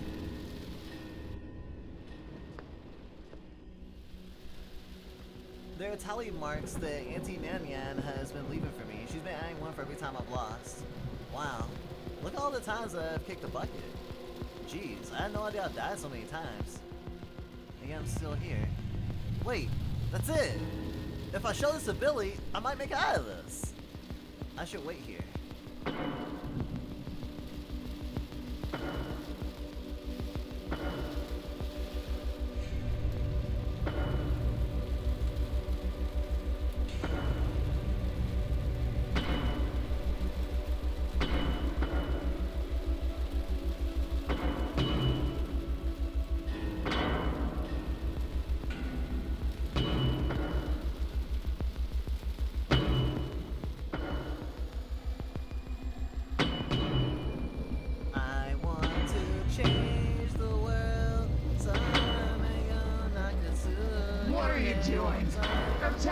given up. Oh, I was waiting for you. I was clear what would happen if I caught you. There is no dishonor in killing you now. Actually, I can prove I'm stronger than you right here, right now, without throwing a single punch. Take a look. You're bluffing. Is this some kind of a trap you set for me? Not a trap. A scoreboard. Scoreboard? A 12-foot tall cat girl in high heels from outer space carved these notches into the wall. Alright, go on. Really? I haven't lost you. That makes sense to you so far? I work for a cult that worships a four-eyed goat tree from outer space. Your story really isn't outside the realm of believability yet. Go on. She made these notches because she wanted to discourage me. She makes a permanent tally mark on the wall each time you kill me. She lets us to prove I'll only lose against you. But actually, it's the only way I could have ever proven I won. So, I've beaten you to death countless times? That's your point? My point is that my tenacity is infinite. All these times I've lost, and you're not any closer to defeating me. You see, right? This is the number of times I've fallen, but also, it's the number of times I've come back. You're telling the truth, aren't you? However, all you've proven is that we're in a stalemate. If you really believed I'd spare you because we're tied at the moment, I'm sorry to say, you still have to die. Your personal honor code means you only listen to someone that's stronger than you, right? And you listen to Buck, and that must mean that he's stronger than you, because he's immortal. Even if I managed to break him in two now, he could beat me the next time we met by already knowing what I was gonna do. That makes him stronger than me. But he'd be worse for wear, right?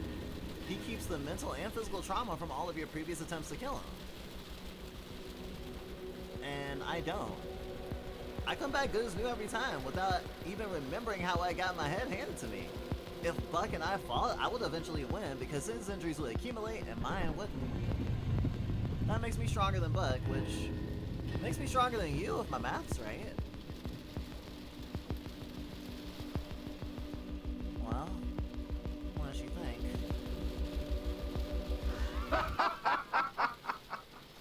Oh, proving you're stronger than me without throwing a single punch. I see your strength. I won't come after you anymore if you spare me. Spare her? Gee, she really does believe I'm much stronger than her. I mean, I guess I was telling the truth, but I didn't expect her to submit like this. She must take the Iron Core of her seriously. It's a deal. On two conditions. What's the first one? Could you maybe take off your mask? Fine.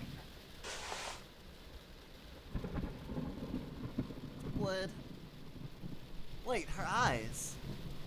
You don't have the Sacramento stare? No, I'm not one of the 1,000. I'm not even from here either. So, what's the second order? Once I finished upbringing ritual to set Roxanne free, I wanted to escape alive with the book. Done. Really? Easy as that? That's a huge relief. But be warned, when Buck sees me helping you, there's no way he'll let me meet you again in the next life. I'll either be dead or somewhere far, far away.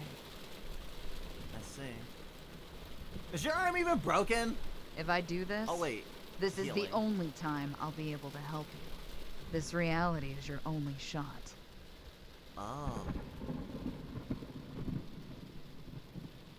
So this is the only time I'll be able to count on Billy? I better make it count. Alright, once I finish the last ritual, we're going. Good answer. I'll watch your room until then. If that's the case, I gotta see if there's any interactions in there. Wait, I never got into that one room. Which I'm assuming is like my parents' room?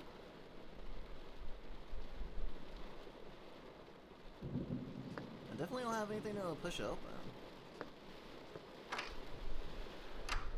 Man, love time loops.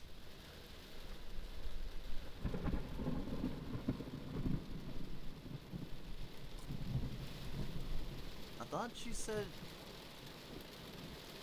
she would watch my room. Huh.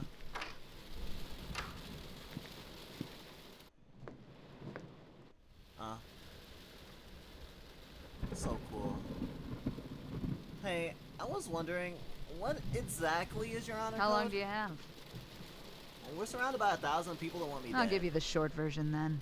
I only listen to people stronger than me. For example, I don't follow any law written by somebody who benches less than 415. Isn't that basically all of them, though? Yeah. If some dusty old fart couldn't force me to return my shopping carts in person, why do I have to do it because of a law they wrote while wearing a dress?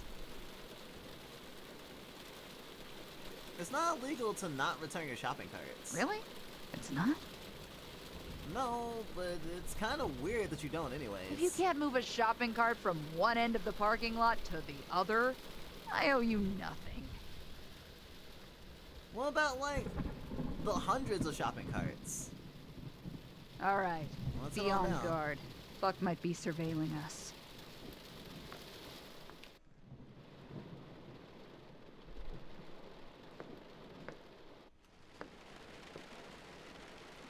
Shopping carts are cumulative.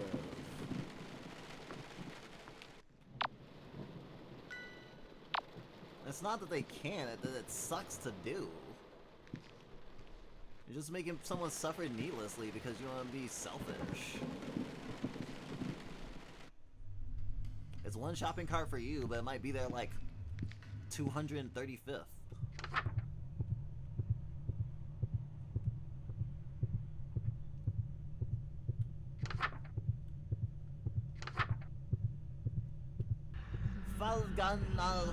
Wait, don't. I don't want to.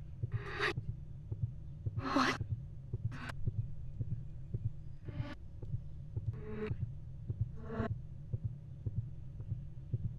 Ready? Ready.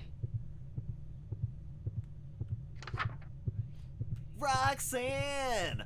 Fulana Gugona Salavara! Thank you, my sweet Stardust.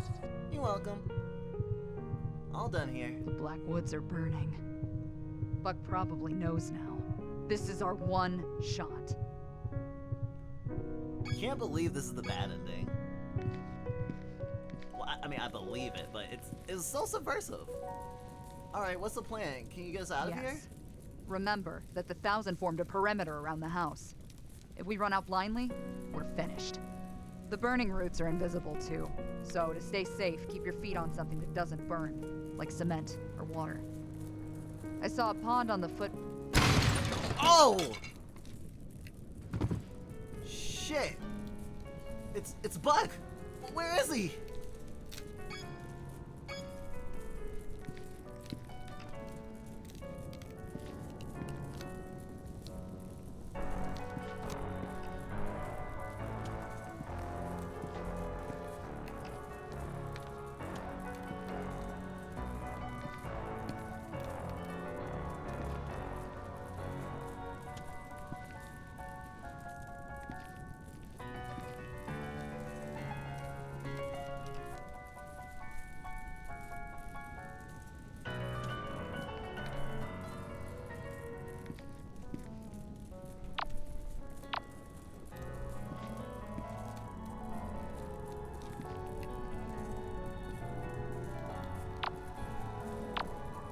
Man, she'd seen that coming, but, you know, I'm easily scared.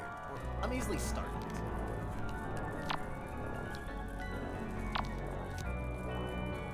You would think I would know this house by now without checking the map literally every time I go back into a room. But you'd be wrong.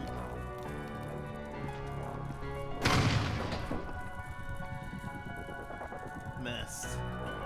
I turn around and see Buck silently loading another shell into a shotgun. That must hurt. Why is he so burned already? My skin isn't falling off like his. What happened to you? You did. Nanny happened too. Nanny? Hearing that name. That was someone who helped me escape. Where is she? Couldn't be trusted. So she's gone this time. Billy's gone next time. Now give me the book. Don't bother telling me it's not with you.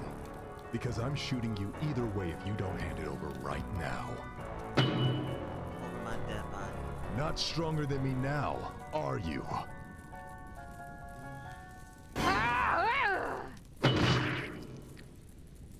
Hell yeah. Billy. As I was saying, hold my rope to your mouth and jump in the pond on your way out. Wade in the water until the fire's burned over. Wait, are you giving me all your clothes? What about you? Go!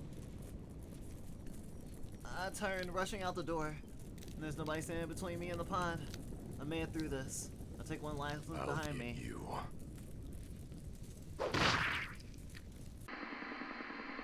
Stay tuned. Another episode of Sucker for Love, Date to Die For is coming up.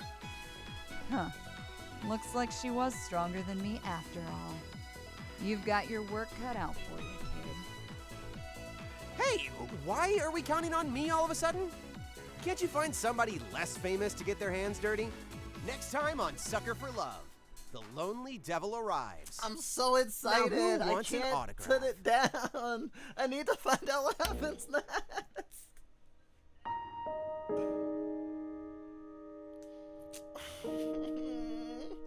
Billy has left 1,000.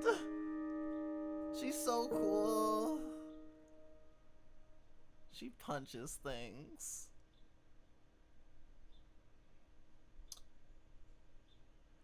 Oh. So it's a true end and a good end, not a good end and a bad end. I have to admit, I'm a little surprised.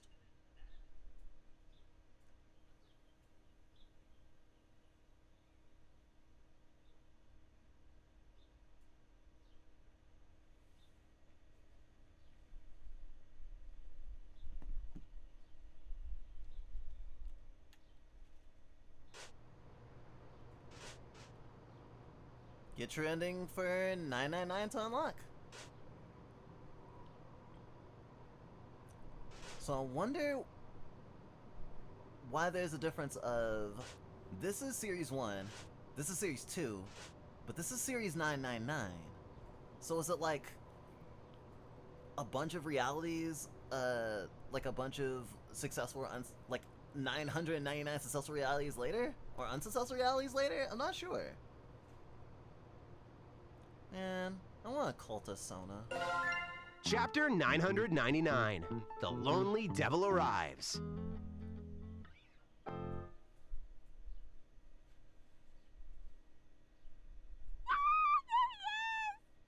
I think the thing is not, like, I don't think cutting his head off, for example, would necessarily stop him.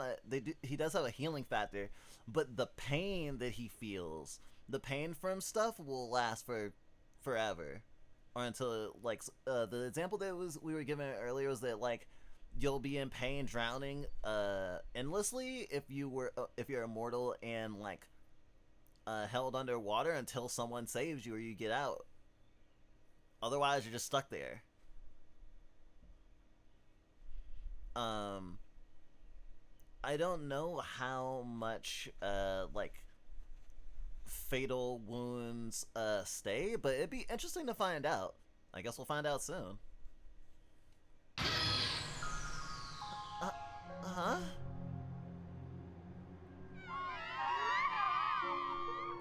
A cacophony of squeals and excited chattering rushes past the bookstore. The noise must have woken me up. Such commotion. No matter what all the fuss is about, it's far too late in the day to be causing such a ruckus. It's gotten late. Shoot, I was supposed to look for leads before sundown. For a year now, people, mostly girls, have been disappearing from their homes all over the prefecture. At first, everyone thought they'd just run off together, but as more girls vanished without a trace, panic started to spread. Their last seen on the bus to Sacramento.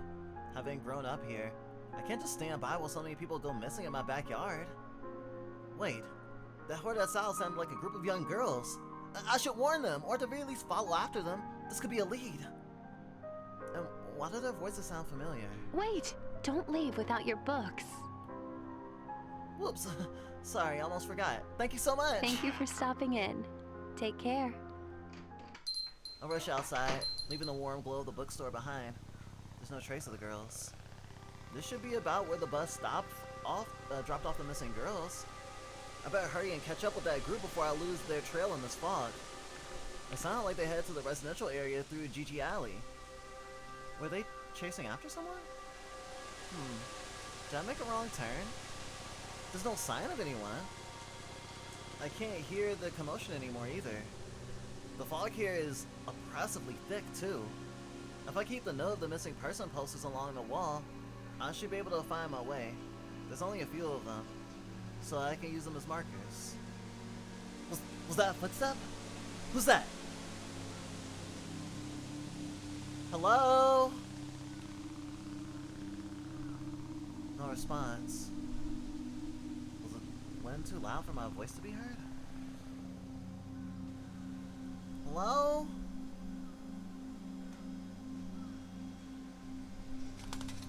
I take a step toward the shapeless shadow in the mist and hear something crackle under my feet. Something wrapped up in construction paper. Just various footprints stamped all over the surface. Huh. I also have to think about the fact that there's no fake thing this time. I'm here because I want to be, because of a sense of justice now. I was always going to be here. It's full of an old man eating spaghetti messily. It must have been framed, but the glass is broken from being trampled. Someone from that group I heard must have dropped this. I sprint after them, only to smack right into something else a few steps in. Oh, a boy? I don't usually bump into boys here.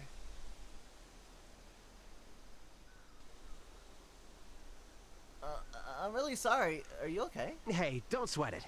It was my fault for standing in the middle of the road. Oh, let me help you with your books. What a handsome boy. I've heard the men are going missing too. Are you headed for the bus stop? You might have already missed the last one. No, I'm actually looking for clues about the girls who've gone missing. Are you trying to find someone too? I'm looking for my girlfriend. Poor thing. Was she part of that mob I heard earlier? What's her name? That depends. What's yours? That was so corny! Yeah, this guy's the worst.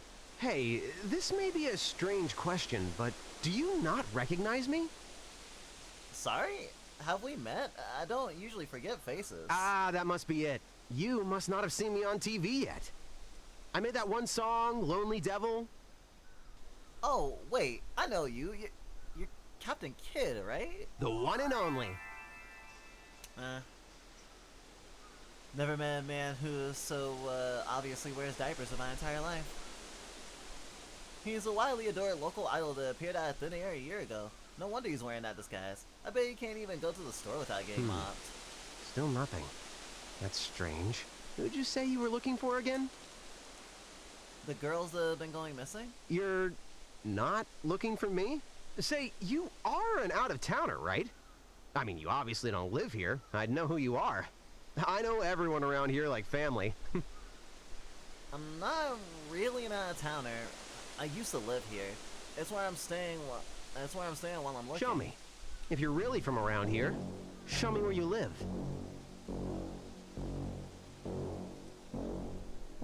This is fucked up and weird, and in any normal situation, I'd be like, "Fuck you, bitch." But also, I am a woman in a dark alley with a man.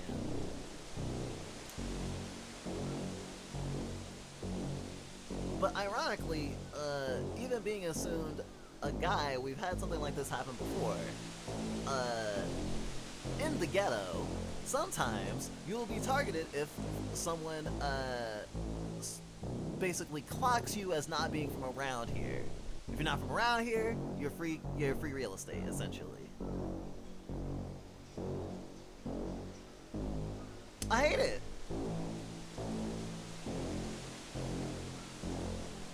I feel eyes digging into me from all around. I can't see them. They can't just be paranoia. I'm not doing anything, so let's go now. Oh, don't forget your bag. So, you're the one Buck wants.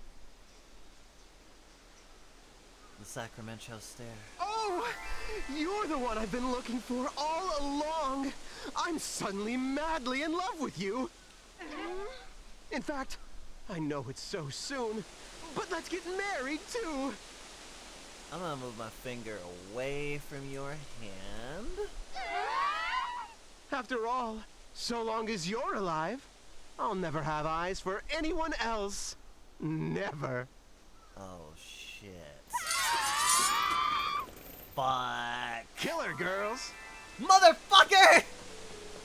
Unseen hands desperately grasp at me from all around, but I manage to shake off their grip with surprising ease and make a mad dash forward.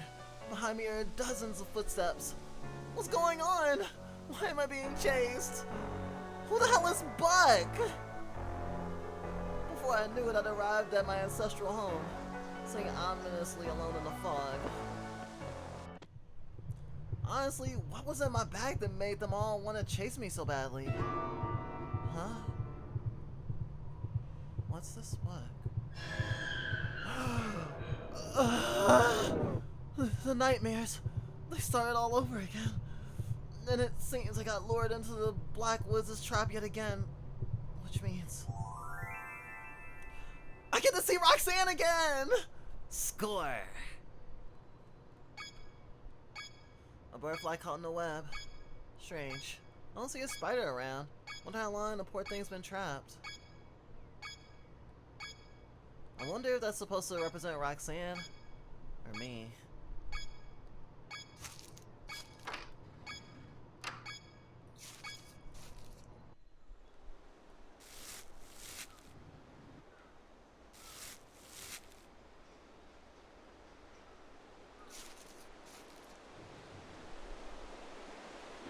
It's pretty at least.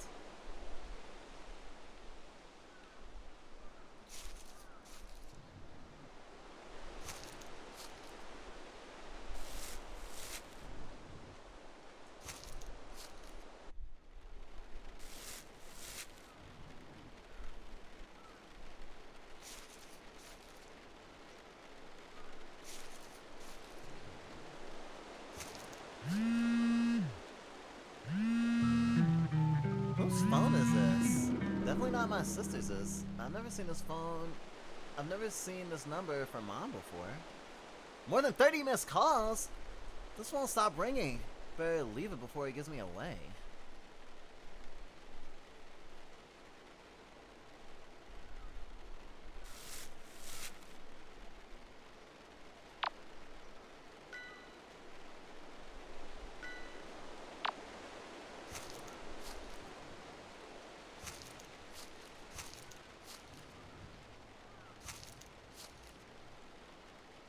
I tell myself I will be an investigator, but I know deep down I'd be a cultist. Why not both? Bueno que no los dos.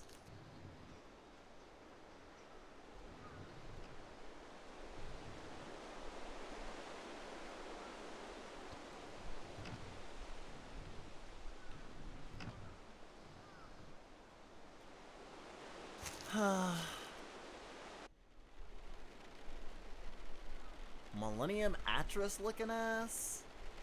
Sorry, not Millennium Actress. That's blue period. Blue Velvet? No, that's the wrong movie. Perfect blue looking ass.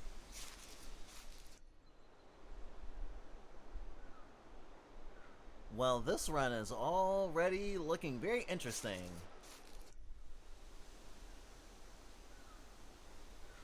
Do you think she grew all these flowers for me?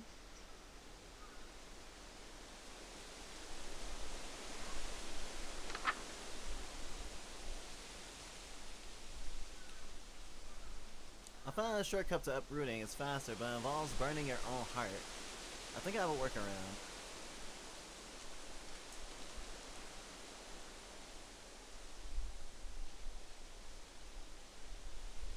While facing a tree of the Blackwoods, chant her name.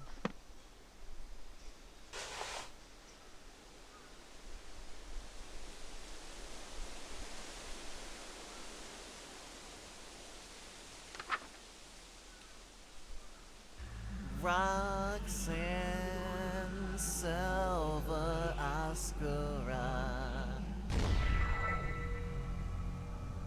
Hey, Rocky. There she is. I can stare at her forever. Hey, Roxanne! Perhaps, in view of what we've been through together, you could call me Roxy?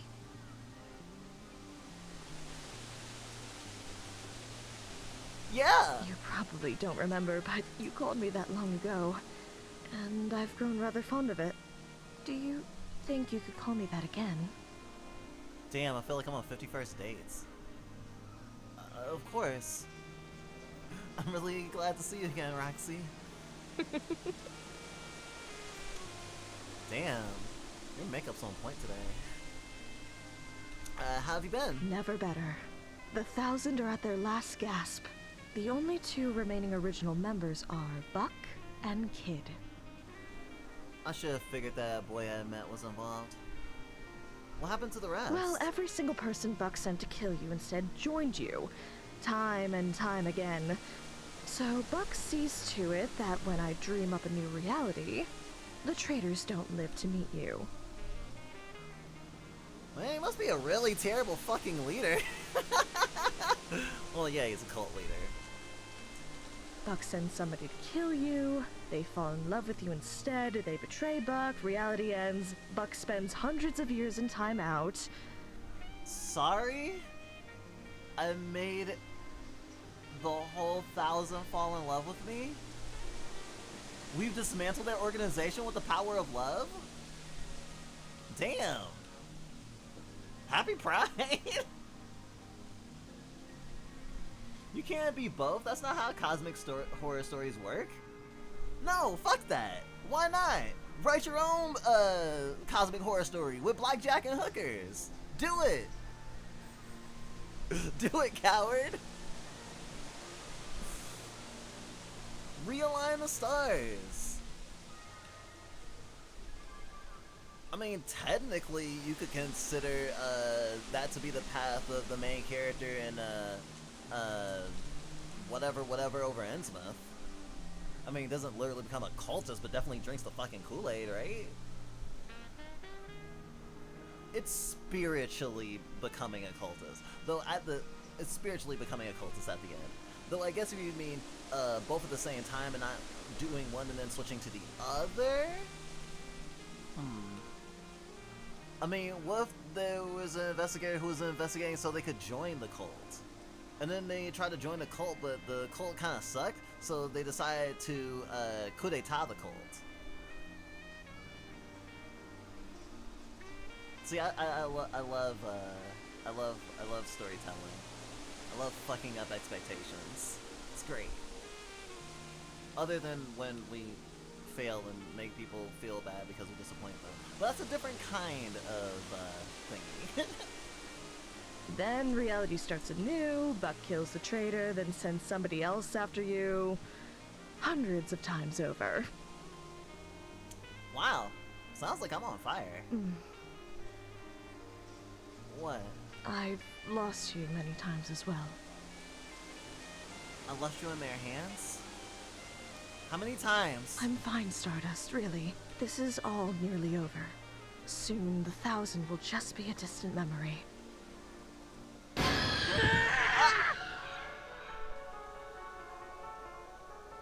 Tackled to the ground, there's a sickening sound of wet metal scraping the dull pressure on my stomach.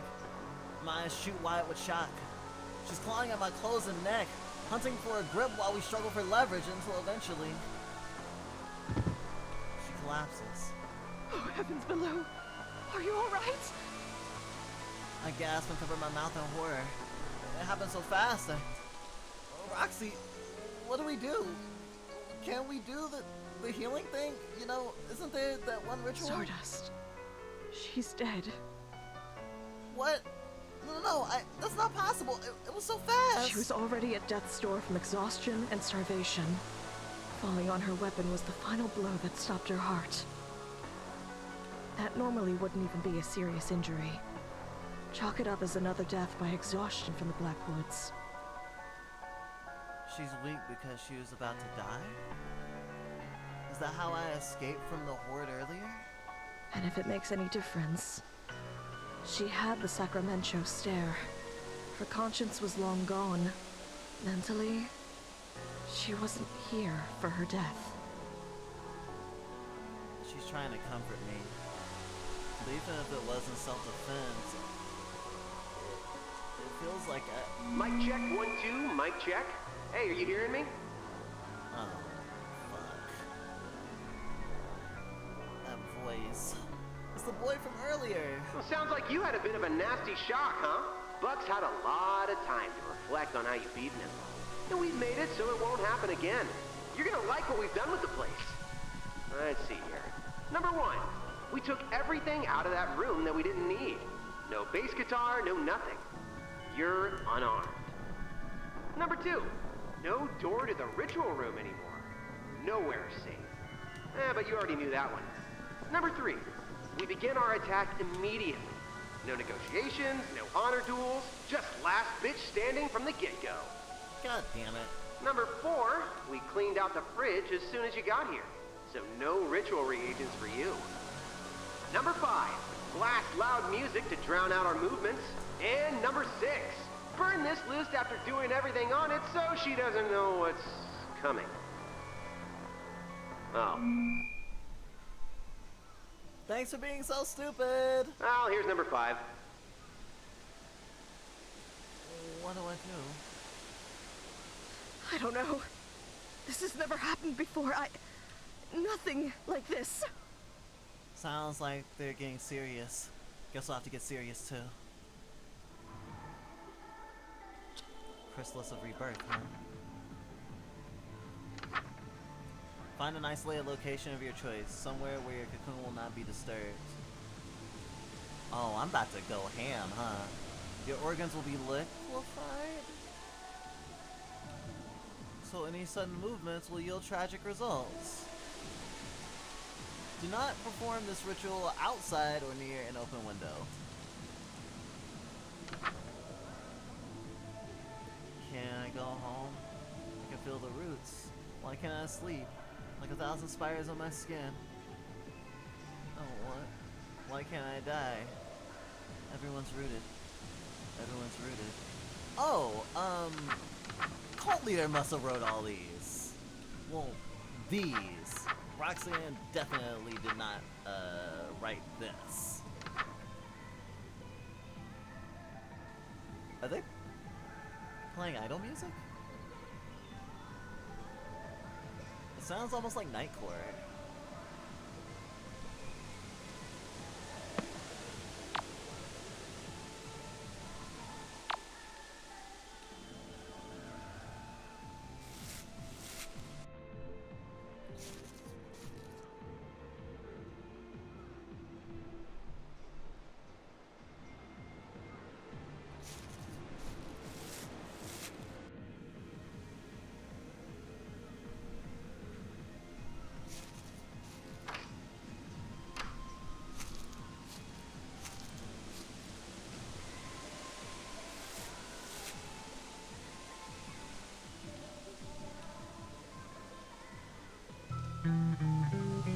Looks like someone left their CD player here. It's covered in punk stickers, though the headphones I can hear an acoustic song playing.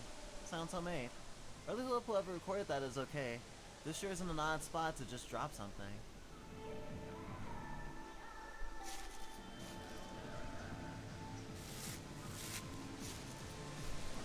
That's 2 items coming from the same person.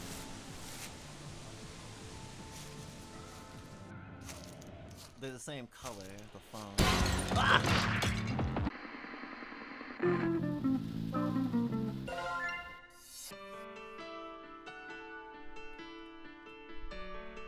Keepsake progress.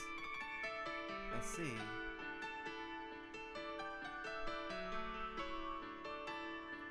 Oh, there's only one path through it, apparently. Perhaps.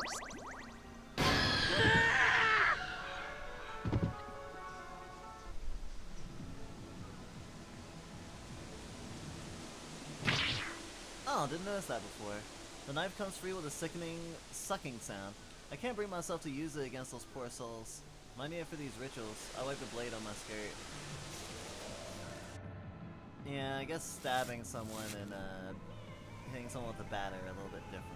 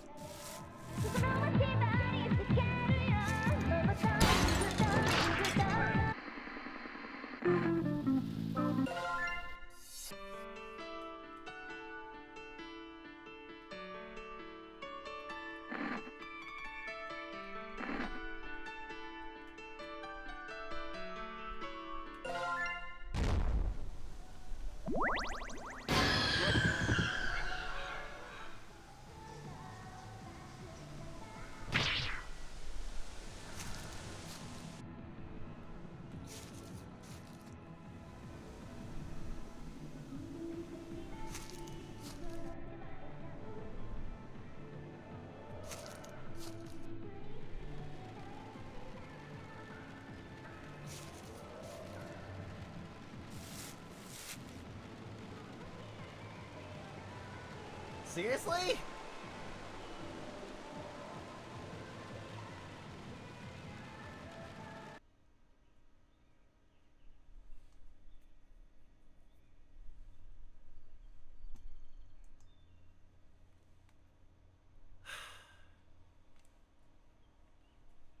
So disappointed!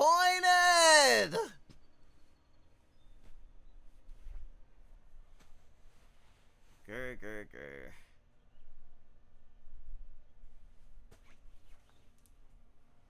I'm not sure if we'll be it before it hit 24 hours of stream chat. I'm trying.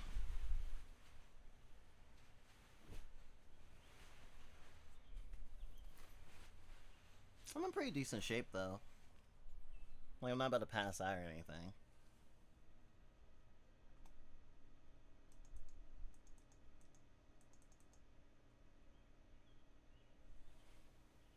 Yeah, still waiting.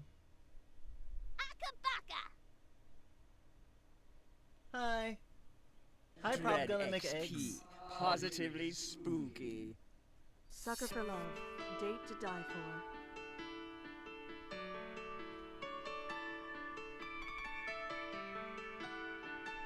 Egg, egg, egg, egg, egg, egg, egg, egg, egg.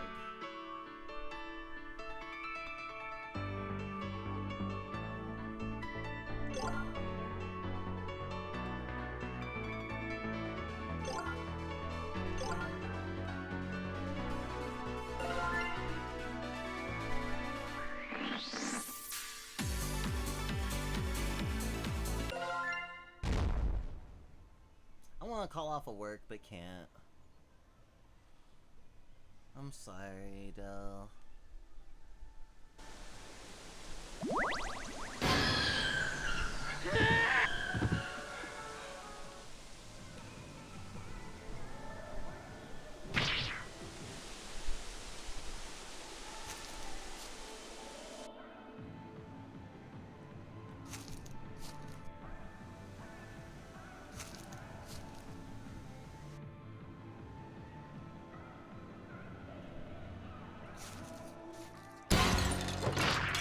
We have to work on Friday is the worst. Dies.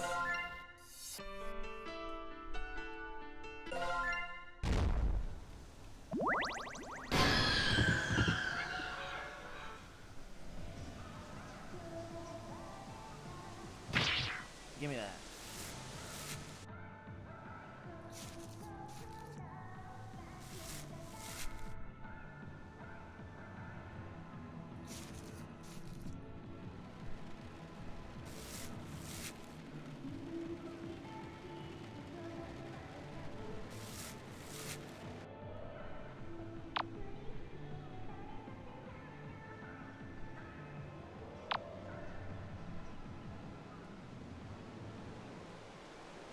Cripes, what a mess. This place has been turned upside down, but nothing is missing.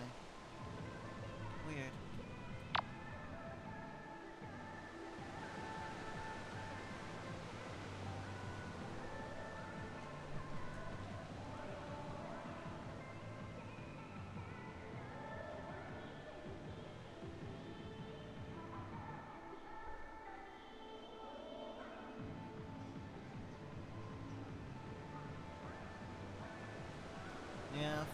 like I should probably go to the heart.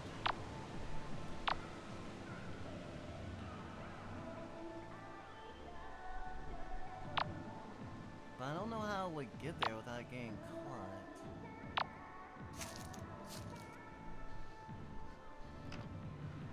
Well, you're behind the glass? Oh, wait. But you were behind the glass! That's cheating.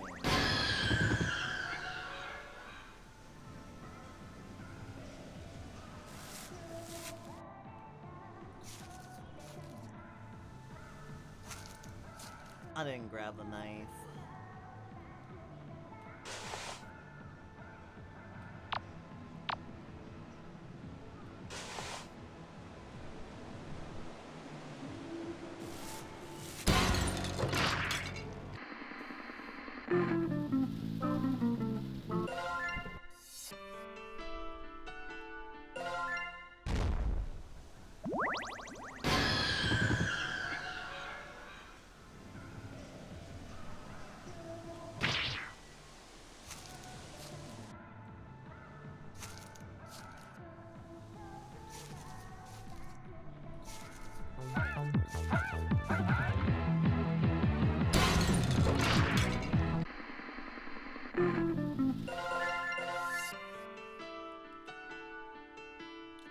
I really wish there was a faster way to restart.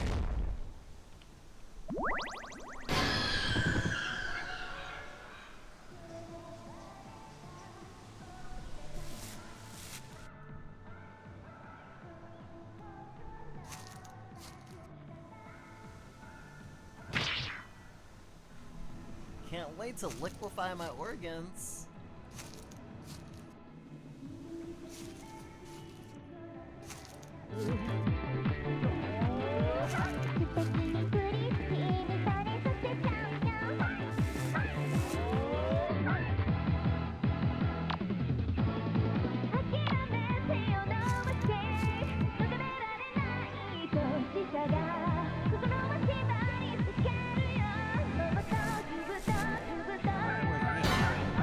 Oh, a murderer.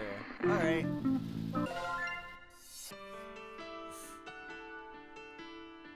Can't blame me for being a little curious.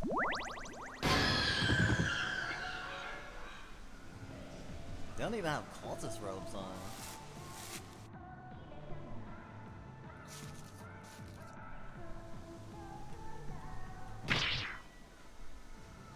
But the average person in the Darkwood's probably out for my blood.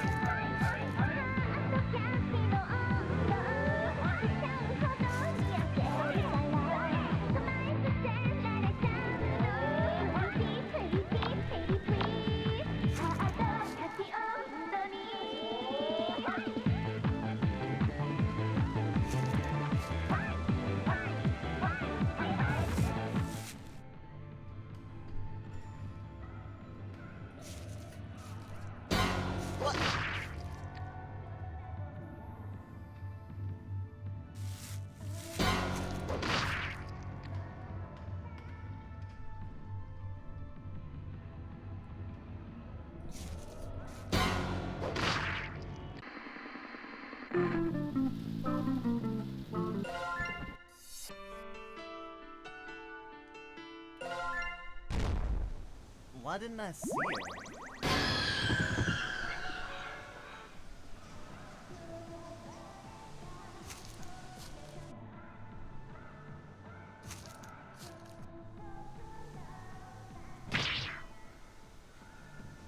An isolated place.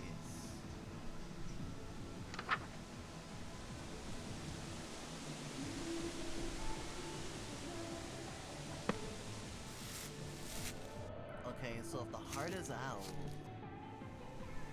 I guess I might as well just start trying it in rooms, see what happens.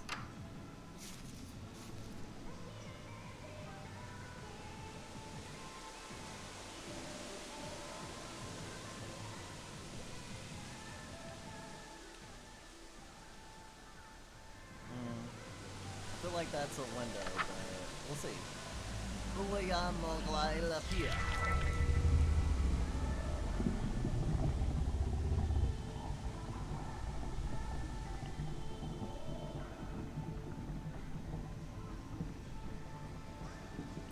I could have literally just rebirthed in the bathroom. Are you kidding me?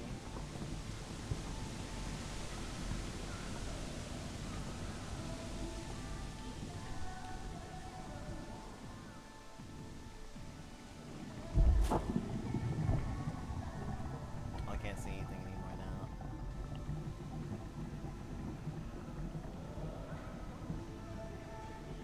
Chad, don't look! I'm pupating! I'm dying.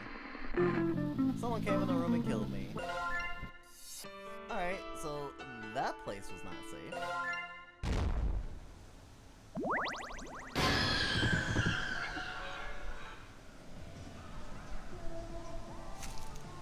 A place where I won't be disturbed.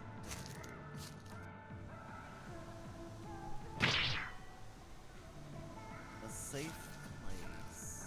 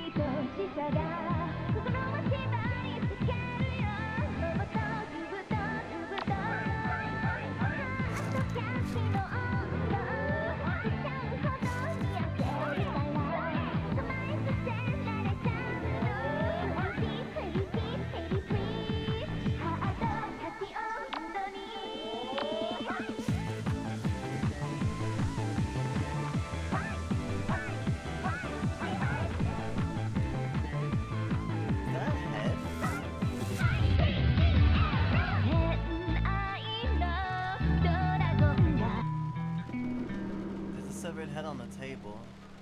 A note tied to its hair reads, "For you, my love, the ultimate souvenir." The head belongs to one half of the pop duo on the TV. She blinks at me, her eyes filled with sorrow as I stumble back. Number 7. Wait for you to come turn off the music.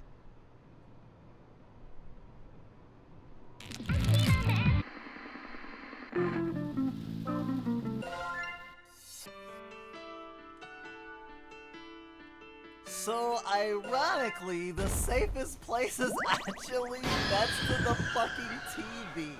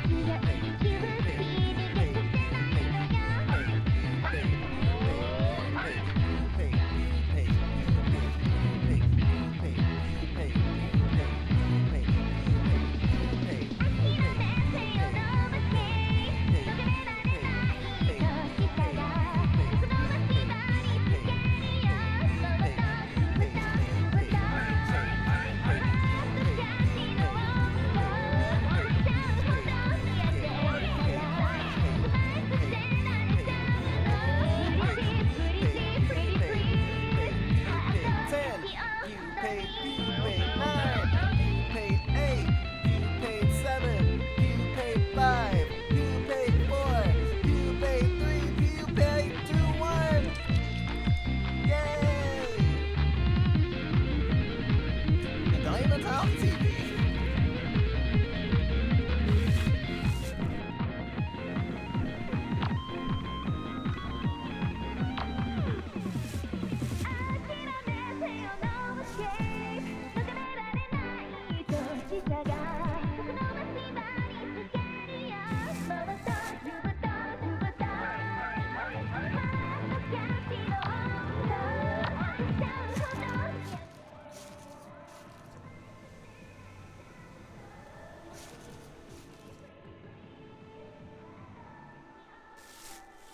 Such a troubled look.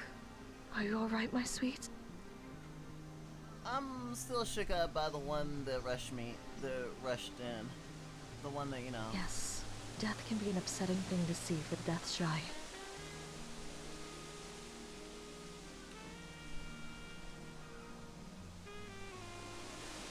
It's not that. She's not wearing robes or a mask. She just had the stare. And she was so frail. So unlike the Thousand. You've already figured it out on your own, haven't you? I didn't want you to find out. But your attackers are not members of the Thousand. They're using innocent people as your assailants this time. This is a concerning bit of leverage they've created. Experience has taught them they can use your humanity against you. Oh, sweet. This feels so different from what little I can remember. How am I supposed to save any of them, Roxy? At this point, I know nothing I can say will stop you from trying to befriend the people actively trying to kill you. If they're under my curse of thousands, then their admiration for Kid has been magnified to the point of fanatical idolatry. Oh, so they basically made like a proxy Thousand.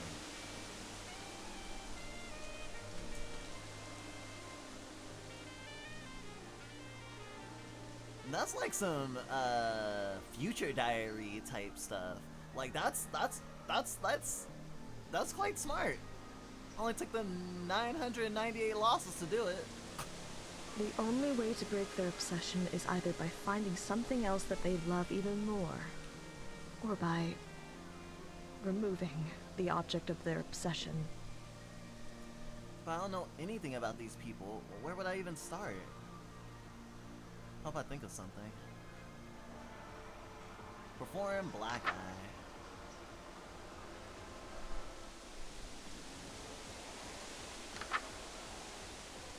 Enhancement. Your body should be more pliable to change now. Have a knife on your person. Harvest meat from a mammal that died within the Black Woods within 24 hours. This works best if it is something that you personally killed. Chant twice while standing near your partner. Oh, great! The meat of something that died within the Black Woods in the last 24 hours. She's already dead, so there's no harm in this, right? I'll think about this, I promise. This should be enough. But carving up a dead human for their meat, I can't remember enough about myself to know if I'm better than this. The line that separates me from the Thousand is getting blurrier with every go-around. These open rib cages remind me of the open rib cage we saw the other day. We were just skating and we were heading back home and we stopped to like fix our pants or something, and we looked down and then saw a trash can. There was just this dead rat and it was like very much in a state of decay, and we looked at it and was just like, whoa, that is death. Holy shit. Glad I'm not dead. Sucks to be dead. When I say it sucks to die. Being dead isn't a big, I'll say this isn't a big deal. It is an unchanging state. Once you're dead, you're dead.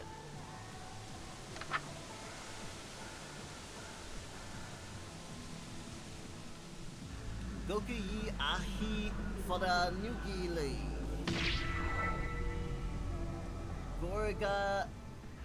Gorka ga ihi mapanoigili. Excellent work. Very, very good. It seems we have a fighting chance against their new tactics.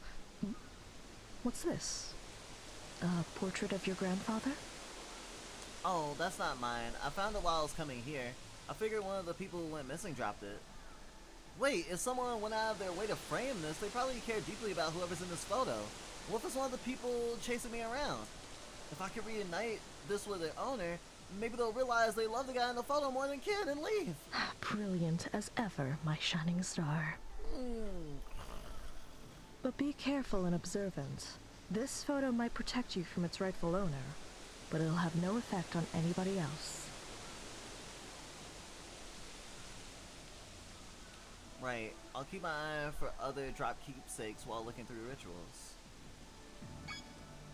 Organ donor. There's someone behind me?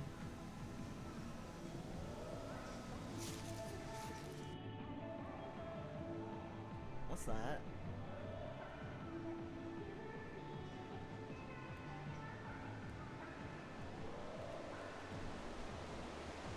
Diddy Kong don't got nothing on me!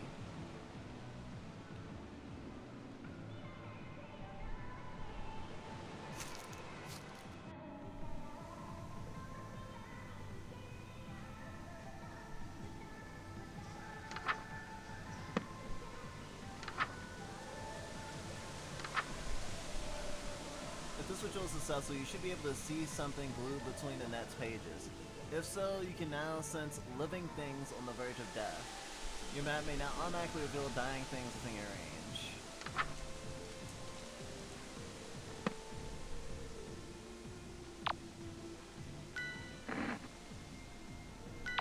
Oh, because they're all dying because they're like at the edge of... That's kind of fucked. Have a knife on your person. Chant while facing one rot bloom flower. Do not attempt this ritual in a room with more than one rot bloom. Don't feel too bad if their rot bloom is here. They won't be needing their heart anymore. Hopefully, they don't try to take it back later.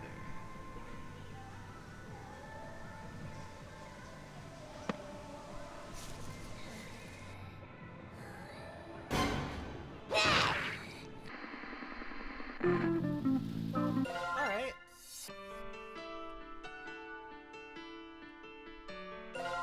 Excellent work.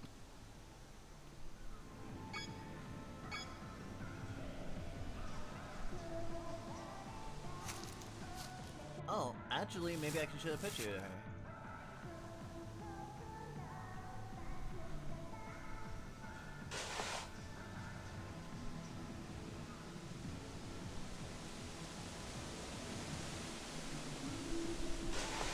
Or not.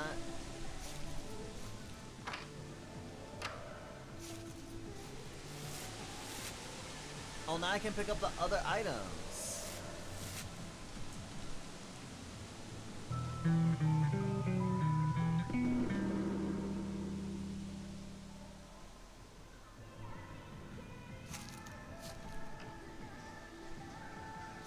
Oh, well, she's polite. She didn't follow me into the bathroom.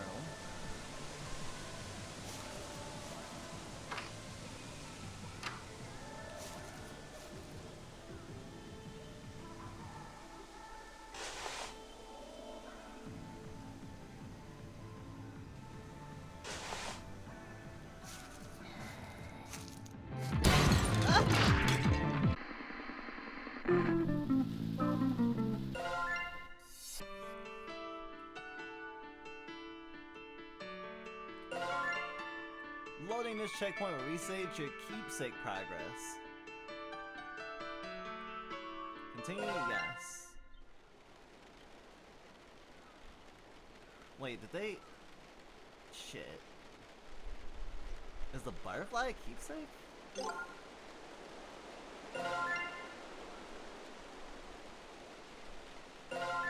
Excellent work. I guess I should have said no.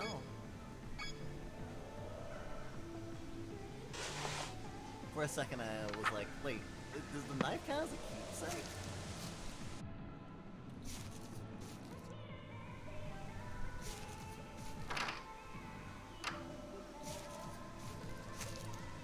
I don't think it does.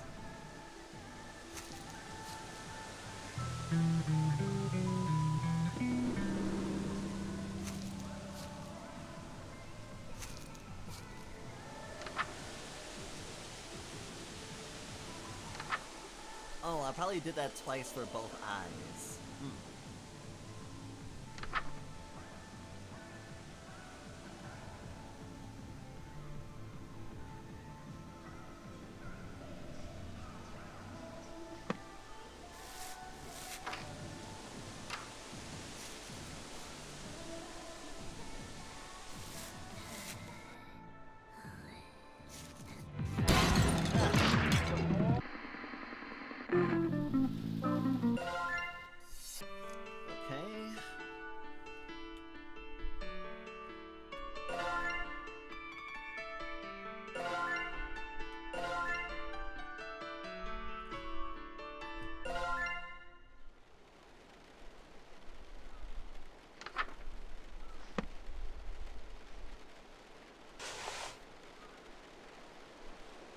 that's gonna be annoying as hell now. Excellent.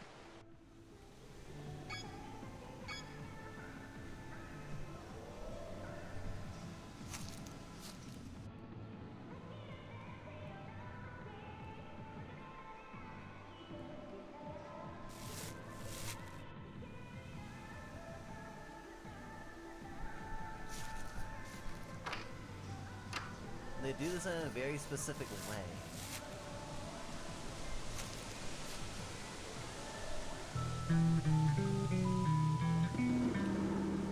They want bots me and limit my options.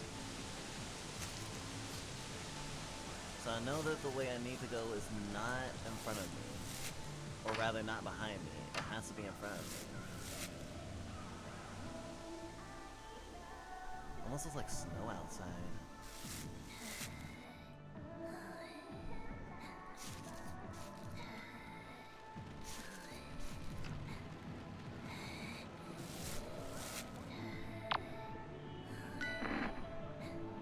She is literally in the room with me.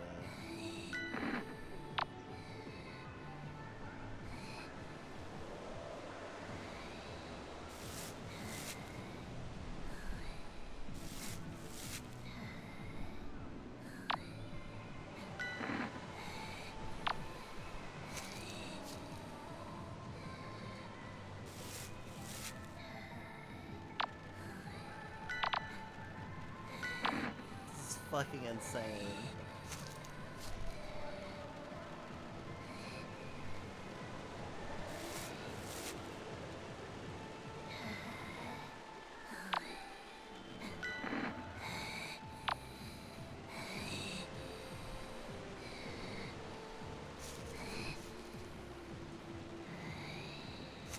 No phone?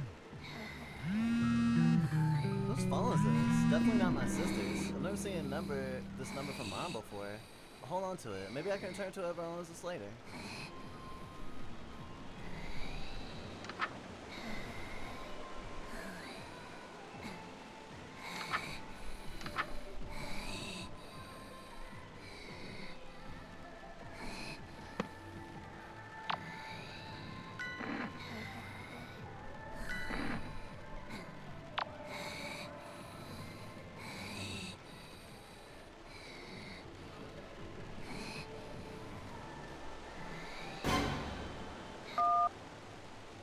I call a number from the missed calls. I put it on speaker.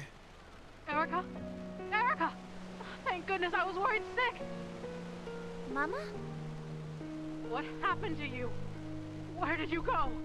Why did you leave? I'll try to be a better mom. You didn't do anything wrong. I'm so sorry. Please don't be mad at me. Sweetie, please come home. I'm coming, Mom! Thank you. I give her phone back and she dashes off. A beautifully morbid looking flower. This must be a rot bloom.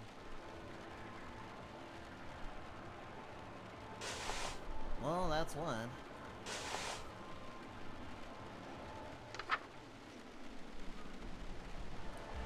Masaga gun hapaya. Excuse me?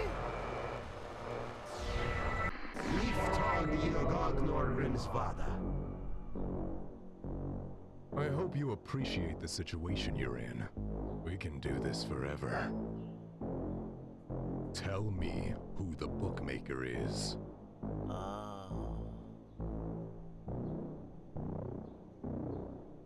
Over my dead body. Accommodate that. Giving up? Finally. My arms are getting tired. She never breaks. This is a waste of time. We'll have to find leads on our own. She told you she was from here, right? Yeah, but I think she was lying. In case she wasn't, check every house, starting with the ones near our base. Find a photo, something left behind that proves that she lived there. What? Oh, that's like dozens of houses, though. I gotta do that all by myself after burying her. If it makes you feel any better. This is the worst day of my life, too. Buck wants to know who the bookmaker is and where I live. If he knew either piece of information, he could find me long before I made it to this house. Before I know what's going on, even. If that happens, I'll be all out of redos. I'm gonna try not to think too hard about it. Or about the soft pulsations of my own heart in my hands.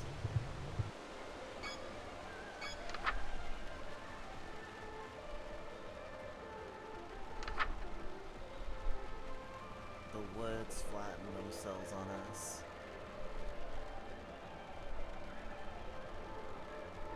The dead feed the woods, the living feed the woods. Whose blood is on the tree? Whose blood is the tree bleeding?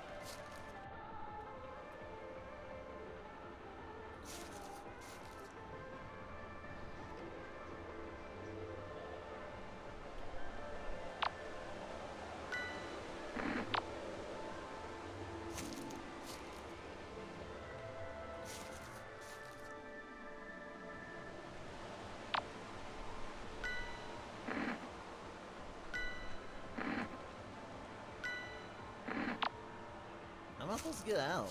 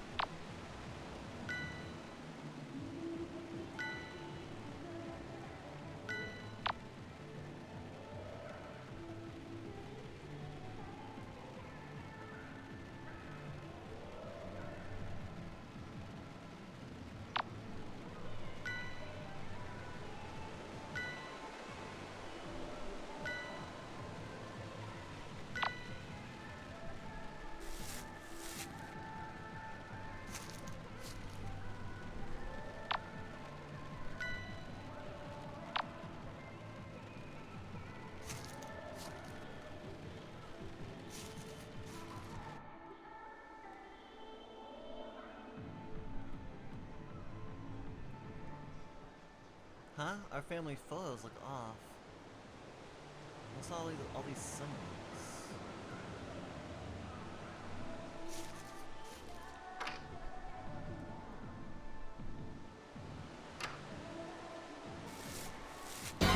The months.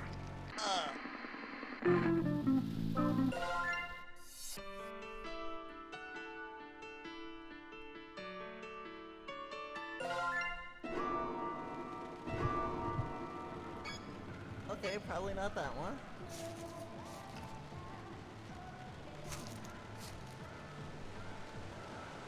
If I pass the elimination, I guess there could be someone in the...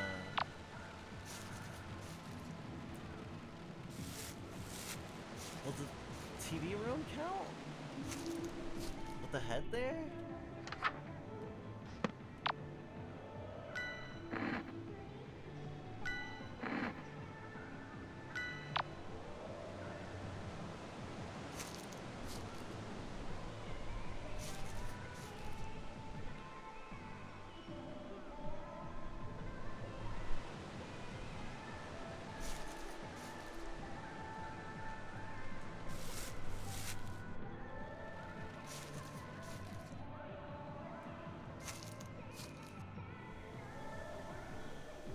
thank goodness.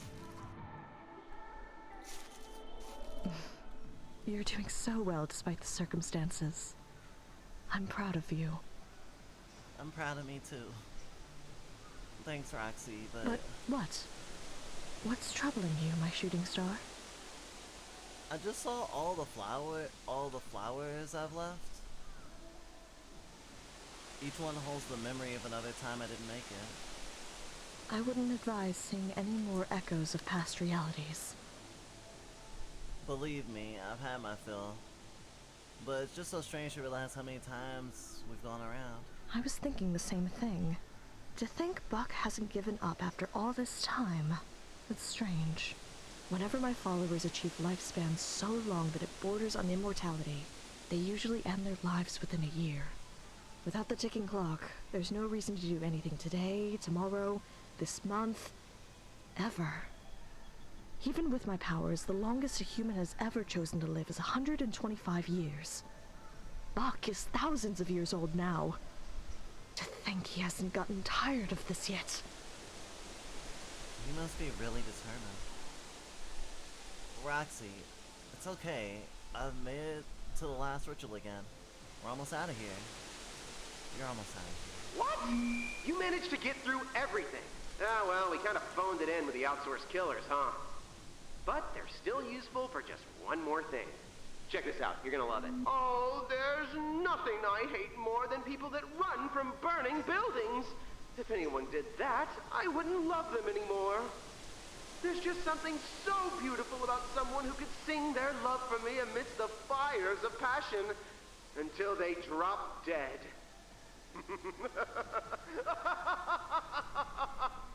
Do you see now?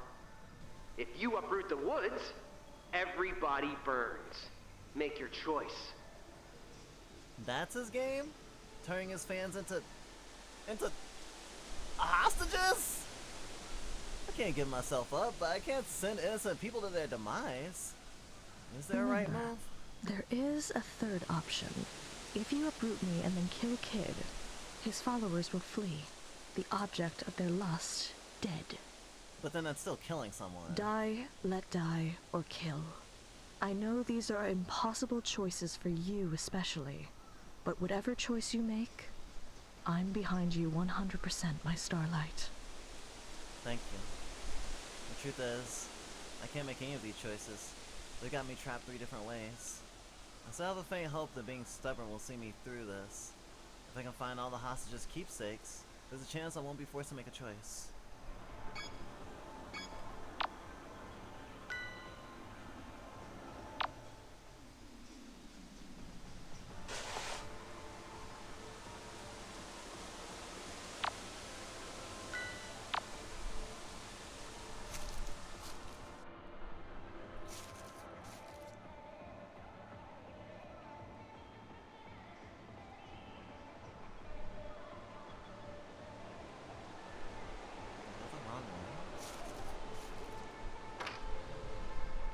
Oh yeah, I haven't actually been in here.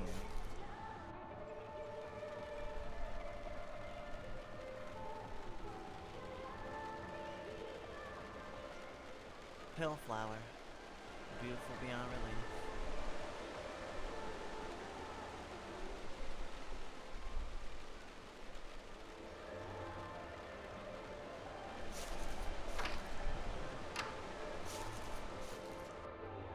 Nothing of note.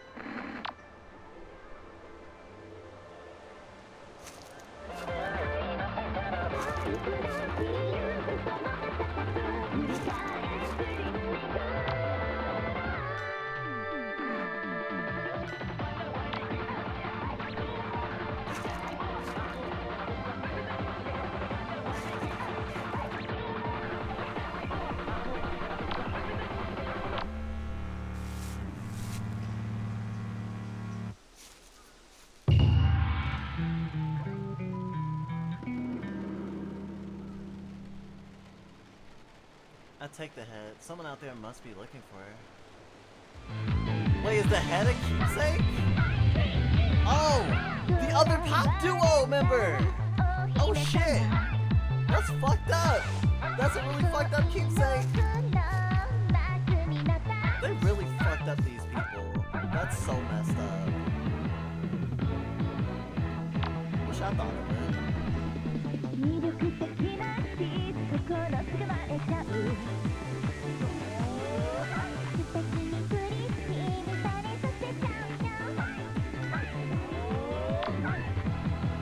Still missing one item. So it means that headphones are probably for the girl in the basement.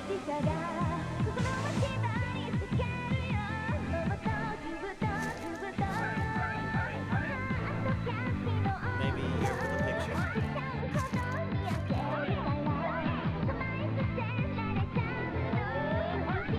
Where'd they go?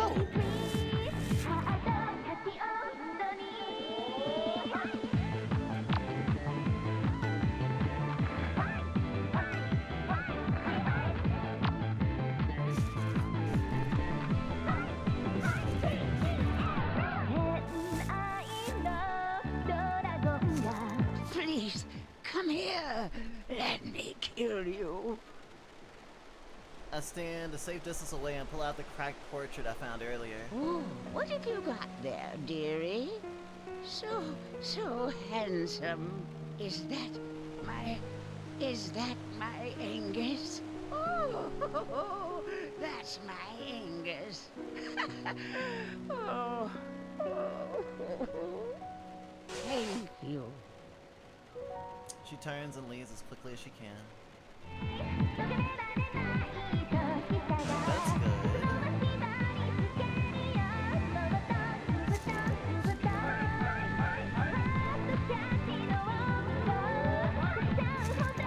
Hopefully I'm not wrong about who this belongs to. I found her. Yeah, you're a rocker. I crank the volume as high as I can and hit play. An acoustic song starts. What is that music? Her voice. I've definitely got the right person. Don't you recognize who that is? Wait, I know who that is. That's me. That's my song. That's me. Oh. Are you serious? But it's so good. I sound like that? Yo! Breaking the curse with the power of loving your own art? Sick. I went back her CD player. She clearly puts the headphones on. That's really me? She crawls away, nodding her head along with the music. Damn, that's the cutest shit ever. That's adorable. I'm so here for that. Wait. Oh, we're right. I need to go back a space. Okay, this is the heart. It's a fuse box. Oh, what's this? A wallet. An ID that says it belongs to Kenji Ito. Says he turned 22 today. Either the poor guy is wandering in here by mistake, or he's with the ones chasing me. I'll hang on to this. Could come in handy. Oh, well, good thing I went that way. Well, now I have everything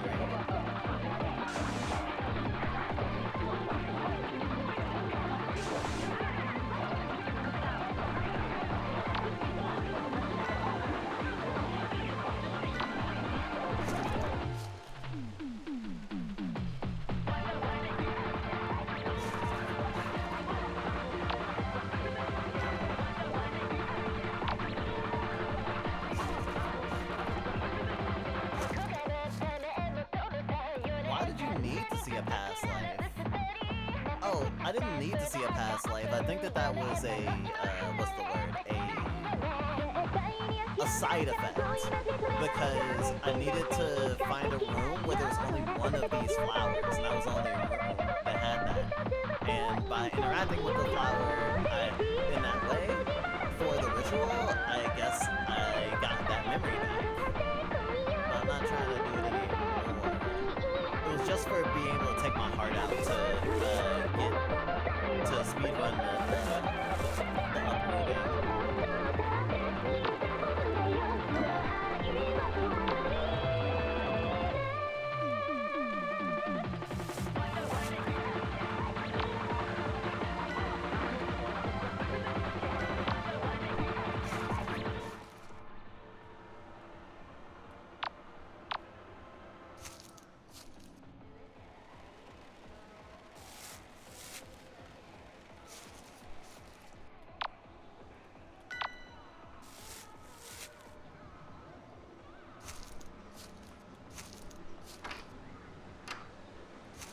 Gotcha.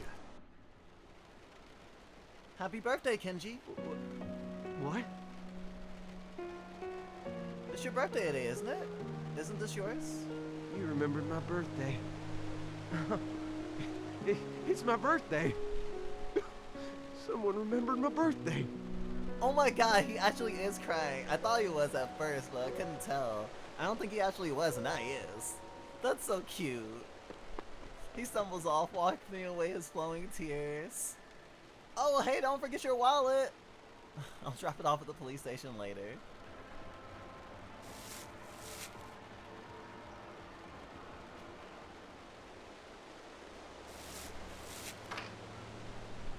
Weird that it's green too, that butterfly. That has to be someone's keepsake, right? I'm glad I was able to save the idol for last.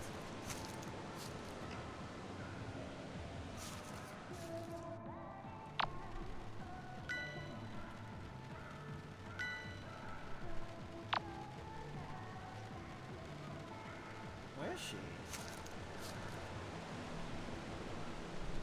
I swear if I did like some sequence breaking bullshit.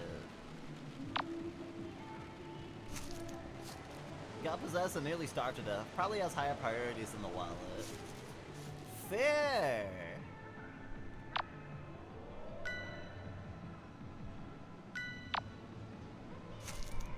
Oh my god, where is this bitch? I present the head of the idol. I saw you two on TV. Any chance for a reunion tour?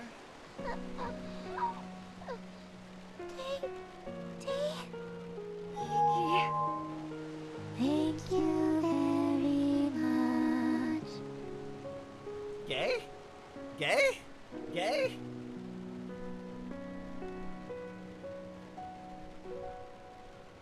This is my OTP right now. They leave harmonizing until they're too far for me to hear.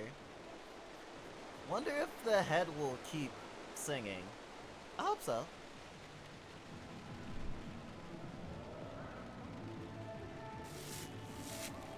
Alright then, as long as I don't turn the music off.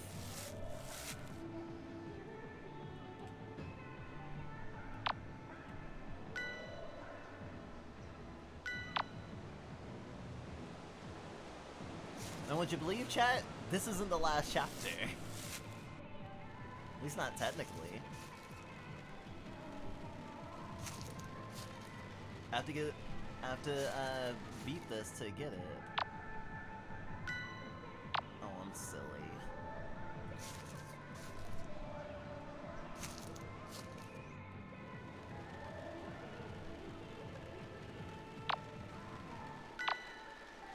I'm really bad at directions.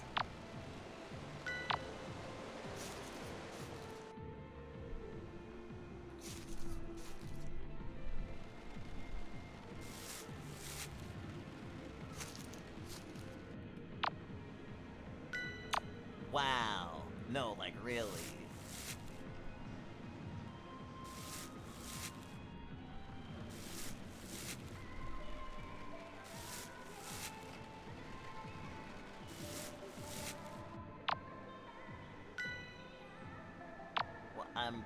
What? Okay. There's no Euclidean geometry here. I'm just...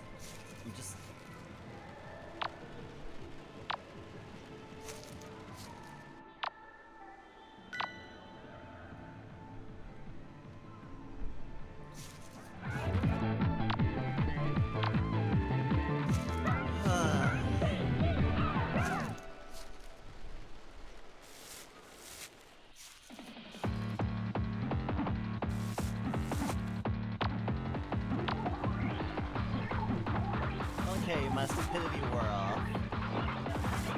I actually died so many times on every single square inch. Wouldn't there be blank spots in large clusters? I mean, realistically, yeah. But it's more beautiful this way. And honestly, this is way more than 999 flowers. So... I don't know. It's very symbolic, I guess. Alright, here we go. Find an isolated. Wait. We did that one, donor, uproot heart. Oh, wait, that's into the book. Uproot heart is what we want. Uproot heartburn.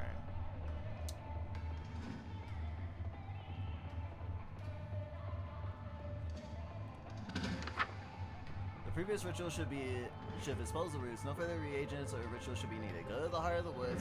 While facing a heart, chant Fagalamoth Nagograph La And so, my black woods burn to ash once more. Looks like I really am leaving again. These dreams with you, so long and so short, and never dull. We will meet again, yes? I started to grow fond of Sacramento. It's a cozy diversion from the outer cosmos. And it kind of feels like my second home. I'm not absently. My thoughts are preoccupied with what's to come. Did I make the right choice? You told me once, nothing is worth regret. Memories and lessons are all worthwhile. Your story is still being written. Even if this chapter ends differently than you'd hoped. I thought that was an insightful thing of you to say. Thank you, Roxy. And thank you, my starlight. Take care, and be good. Thank you. Okay, hey, could you drag me over here like half a meter before I bleed out? This room is really uneven. I would definitely get autistic about my fucking death loops.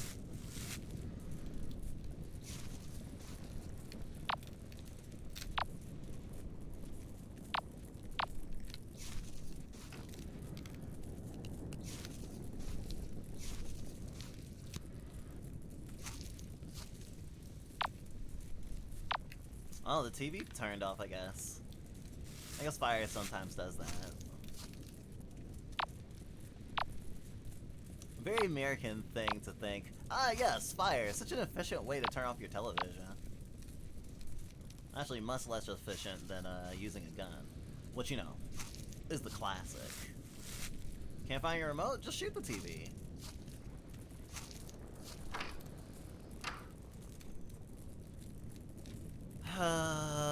Let's go. They didn't turn back to look at me. Not even for a second. Oh, was it your fans? Was it your fans that you love so much and that's what you had the lust for and that's what gave you the Sacramento stare? I wouldn't be surprised. You used the Blacklist to warp their desire. Of course their adoration wasn't genuine. I didn't know! When I suddenly got popular, I didn't guess it was because I was brainwashing everybody. All I knew was that everyone I met in Sacramento would become my biggest fan. That's all Buck told me. But if all of it was fake, what was it all for? The killings. So many people died. Over this? His eyes are back to normal. His desires for his fans' adoration is zero. The Blackwood can't amplify anything as it burns. He was using you to feed the woods, and to catch me. And You only fell for it because you were brainwashed too. You should go. You think I'd save everyone else but you? Come on, dude, let's go. And go where? If the police didn't know I'm connected to every disappearance over the last year, they know now that we let a dozen witnesses go, and now that the woods are burning, I've got nowhere to hide. My life's over. They're not gonna buy a four-eyed goat from outer space made me do it. Everything I was working so hard for. It all vanished the second I set foot in this awful town. If I had any idea. You know, I heard your song on the radio before the disappearances started. Lonely Devil? It was pretty good.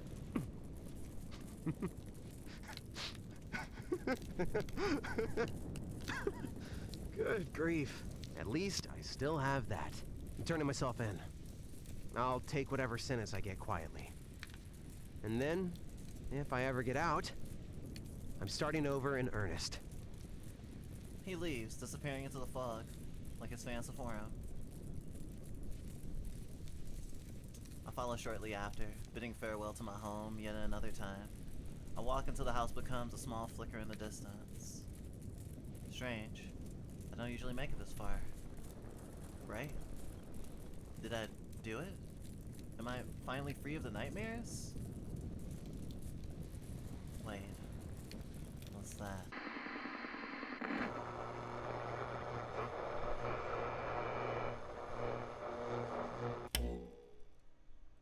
Yeah, we need the last part. Kid has left the 1,000.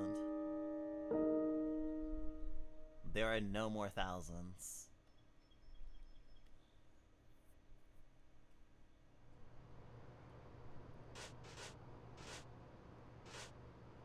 Sucker for Love, Chapter 1000.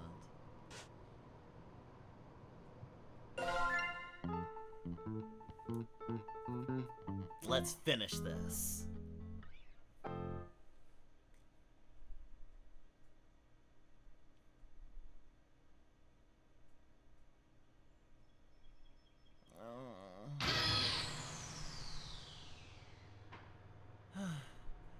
Something is very wrong. Dad doze off while reading. My daydreaming always turns into regular dreaming when I do. Is this why I was reading? I've got to get home. I'm sorry for falling asleep in your store, but I've got to get... Someone hung themselves right next to me while I was sleeping. Is that Moo? Did Buck get her? I feel sick. So sick. The floor slips under my feet and I fall back hard, loudly knocking books to the ground. I assume they're books. I can't see anything. Everything goes black. An awful dream. Hey! Hey! No! Wake up, you! Oh my gosh! Did I break the human? Stupid! Stupid! Stupid! Are you an alien? No, I'm a mysterious, sexy librarian type. Look past my aloof and distant nature and fall in love with me ironically. An alien is playing with a corpse in front of me. An alien is playing with a corpse in front of me. This can't be real. I must be dreaming still. It's not a dead body, promise. It's just a doll I use to interact with humans. Sorry to scare you. I was just hanging it up to dry, see? Also, hey, I'm not an alien. Shoggoths are from Earth too, you know. Uh-huh. Shoggoths, huh? Plural? There's more than just... you walking around on Earth? We live where all the undiscovered nightmare fuel hangs out. Bottom of the Pacific Ocean. Not my fault you guys went to space before 100%ing your own planet. We're like 100 miles from the ocean. What are you even doing all the way in the countryside? Well, one day, I grew tired of the darkness beneath the waves, and upon tentacle and maw, I skulked upon your shores for one reason. You can't write smut underwater. Sorry? What a trivial reason. You know, I think that I would have heard on news about giant tentacle monsters roaming through the country. You think so, but I am a master of disguise and an expert on human linguistics. I've studied your culture extensively from the water, and I've mastered every language and can speak them in any accent. Check out my cowboy voice. Howdy, partner.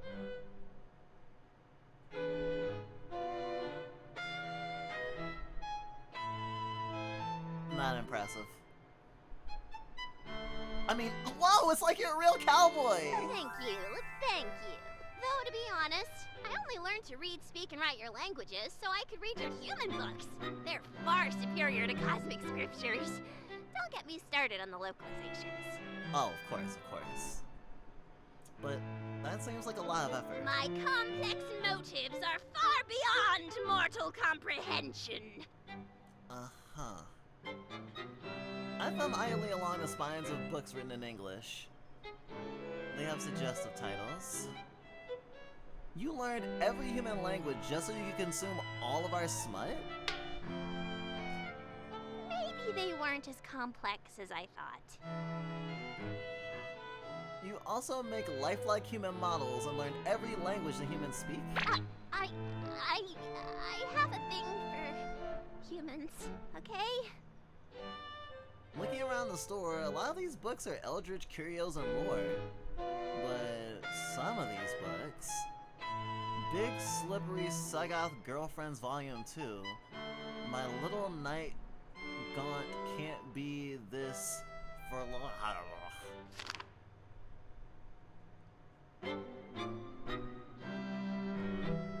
They're explicit stories about love between humans and eldritch entities. I didn't know these kinds of books even existed. Did she make all these? And aren't you the one who's been writing my ultra-dangerous reality-bending ritual books? Nah. Well, I mean, yeah, but I mainly just write smutty dojins and such. Oh. Sorry, I'm just having trouble wrapping my mind around that. They seem like two completely dissonant skills. Yeah, those two hobbies are completely unrelated. I raise an inquisitive eyebrow. Wait a minute. What? So you make smut books fantasizing about humans and eldritch gods meeting, and then also make spell books that will allow humans and eldritch gods to meet in real life. Wait, I know what it sounds like, but I can explain. You're a paraphile! But go ahead.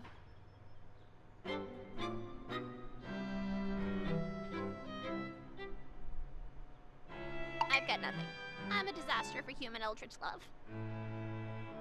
Degenerate. You indirectly summon reality-ending gods to our realm just so you could watch them date humans? I'd say I pretty directly summoned them, actually. Also, why the hell did you make the ritual so freaking scary? They're rituals for an outer god. They're all scary, all the time. Well, if you're supposed to be helping me, why'd you put the most important ritual at the very end? What? The uprooting ritual? Eldritch rituals are serious business. Doing them out of order could cause who knows what. And it's not like I've been asleep at the wheel here. I've been changing the books each time I find a potentially quicker, safer path to uprooting. Oh, so you were writing the notes. But there's only so many options when humans outright can't produce some sounds needed for many incantations. Oh, right. Sorry I don't have 3 tongues and 8 throats. But I haven't had a problem so far. Say Worcestershire sauce. Worcestershire sauce. Working, workist, where, Okay, you made your point. All I was trying to say is that it's a cryptographic marvel that you can consistently perform these rituals, and that I'm a genius. That's all I'm really trying to say. Oh, is that all? Besides, Roxy loves the rituals. She's a god, she likes rituals. And the scarier they are, the faster you fall in love. You're a freak. That's not how that works at all. It totally worked. Roxy likes you. Like, she likes you. Oh, she's got it bad. What? Really? Oh, yeah. I'm writing fanfics of the two of you right now. This stuff is hot. Let's see. Text. Pining, slow burn, one-sided. One-sided? It's not one-sided. It's not? Wait, I mean, she's really gorgeous and... I ship it. Wait, no. Size difference, age difference, mommy, monster girl. Wait, is Roxy a monster girl or a furry? I'll add them both and let the algorithm work its magic.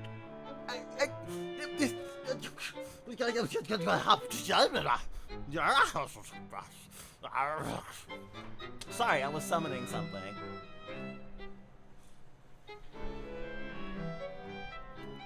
Roxanne Stardust. Oh my god! Your ship name is Rockstar! No! Or Starzan?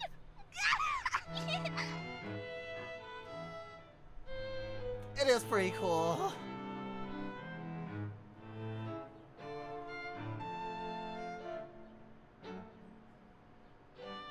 Hey, I hate to kill the fun, but a lot of people have gotten really hurt because you made this book, including me. It was never supposed to be like this. I thought only good things could come from summoning Roxy to your world. She just wants Earth to be one big happy family. And she's a wonderful mother. And she's kind. She's the only one who didn't laugh me out of Astrid's court when I suggested that humans and Eldritch entities belong together. In fact, she agreed with me. Ah, I see. You were in cahoots. We made the book together. An all-in-one ritual book full of spells that would make the perfect date. Plus an abort button, the uprooting ritual, in case the human needed to be rescued from Roxy. A safe word. We picked the perfect human together, too. A young, handsome human man who had already spent so much time and money fruitlessly trying to contact Roxanne on his own. He flew through the rituals, started a huge family in her worship, and grew the 1,000 to such a size that the whole world was under Roxanne's influence. They never really clicked like I had hoped, but he had his god, and Roxanne had her family. They were so happy and carefree. But you should never be carefree when dealing with cosmic forces beyond reckoning. No shit. At some point, Buck decided to steal a smooch outside of Black Ceremony, completely out of order and without consulting the ritual book first. Instead of causing some obscure ritual to fail disastrously, something far worse happened. He accidentally performed a certain ritual perfectly, by pure bad luck. The Kiss of Immortality ritual. It was sealed with the smooch he stole. He tried everything to reverse his immortality. When nothing worked, he changed. So many people, so many humans that Roxanne considered her children. All these realities later, he's still tormenting her. I don't know if it's revenge or if he's got some other plan in mind, but he's never going away. What a big fat screw up this was. If Roxy of all the gods can't find happiness with a human, there's no hope for any of us cosmic entities. Between you and me, Roxy is the hottest one in the family by far. Are you also into incest? So, that's why I'm trusting you with my books. I hope it's not too weird to say, but I think after seeing you time and time again, that I should have given you the book to begin with. Well, I'm glad the book eventually found its way to me, but it's like a passed baton. Every leg of the sprint leading up to me was significant and worthwhile. And if I've got to pass it on again, I think I'm okay with that. But I also think I would really like to be the one that gets to cross the finish line. The one that gets to show Roxy how far we ran together. Okay, that's it. You two are too perfect. Sorry, Roxy, you're gonna kill me for this, but you can't expect me to sit through 1,000 episodes of Stardust dying before you can admit how you feel. Here you go, you crazy kid. It's the Kiss of Immortality ritual. Do us all a favor and end up together already. Wait, that's the same ritual that Buck did. Becoming permanent? That means I'll never die, no matter what. Even when reality ends. Will I end up like Buck? Pulling the sinister page fills me with a palatable dread. This ritual is what started all this. It's what caused Buck to go mad. It's what turned the 1,000 against Roxanne. It's what made every reality a nightmare. It's what caused me to suffer and perish countless times. But it's also what brought me to Roxanne. I think this is it. Just like Twilight. I think it's the key to ending all of this for good. It's how I can stop Buck and the nightmares. Oh? Fighting fire with fire? Not exactly. Once I cast this, my fate will be the same as Buck's. There's no takebacks. But I have the heart to live with what I'm given. No takebacks needed. I'm ready to accept what great highs and lows eternity has in store for me. If you give love, it comes back. If you embrace eternity will embrace me. Alright. Now that I'm really pumped, no more of the time passing. I'm going. You coming too? No way, Jose! Buck's scary looking. Yeah, I know that I'm scary too. But I can't just run into the unknown like humans can. Shoggoths aren't brave like you are. I'm the only one that even left the sea, for crying out loud. Don't worry, you don't have to come. I have your book. That's all I've needed so far, and that's all I need now. Go get him, Stardust! No sign of anybody. Oh, look, a flower. Which means I died here before. This could be the end of my life as a mortal, couldn't it? All in all, I have to say it's been a blast. And whatever's ahead, I know there'll be something to love. A butterfly caught in the web. Strange. I don't see a spider around. Wonder how long the poor thing's been trapped.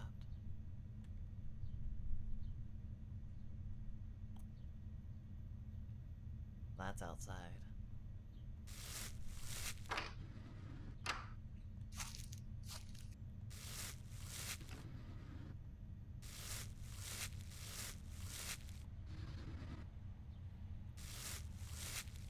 Outside is the cosmos now.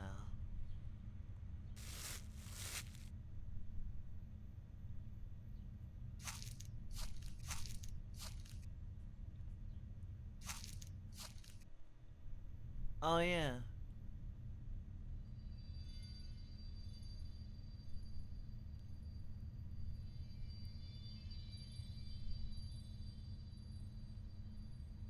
So pretty out here.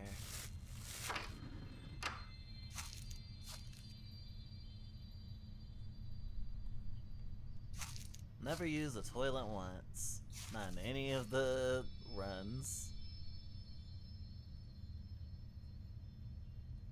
It's like the space Jumanji. What's it called, like Zathura or something? Like they play a board game and then their house is like in the vacuum of space.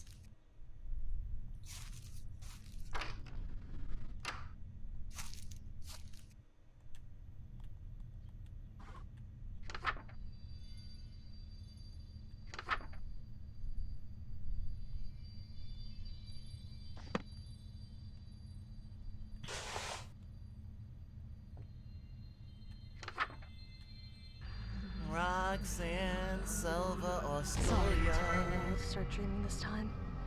I was too anxious to fall asleep. So, this is it. Buck is the only remaining member of the 1,000. Are you ready for what's to come? It's only hitting me just now that this Kiss of Immortality thing. Isn't it kind of like asking to marry her? Promising to be her forever, sealed with a kiss, no takebacks? Holding this book feels like fumbling with an engagement ring in my pocket. Stardust, are you alright? Oh, yeah, I'm fine. Nervous? You don't even know. The butterflies in my stomach are building to the point of unbearability. Just as I'm about to swallow them down, a breeze blows into my room, carrying a foul stench that fills my lungs. I fall over retching. My eyes sting and wire uncontrollably, and I have to actively fight the urge to hurl. What is that smell? Did something die? No, something didn't. He's here. I can sense him. You've got the book? Got it. Now or never. I prop myself up on one knee and open the book up to the Kiss of Immortality ritual, revealing it to her. Kneeling? You don't have to kneel to me for my written... Where did you get that? Moo! I thought I had something to say planned, but my mind is completely blank with nerves. Say something! Anything! Roxy, I only exist because you dream about me. Without you, there be no me. And when I look back on my life, and all the things that I got to see and do, it'd take me forever to say thank you. So, I will. If you'll have me.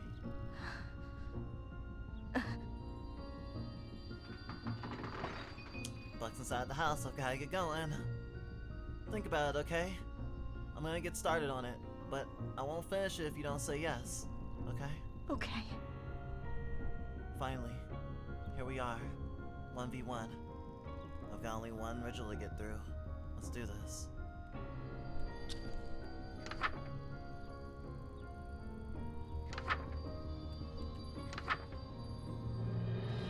Appendix. This section of the book has been compiled from the deaths of your past lives in order to ensure your current incarnation survives as long as possible. Your suffering in this place has earned you this advantage, so adhere to the instructions precisely. If you hear a loud buzzing or a certain swarm of flying insects, flee now. Most quickly and deliberately away from the room, you spot the bugs until you can no longer see a single fly. The flies will not follow far, but be wary. Once they have caught your scent, there'll likely be another feeding frenzy within minutes. You aren't fleeing the flies, you're fleeing from what they're coming from. Beelzebub, probably. Tempestuous murder. Check windows frequently. In the event of seeing the flock of crow-like creatures outside, immediately flee to an interior room without windows, open or closed. They are not crows. Their arrival will be silent, but their number is great. Once you hear loud flapping wings, they've stopped circling, and it is safe to come out. Hush of the deep woods. If all sound has been stolen, panic, loudly. Loud noises are your only salvation. Keep a running clock in your head. At least once every 15 seconds, create a loud noise. It doesn't matter what it is, only that it is loud. Do it for a full minute. The hush hungers for your silence. Starve it.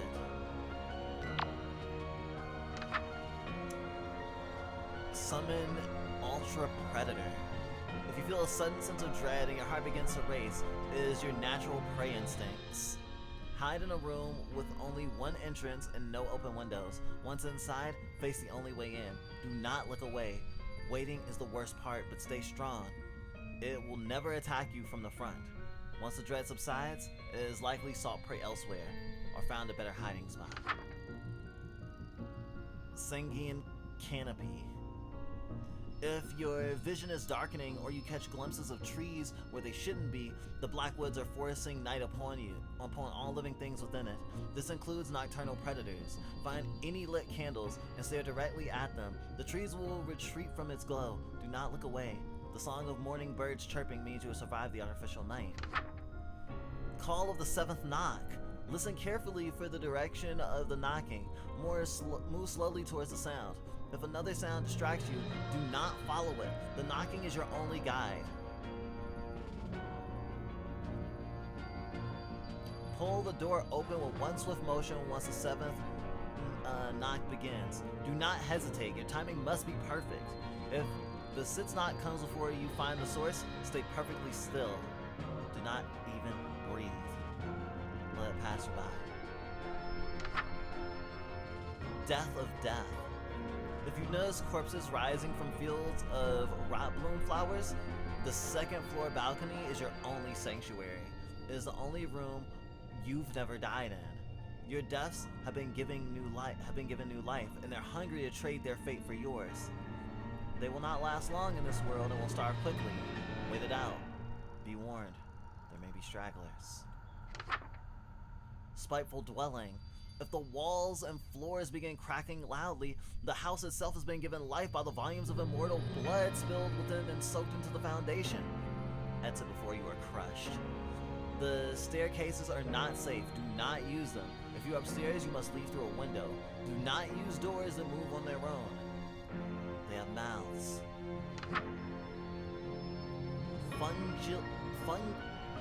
Fumigating miasma. A thick mist will fill the lower levels of the house. Seek higher ground immediately. Stand near any open window on the top floor. The spores work fast. Dizziness and nausea will overtake you within seconds of exposure. Megafauna humanoid.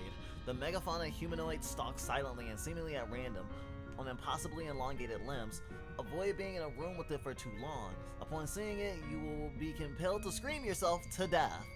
Note, it does not appear to be hostile, but you have died many times because of it all the same.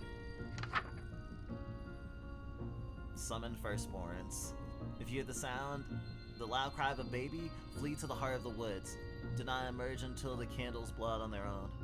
Be observant. That's a lot of stuff to survive. 1, 2, 3, 4, 5, 6, 7, 8, 9, 10 things that can kill me. That have killed me. To perform a kiss of immortality, simply kiss Roxanne, Selva, Oscara in the presence of a greater rot bloom.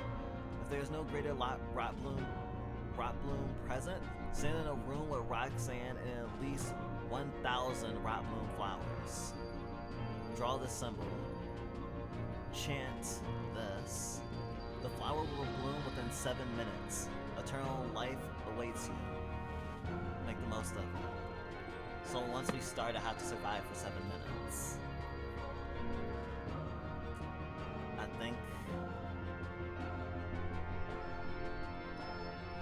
I think that's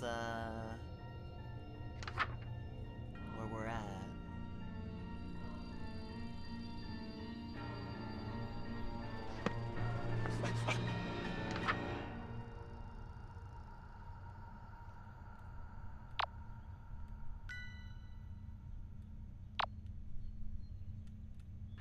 Doka ya saha alwazva nightfall.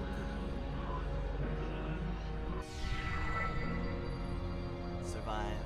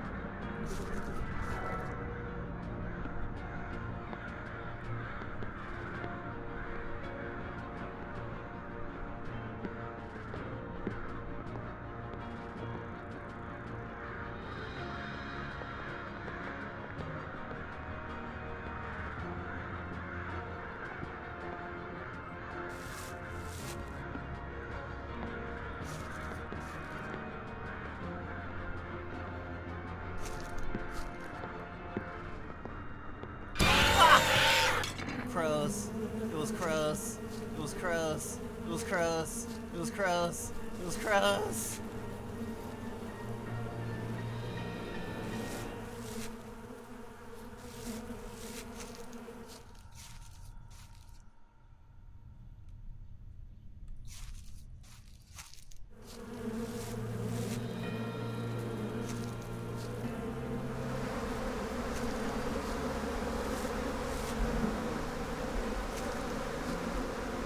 Aw, come on.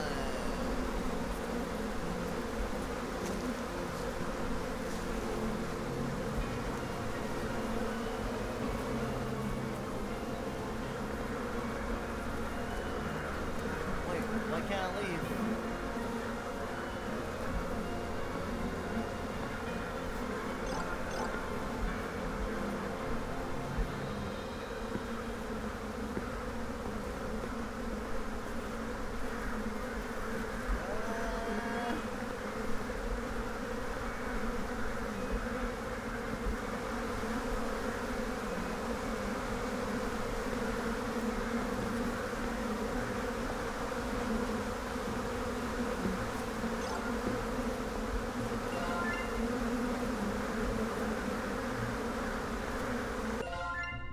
Sorry it took me a while.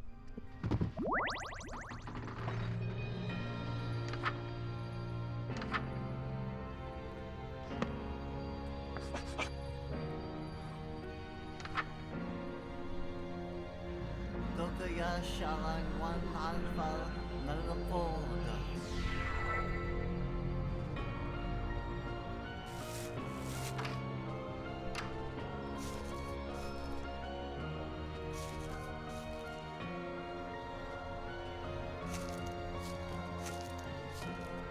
Yeah, I've definitely died more than 1,000 times. It's just 1,000 episodes worth.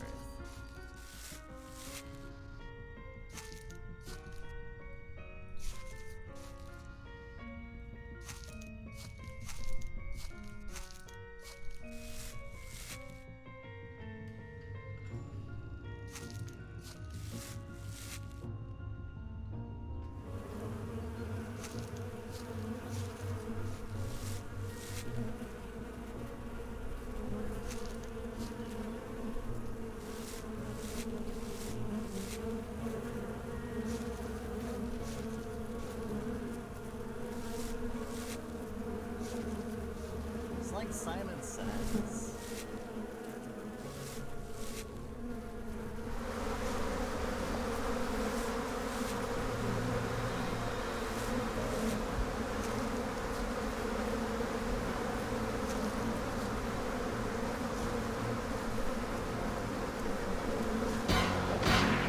Oh!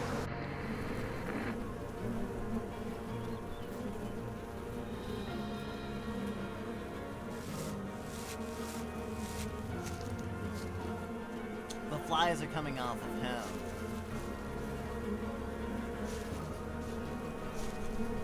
That's why I can smell his stink maybe he's like not even inside the house yet.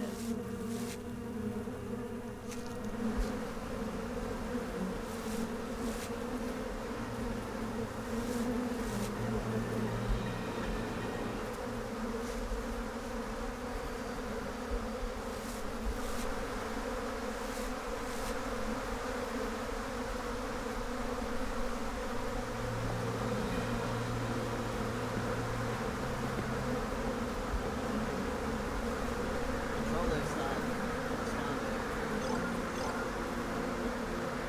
Okay. What did that thing again? The game glitched.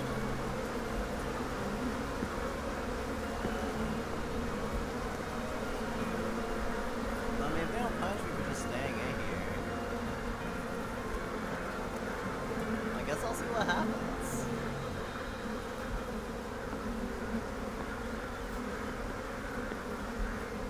Such pretty flowers.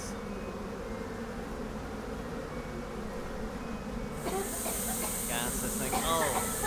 Oh boy. Oh, I'm gonna die now. I can't leave.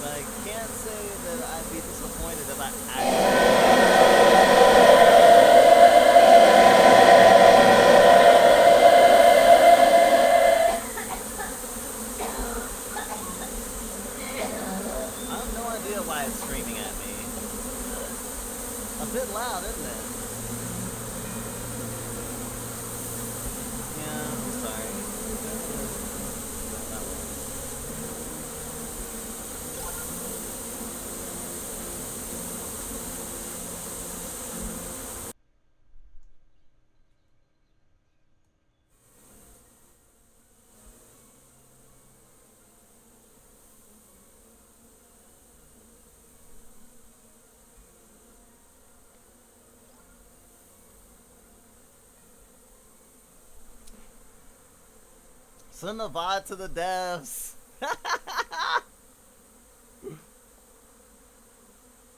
Maybe I will. Maybe I will.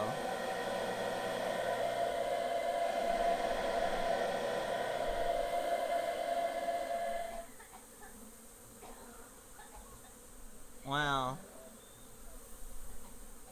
I'm like the ultimate Madoka Kaname. Oh, actually, I think that is sort of like what's happening here. Like, Madoka Kaname's karmic destiny that built up over time in the series.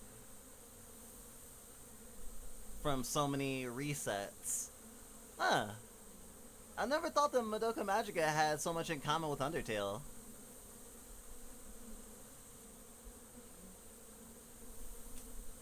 Time loops.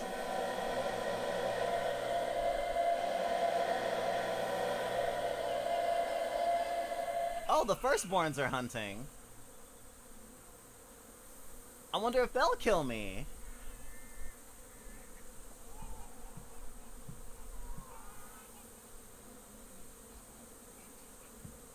I can hear them. They can be heard. Man, this takes down so slowly. Gosh.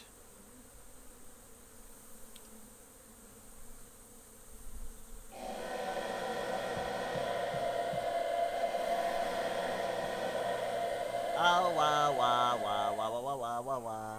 Wah, wah, wah, wah. Honestly, I'm not even gonna look behind me. Why do that? Since enemies can literally, jump scare me from behind and kill me.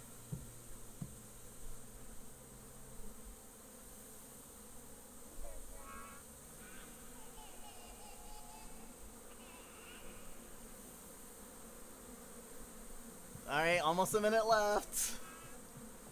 I can't believe I beat this game. I'm beating this game while scrolling Blue Sky.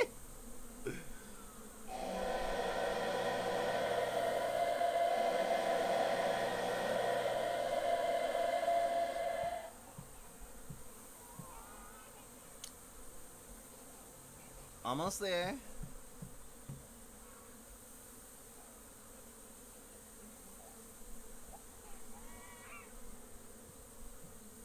Wow. I'm such a good gamer. Maybe I should start trying to play, what's that game called? Oh, they're breaking in. I can hear them.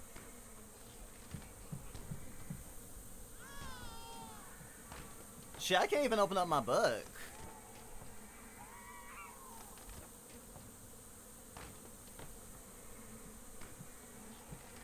Wait, it's stuck? It's stuck. The timer is stuck.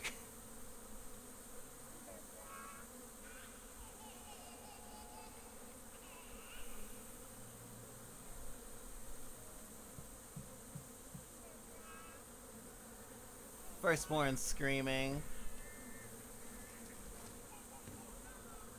Actually, I can't tell which door they're at.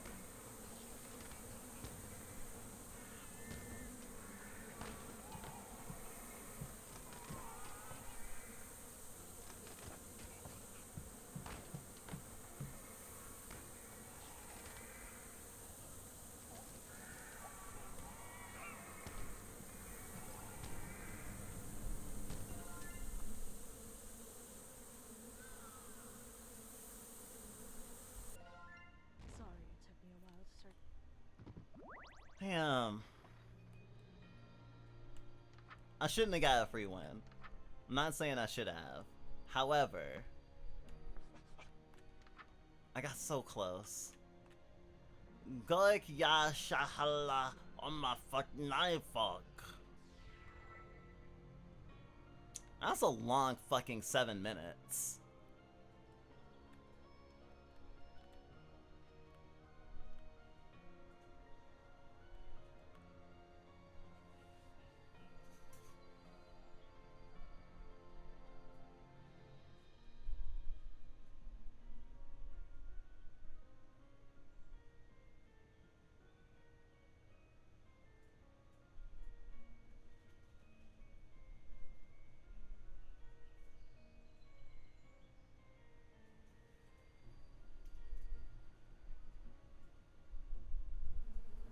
Oh.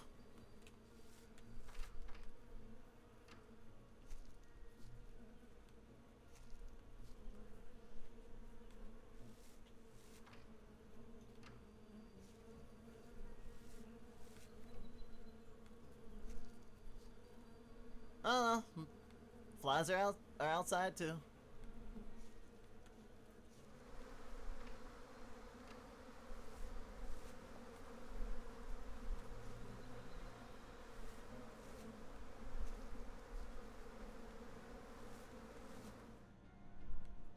Fucking thick.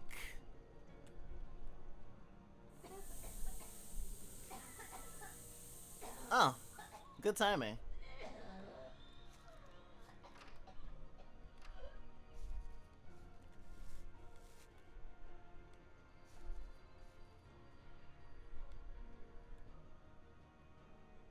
Da, da, da, da, da, da, da, da, da, da, da. I do think I get a checkpoint maybe per minute. Not completely sure.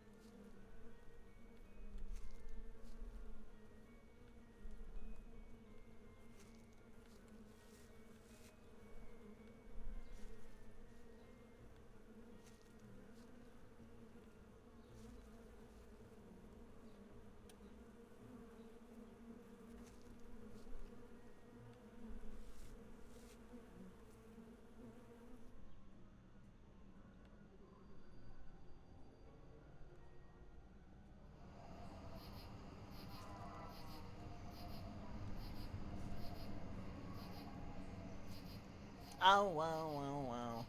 I don't know if that's the... No, it's not the silence. I don't know what's creeping across my screen.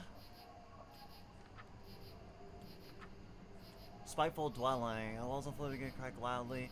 As before you are crushed. Staircase are not safe. Exit through a window?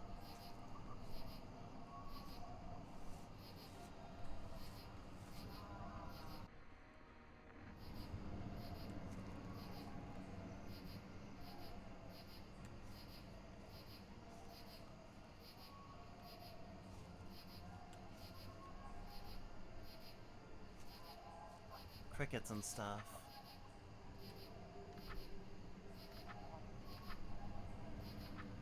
It's not the firstborns. Not knocking. My division. Find any lit candles.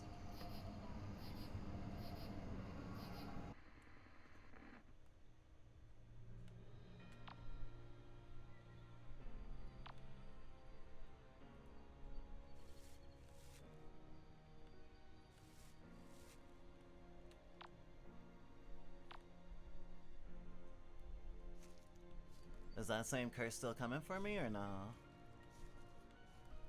Maybe not.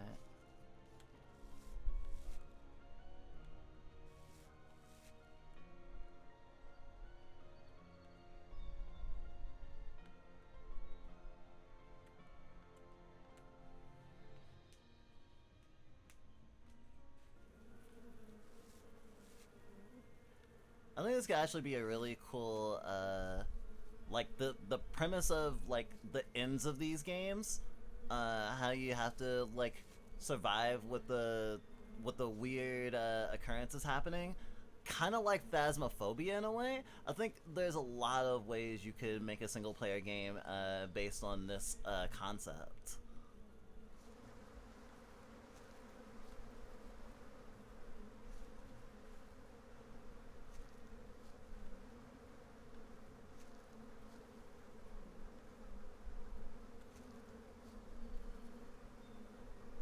Ah!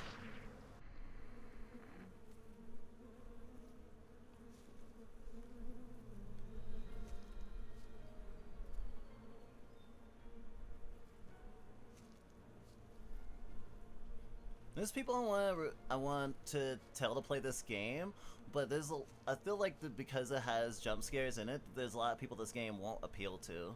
And we even know at least one person who actively doesn't like playing games with jump scares in it. Even though they're not like scared of horror games. It's because of like PTSD and stuff.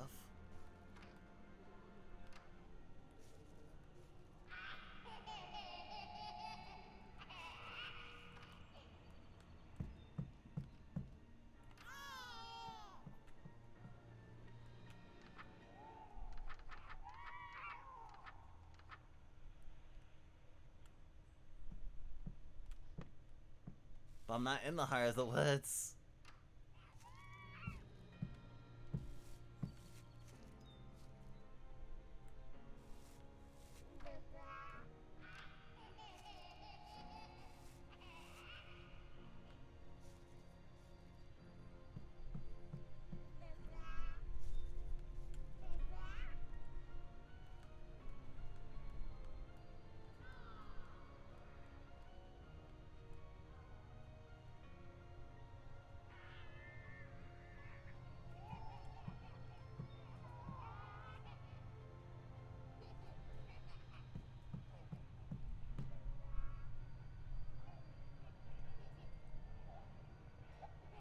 This is way more fun than just standing in a circle spinning.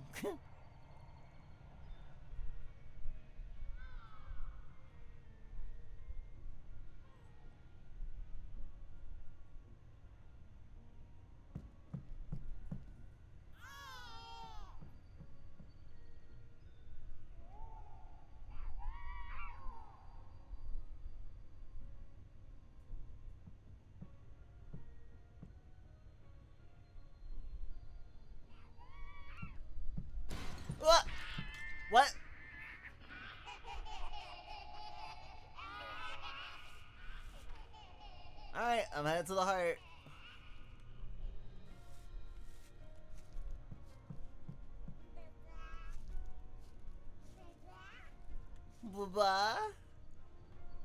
I really thought that that there'd be a little bit more of a tell.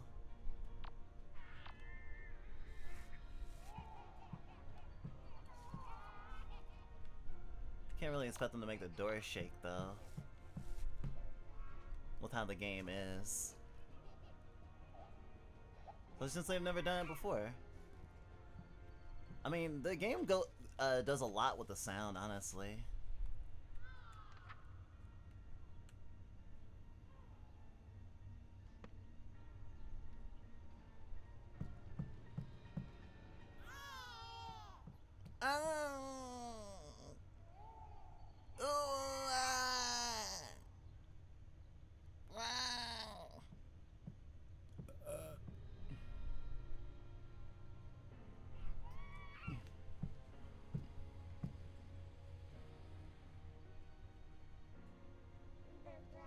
The heart's beating faster.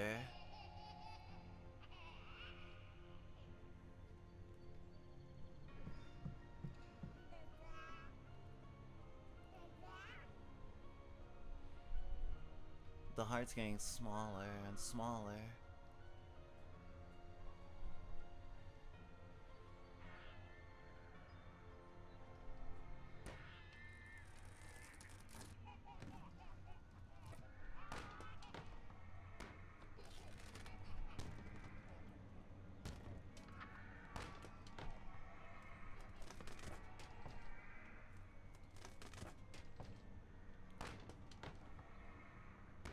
Honestly, I don't know if I'm safe.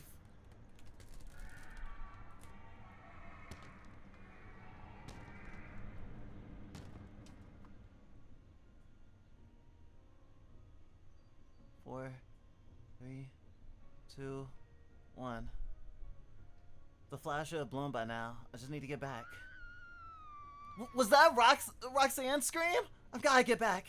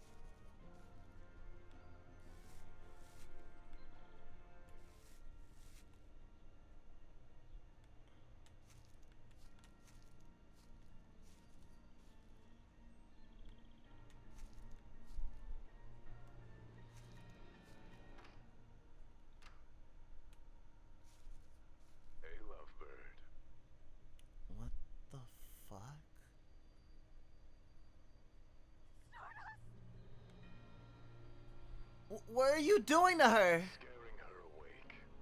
Now that you're here. Easier. I want to be so angry, but I can't be angrier than I am frustrated and confused. Why would you do this? Tormenting us isn't gonna change a thing.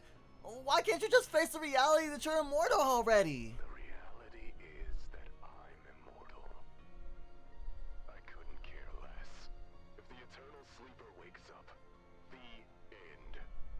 Immortality or not. I vaguely remember reading something about that in Moo's library once. A god that dreams all the other gods into existence, and by extension, all their relatives. Wait, that means... You're talking about ending everything? Everything! How is Torchin and Roxanne supposed to do that? Why are you punishing her? Make her scream loud enough that the sleeper hears it. If she doesn't, maybe another god will. Any god that learns that I exist will start having nightmares too. Once I'm in their head, it's sheet-clutching nightmares forever. I'll never stop. I only need one screamer. I'll find them eventually. I'm human. The ultimate persistence predator. And you would have gotten away with it, too, if it weren't for this meddling cat. Auntie Nyan-Nyan? Hello, handsome. Auntie Nyan-Nyan! Threatening to terrorize my very sisters and granddaughters the way you so tortured my niece? I respect that. My silly flock of hens could use a good browbeating. I literally thought she was gonna say a good bedwetting. You know where my mind's at. But trying to speak to the eternal sleeper? Come now. That is the duty of a god, not a human playing pretend. I will articulate to you the difference. Well, lucky break. I can complete the kiss. Wait a minute. If Auntie Nyan-Nyan drags Buck into her dream, she's gonna start getting nightmares too. Buck's gonna end up in the mind of a guy who walks directly to the eternal sleeper. That's exactly what he wants.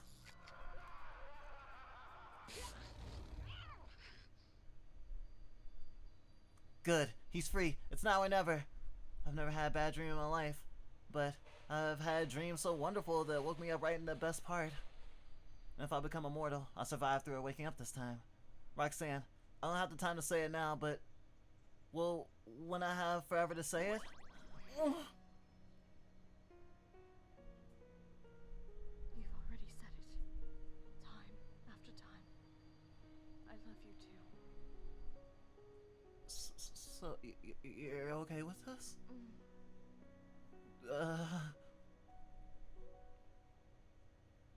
Was that a second kiss of immortality? No, just a regular one. Stardust. Since I met you, I wondered how I could be so lucky. How you could have appeared so suddenly, like a bright star in the darkest sky. I think it's because, despite everything, I never stopped believing in good. That someone like you had to exist somewhere. And you did. You are the good that I knew had to exist somewhere in this infinite cosmos. Stardust. You're the most wonderful thing I could have ever dreamed up.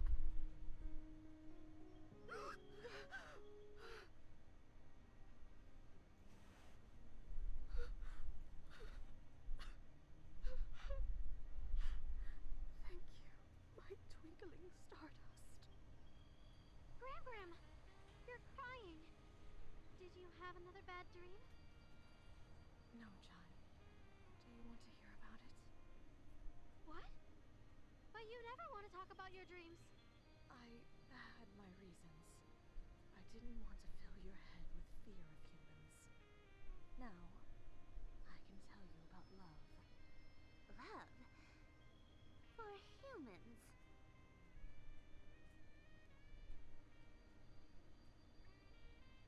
Lowly versions of the previous two dateable characters? Didn't expect that today. Hard to believe, I know. But I believe, in time, you just might come to love them too.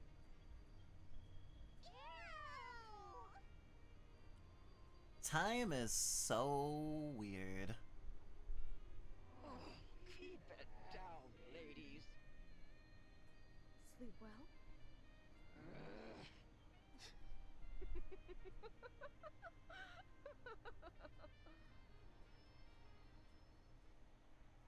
Huh?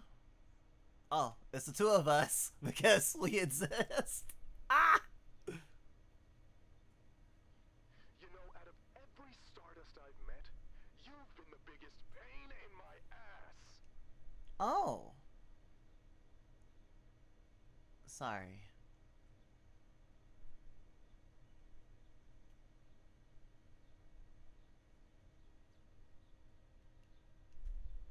Where are we? Space between dreams. Get comfortable.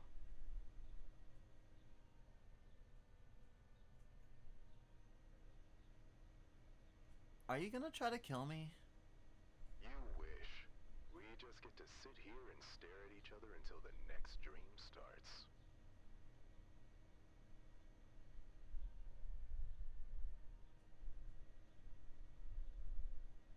I'll get the bookmaker. get caught by Nyanlithotep. Or I'll go back to my original plan. You can't do any of that now. I'm here. I'm not going away ever again.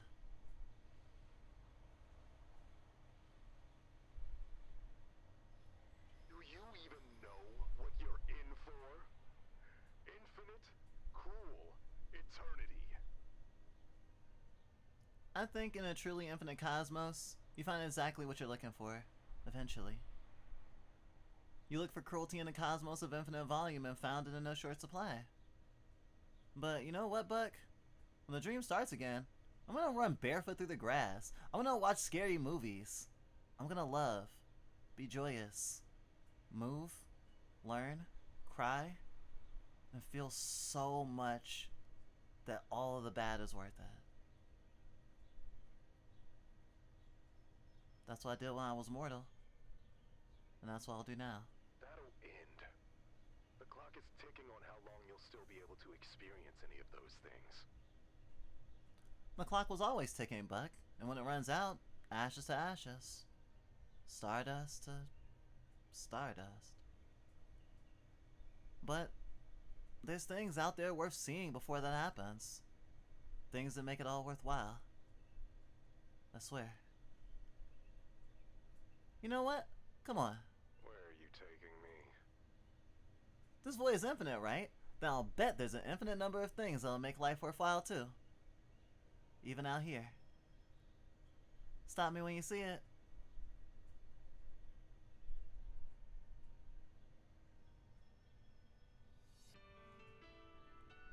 Credit sequence. Credit sequence. Credit sequence. Perfect moment for the credit sequence. I can't think of any other better way to do the credit sequence. Oh my god. This fucking hopeful Steven Universe coded ass. I make everyone my friends shit. Oh. Dedicated to my brilliant wife, Carolyn Hunter. You make a real sucker. You make me a real sucker for love. Thank you, Akabaka! You did a great job! This is an awesome game! Fuck!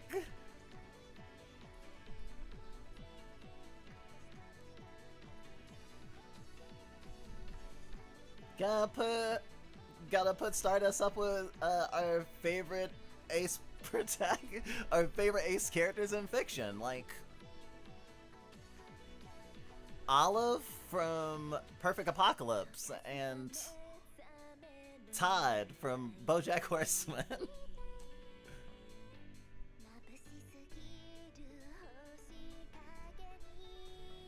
If the space between dreams has stars and a moon, it probably has a lot of cool stuff. Can't wait to watch the VOD. The 6.5 hour VOD. I'm recording locally right now.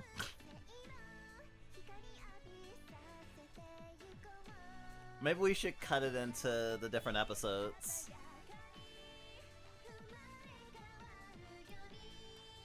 We'll see.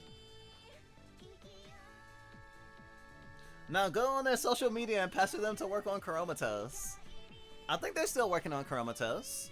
They have a Steam demo, which they did not used to have, as far as I remember.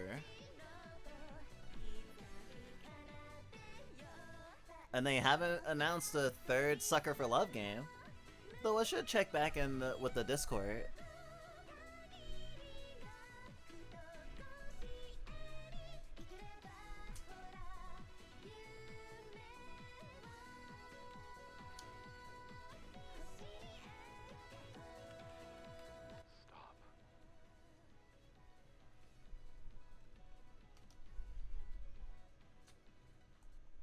I was being so loud and I forgot to turn the volume up from back when it was like super loud. So that's gonna be interesting.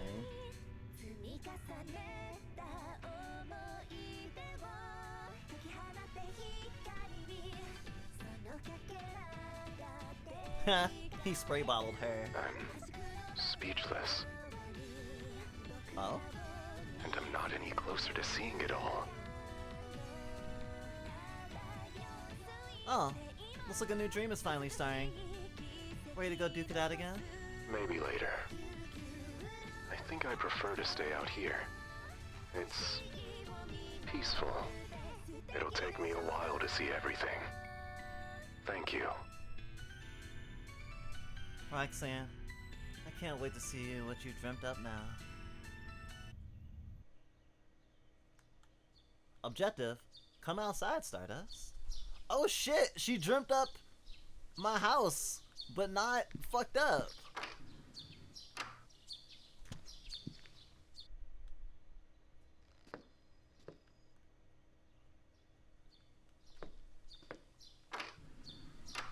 Oh wait, actually, I really wanted to see if I can go into that room that was always blocked.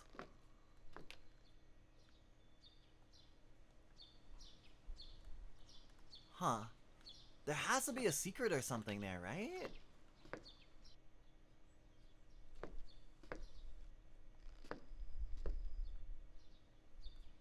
Wow.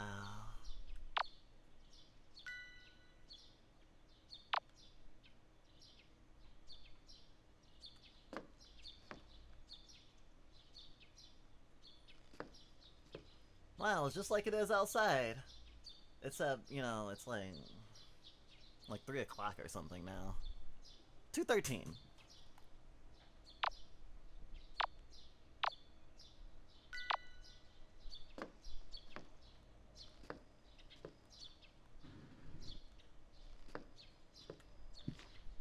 Oh, not blood splatters.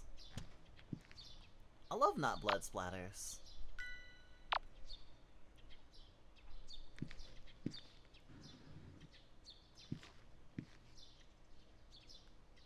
Looks like we earned a nice stream.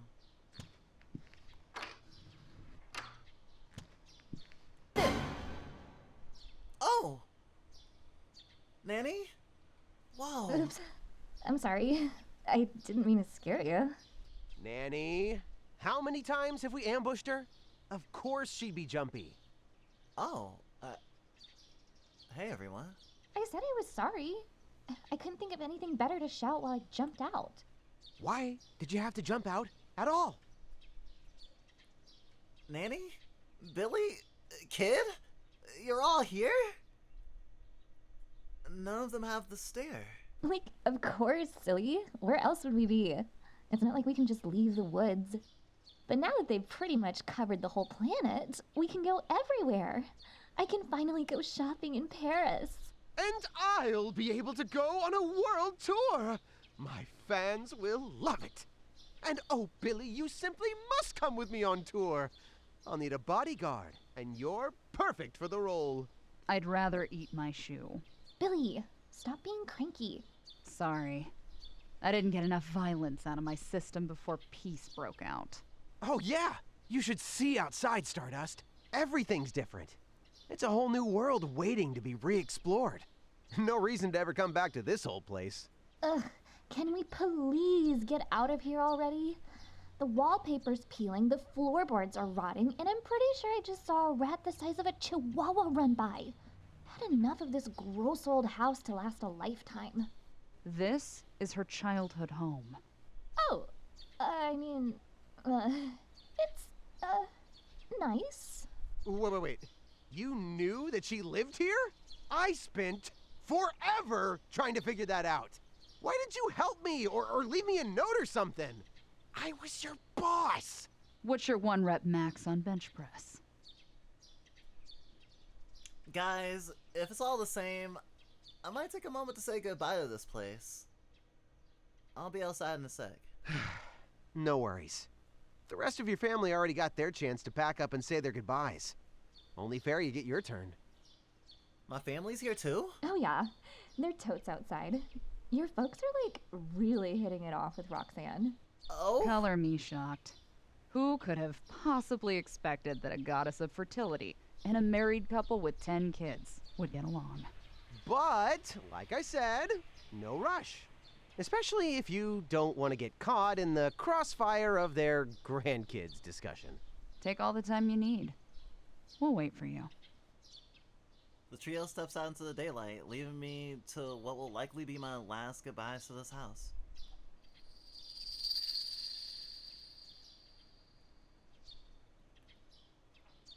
A butterfly caught in the web. Strange. I don't see a spider around. Wonder how long the poor thing's been trapped.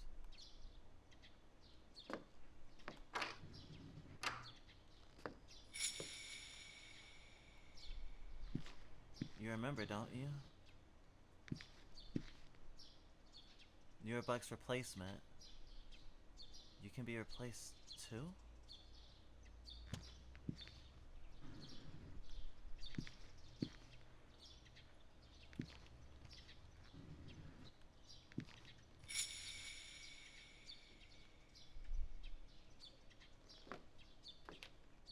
Do you want to make the same mistake?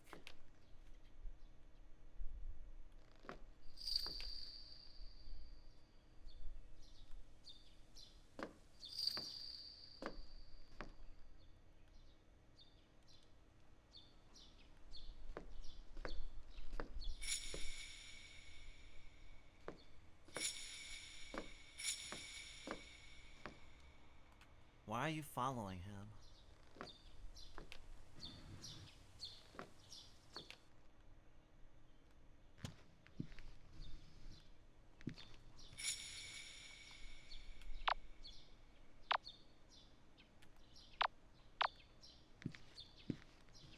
I should have known. Everyone is waiting for you.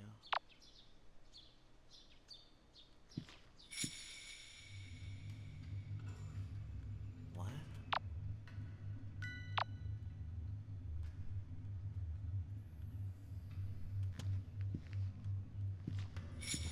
Well now, aren't you just full of surprises? When you first stumbled into these woods, cheeks wet with tears of rage, your only desire was to see these twisted trees burn. For a moment, I thought you'd forgotten your quest so easily, in exchange for a flutter of lashes and a flash of thigh. It seems I may have misjudged your resolve, a mistake I do not often make. Those seeking to destroy the Black Woods inevitably become compelled to worship it. That boastful promise is printed in every version of this contemptible book. Will you prove them liars and burn them down in a fit of mortal defiance? Or will you prove them right and spend your immortal days simpering at my niece's cloven hooves like a love-struck fool in the very Eden you swore to raise to ashes? The agony of indecision suits you, little matchstick. Though I do hope you choose to burn it all down. I've never cared for happy endings. Or goodbyes, for that matter. Ta-ta.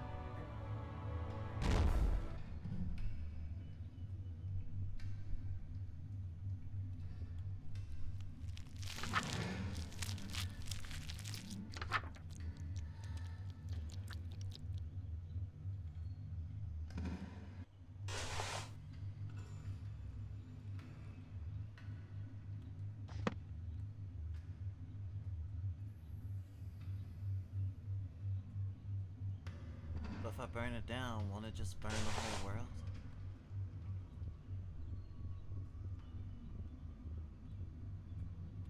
I mean, it's a video game. I guess I might as well find out.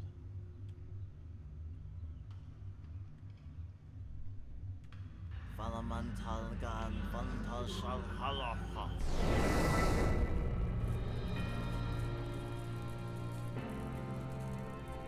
Kill the whole world!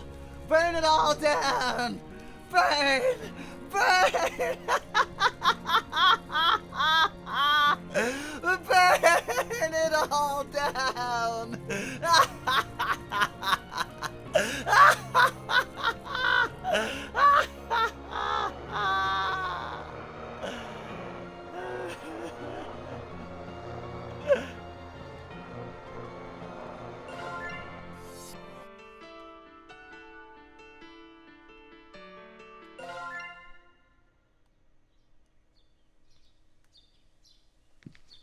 Huh? What? Oh yeah, I gotta go outside. I'm a little Stardust. Wait, is the implication that Nan Nan cleaned up the whole house? Like, by hand? What, because there was bleach there in a bag? That was... there was its accelerant. Basically, it's accelerant and the blood needed to do the ritual thing. To do the burning. At first I thought it was, I mean... If it's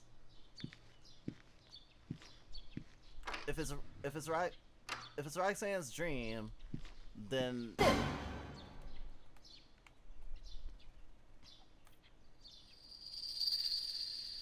it's Roxanne's dream, then I have to imagine that she imagined the house clean.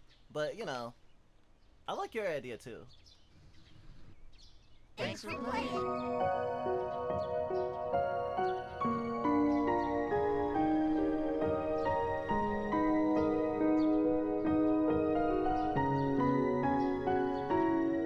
Alright! 1,000 cultists. All our friends.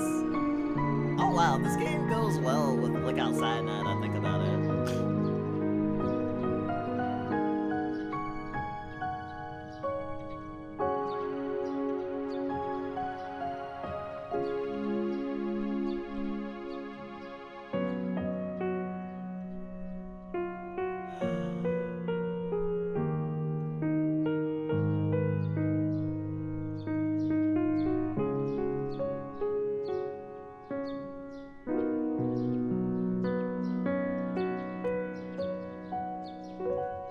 Cosmic Cozy.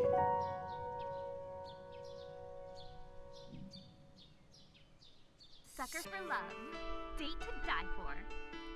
Woo! Good job! Hell yeah! Still didn't get all the achievements either.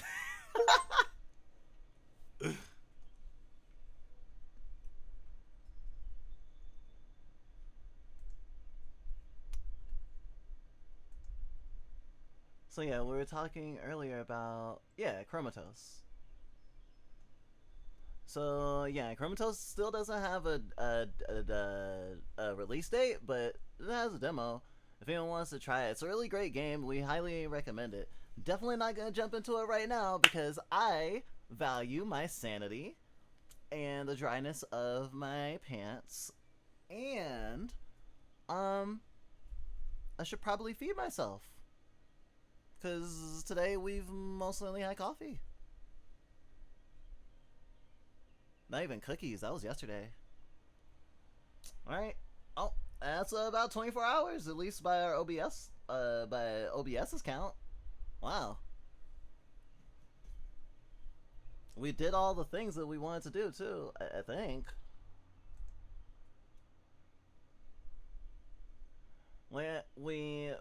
If we had felt like we wanted to keep going, we would have tried playing El Paso Elsewhere. But I think where we are is like a really nice ending point. Plus, El Paso Elsewhere probably won't work anyway. And if it does, I don't want to be like, oh wow, it works, and then play for several hours. But we talked about a lot of stuff. I think this stream will probably be broken into like 5 different parts or something like that. We posted the VODs up on YouTube probably. We'll make some smaller VODs for specific game stuff. Yeah. In the coming week, we'll see you'll have access to the VODs hopefully. Other than just scrolling through it on Twitch until it gets auto-deleted, because you know, Twitch VODs don't last for that long anymore. I'm not even tired right now. I'm gonna probably be doing all the thingy things. I'll probably go to bed early tonight though. Because it'll certainly catch up with me. Let's do a cheeky raid, huh? Happy Juneteenth, and remember, solidarity is important. And not just in the token way, in the material ways too. And feeding people is radical action, and so is surviving. Existence is resistance. as they say. See you next Juneteenth.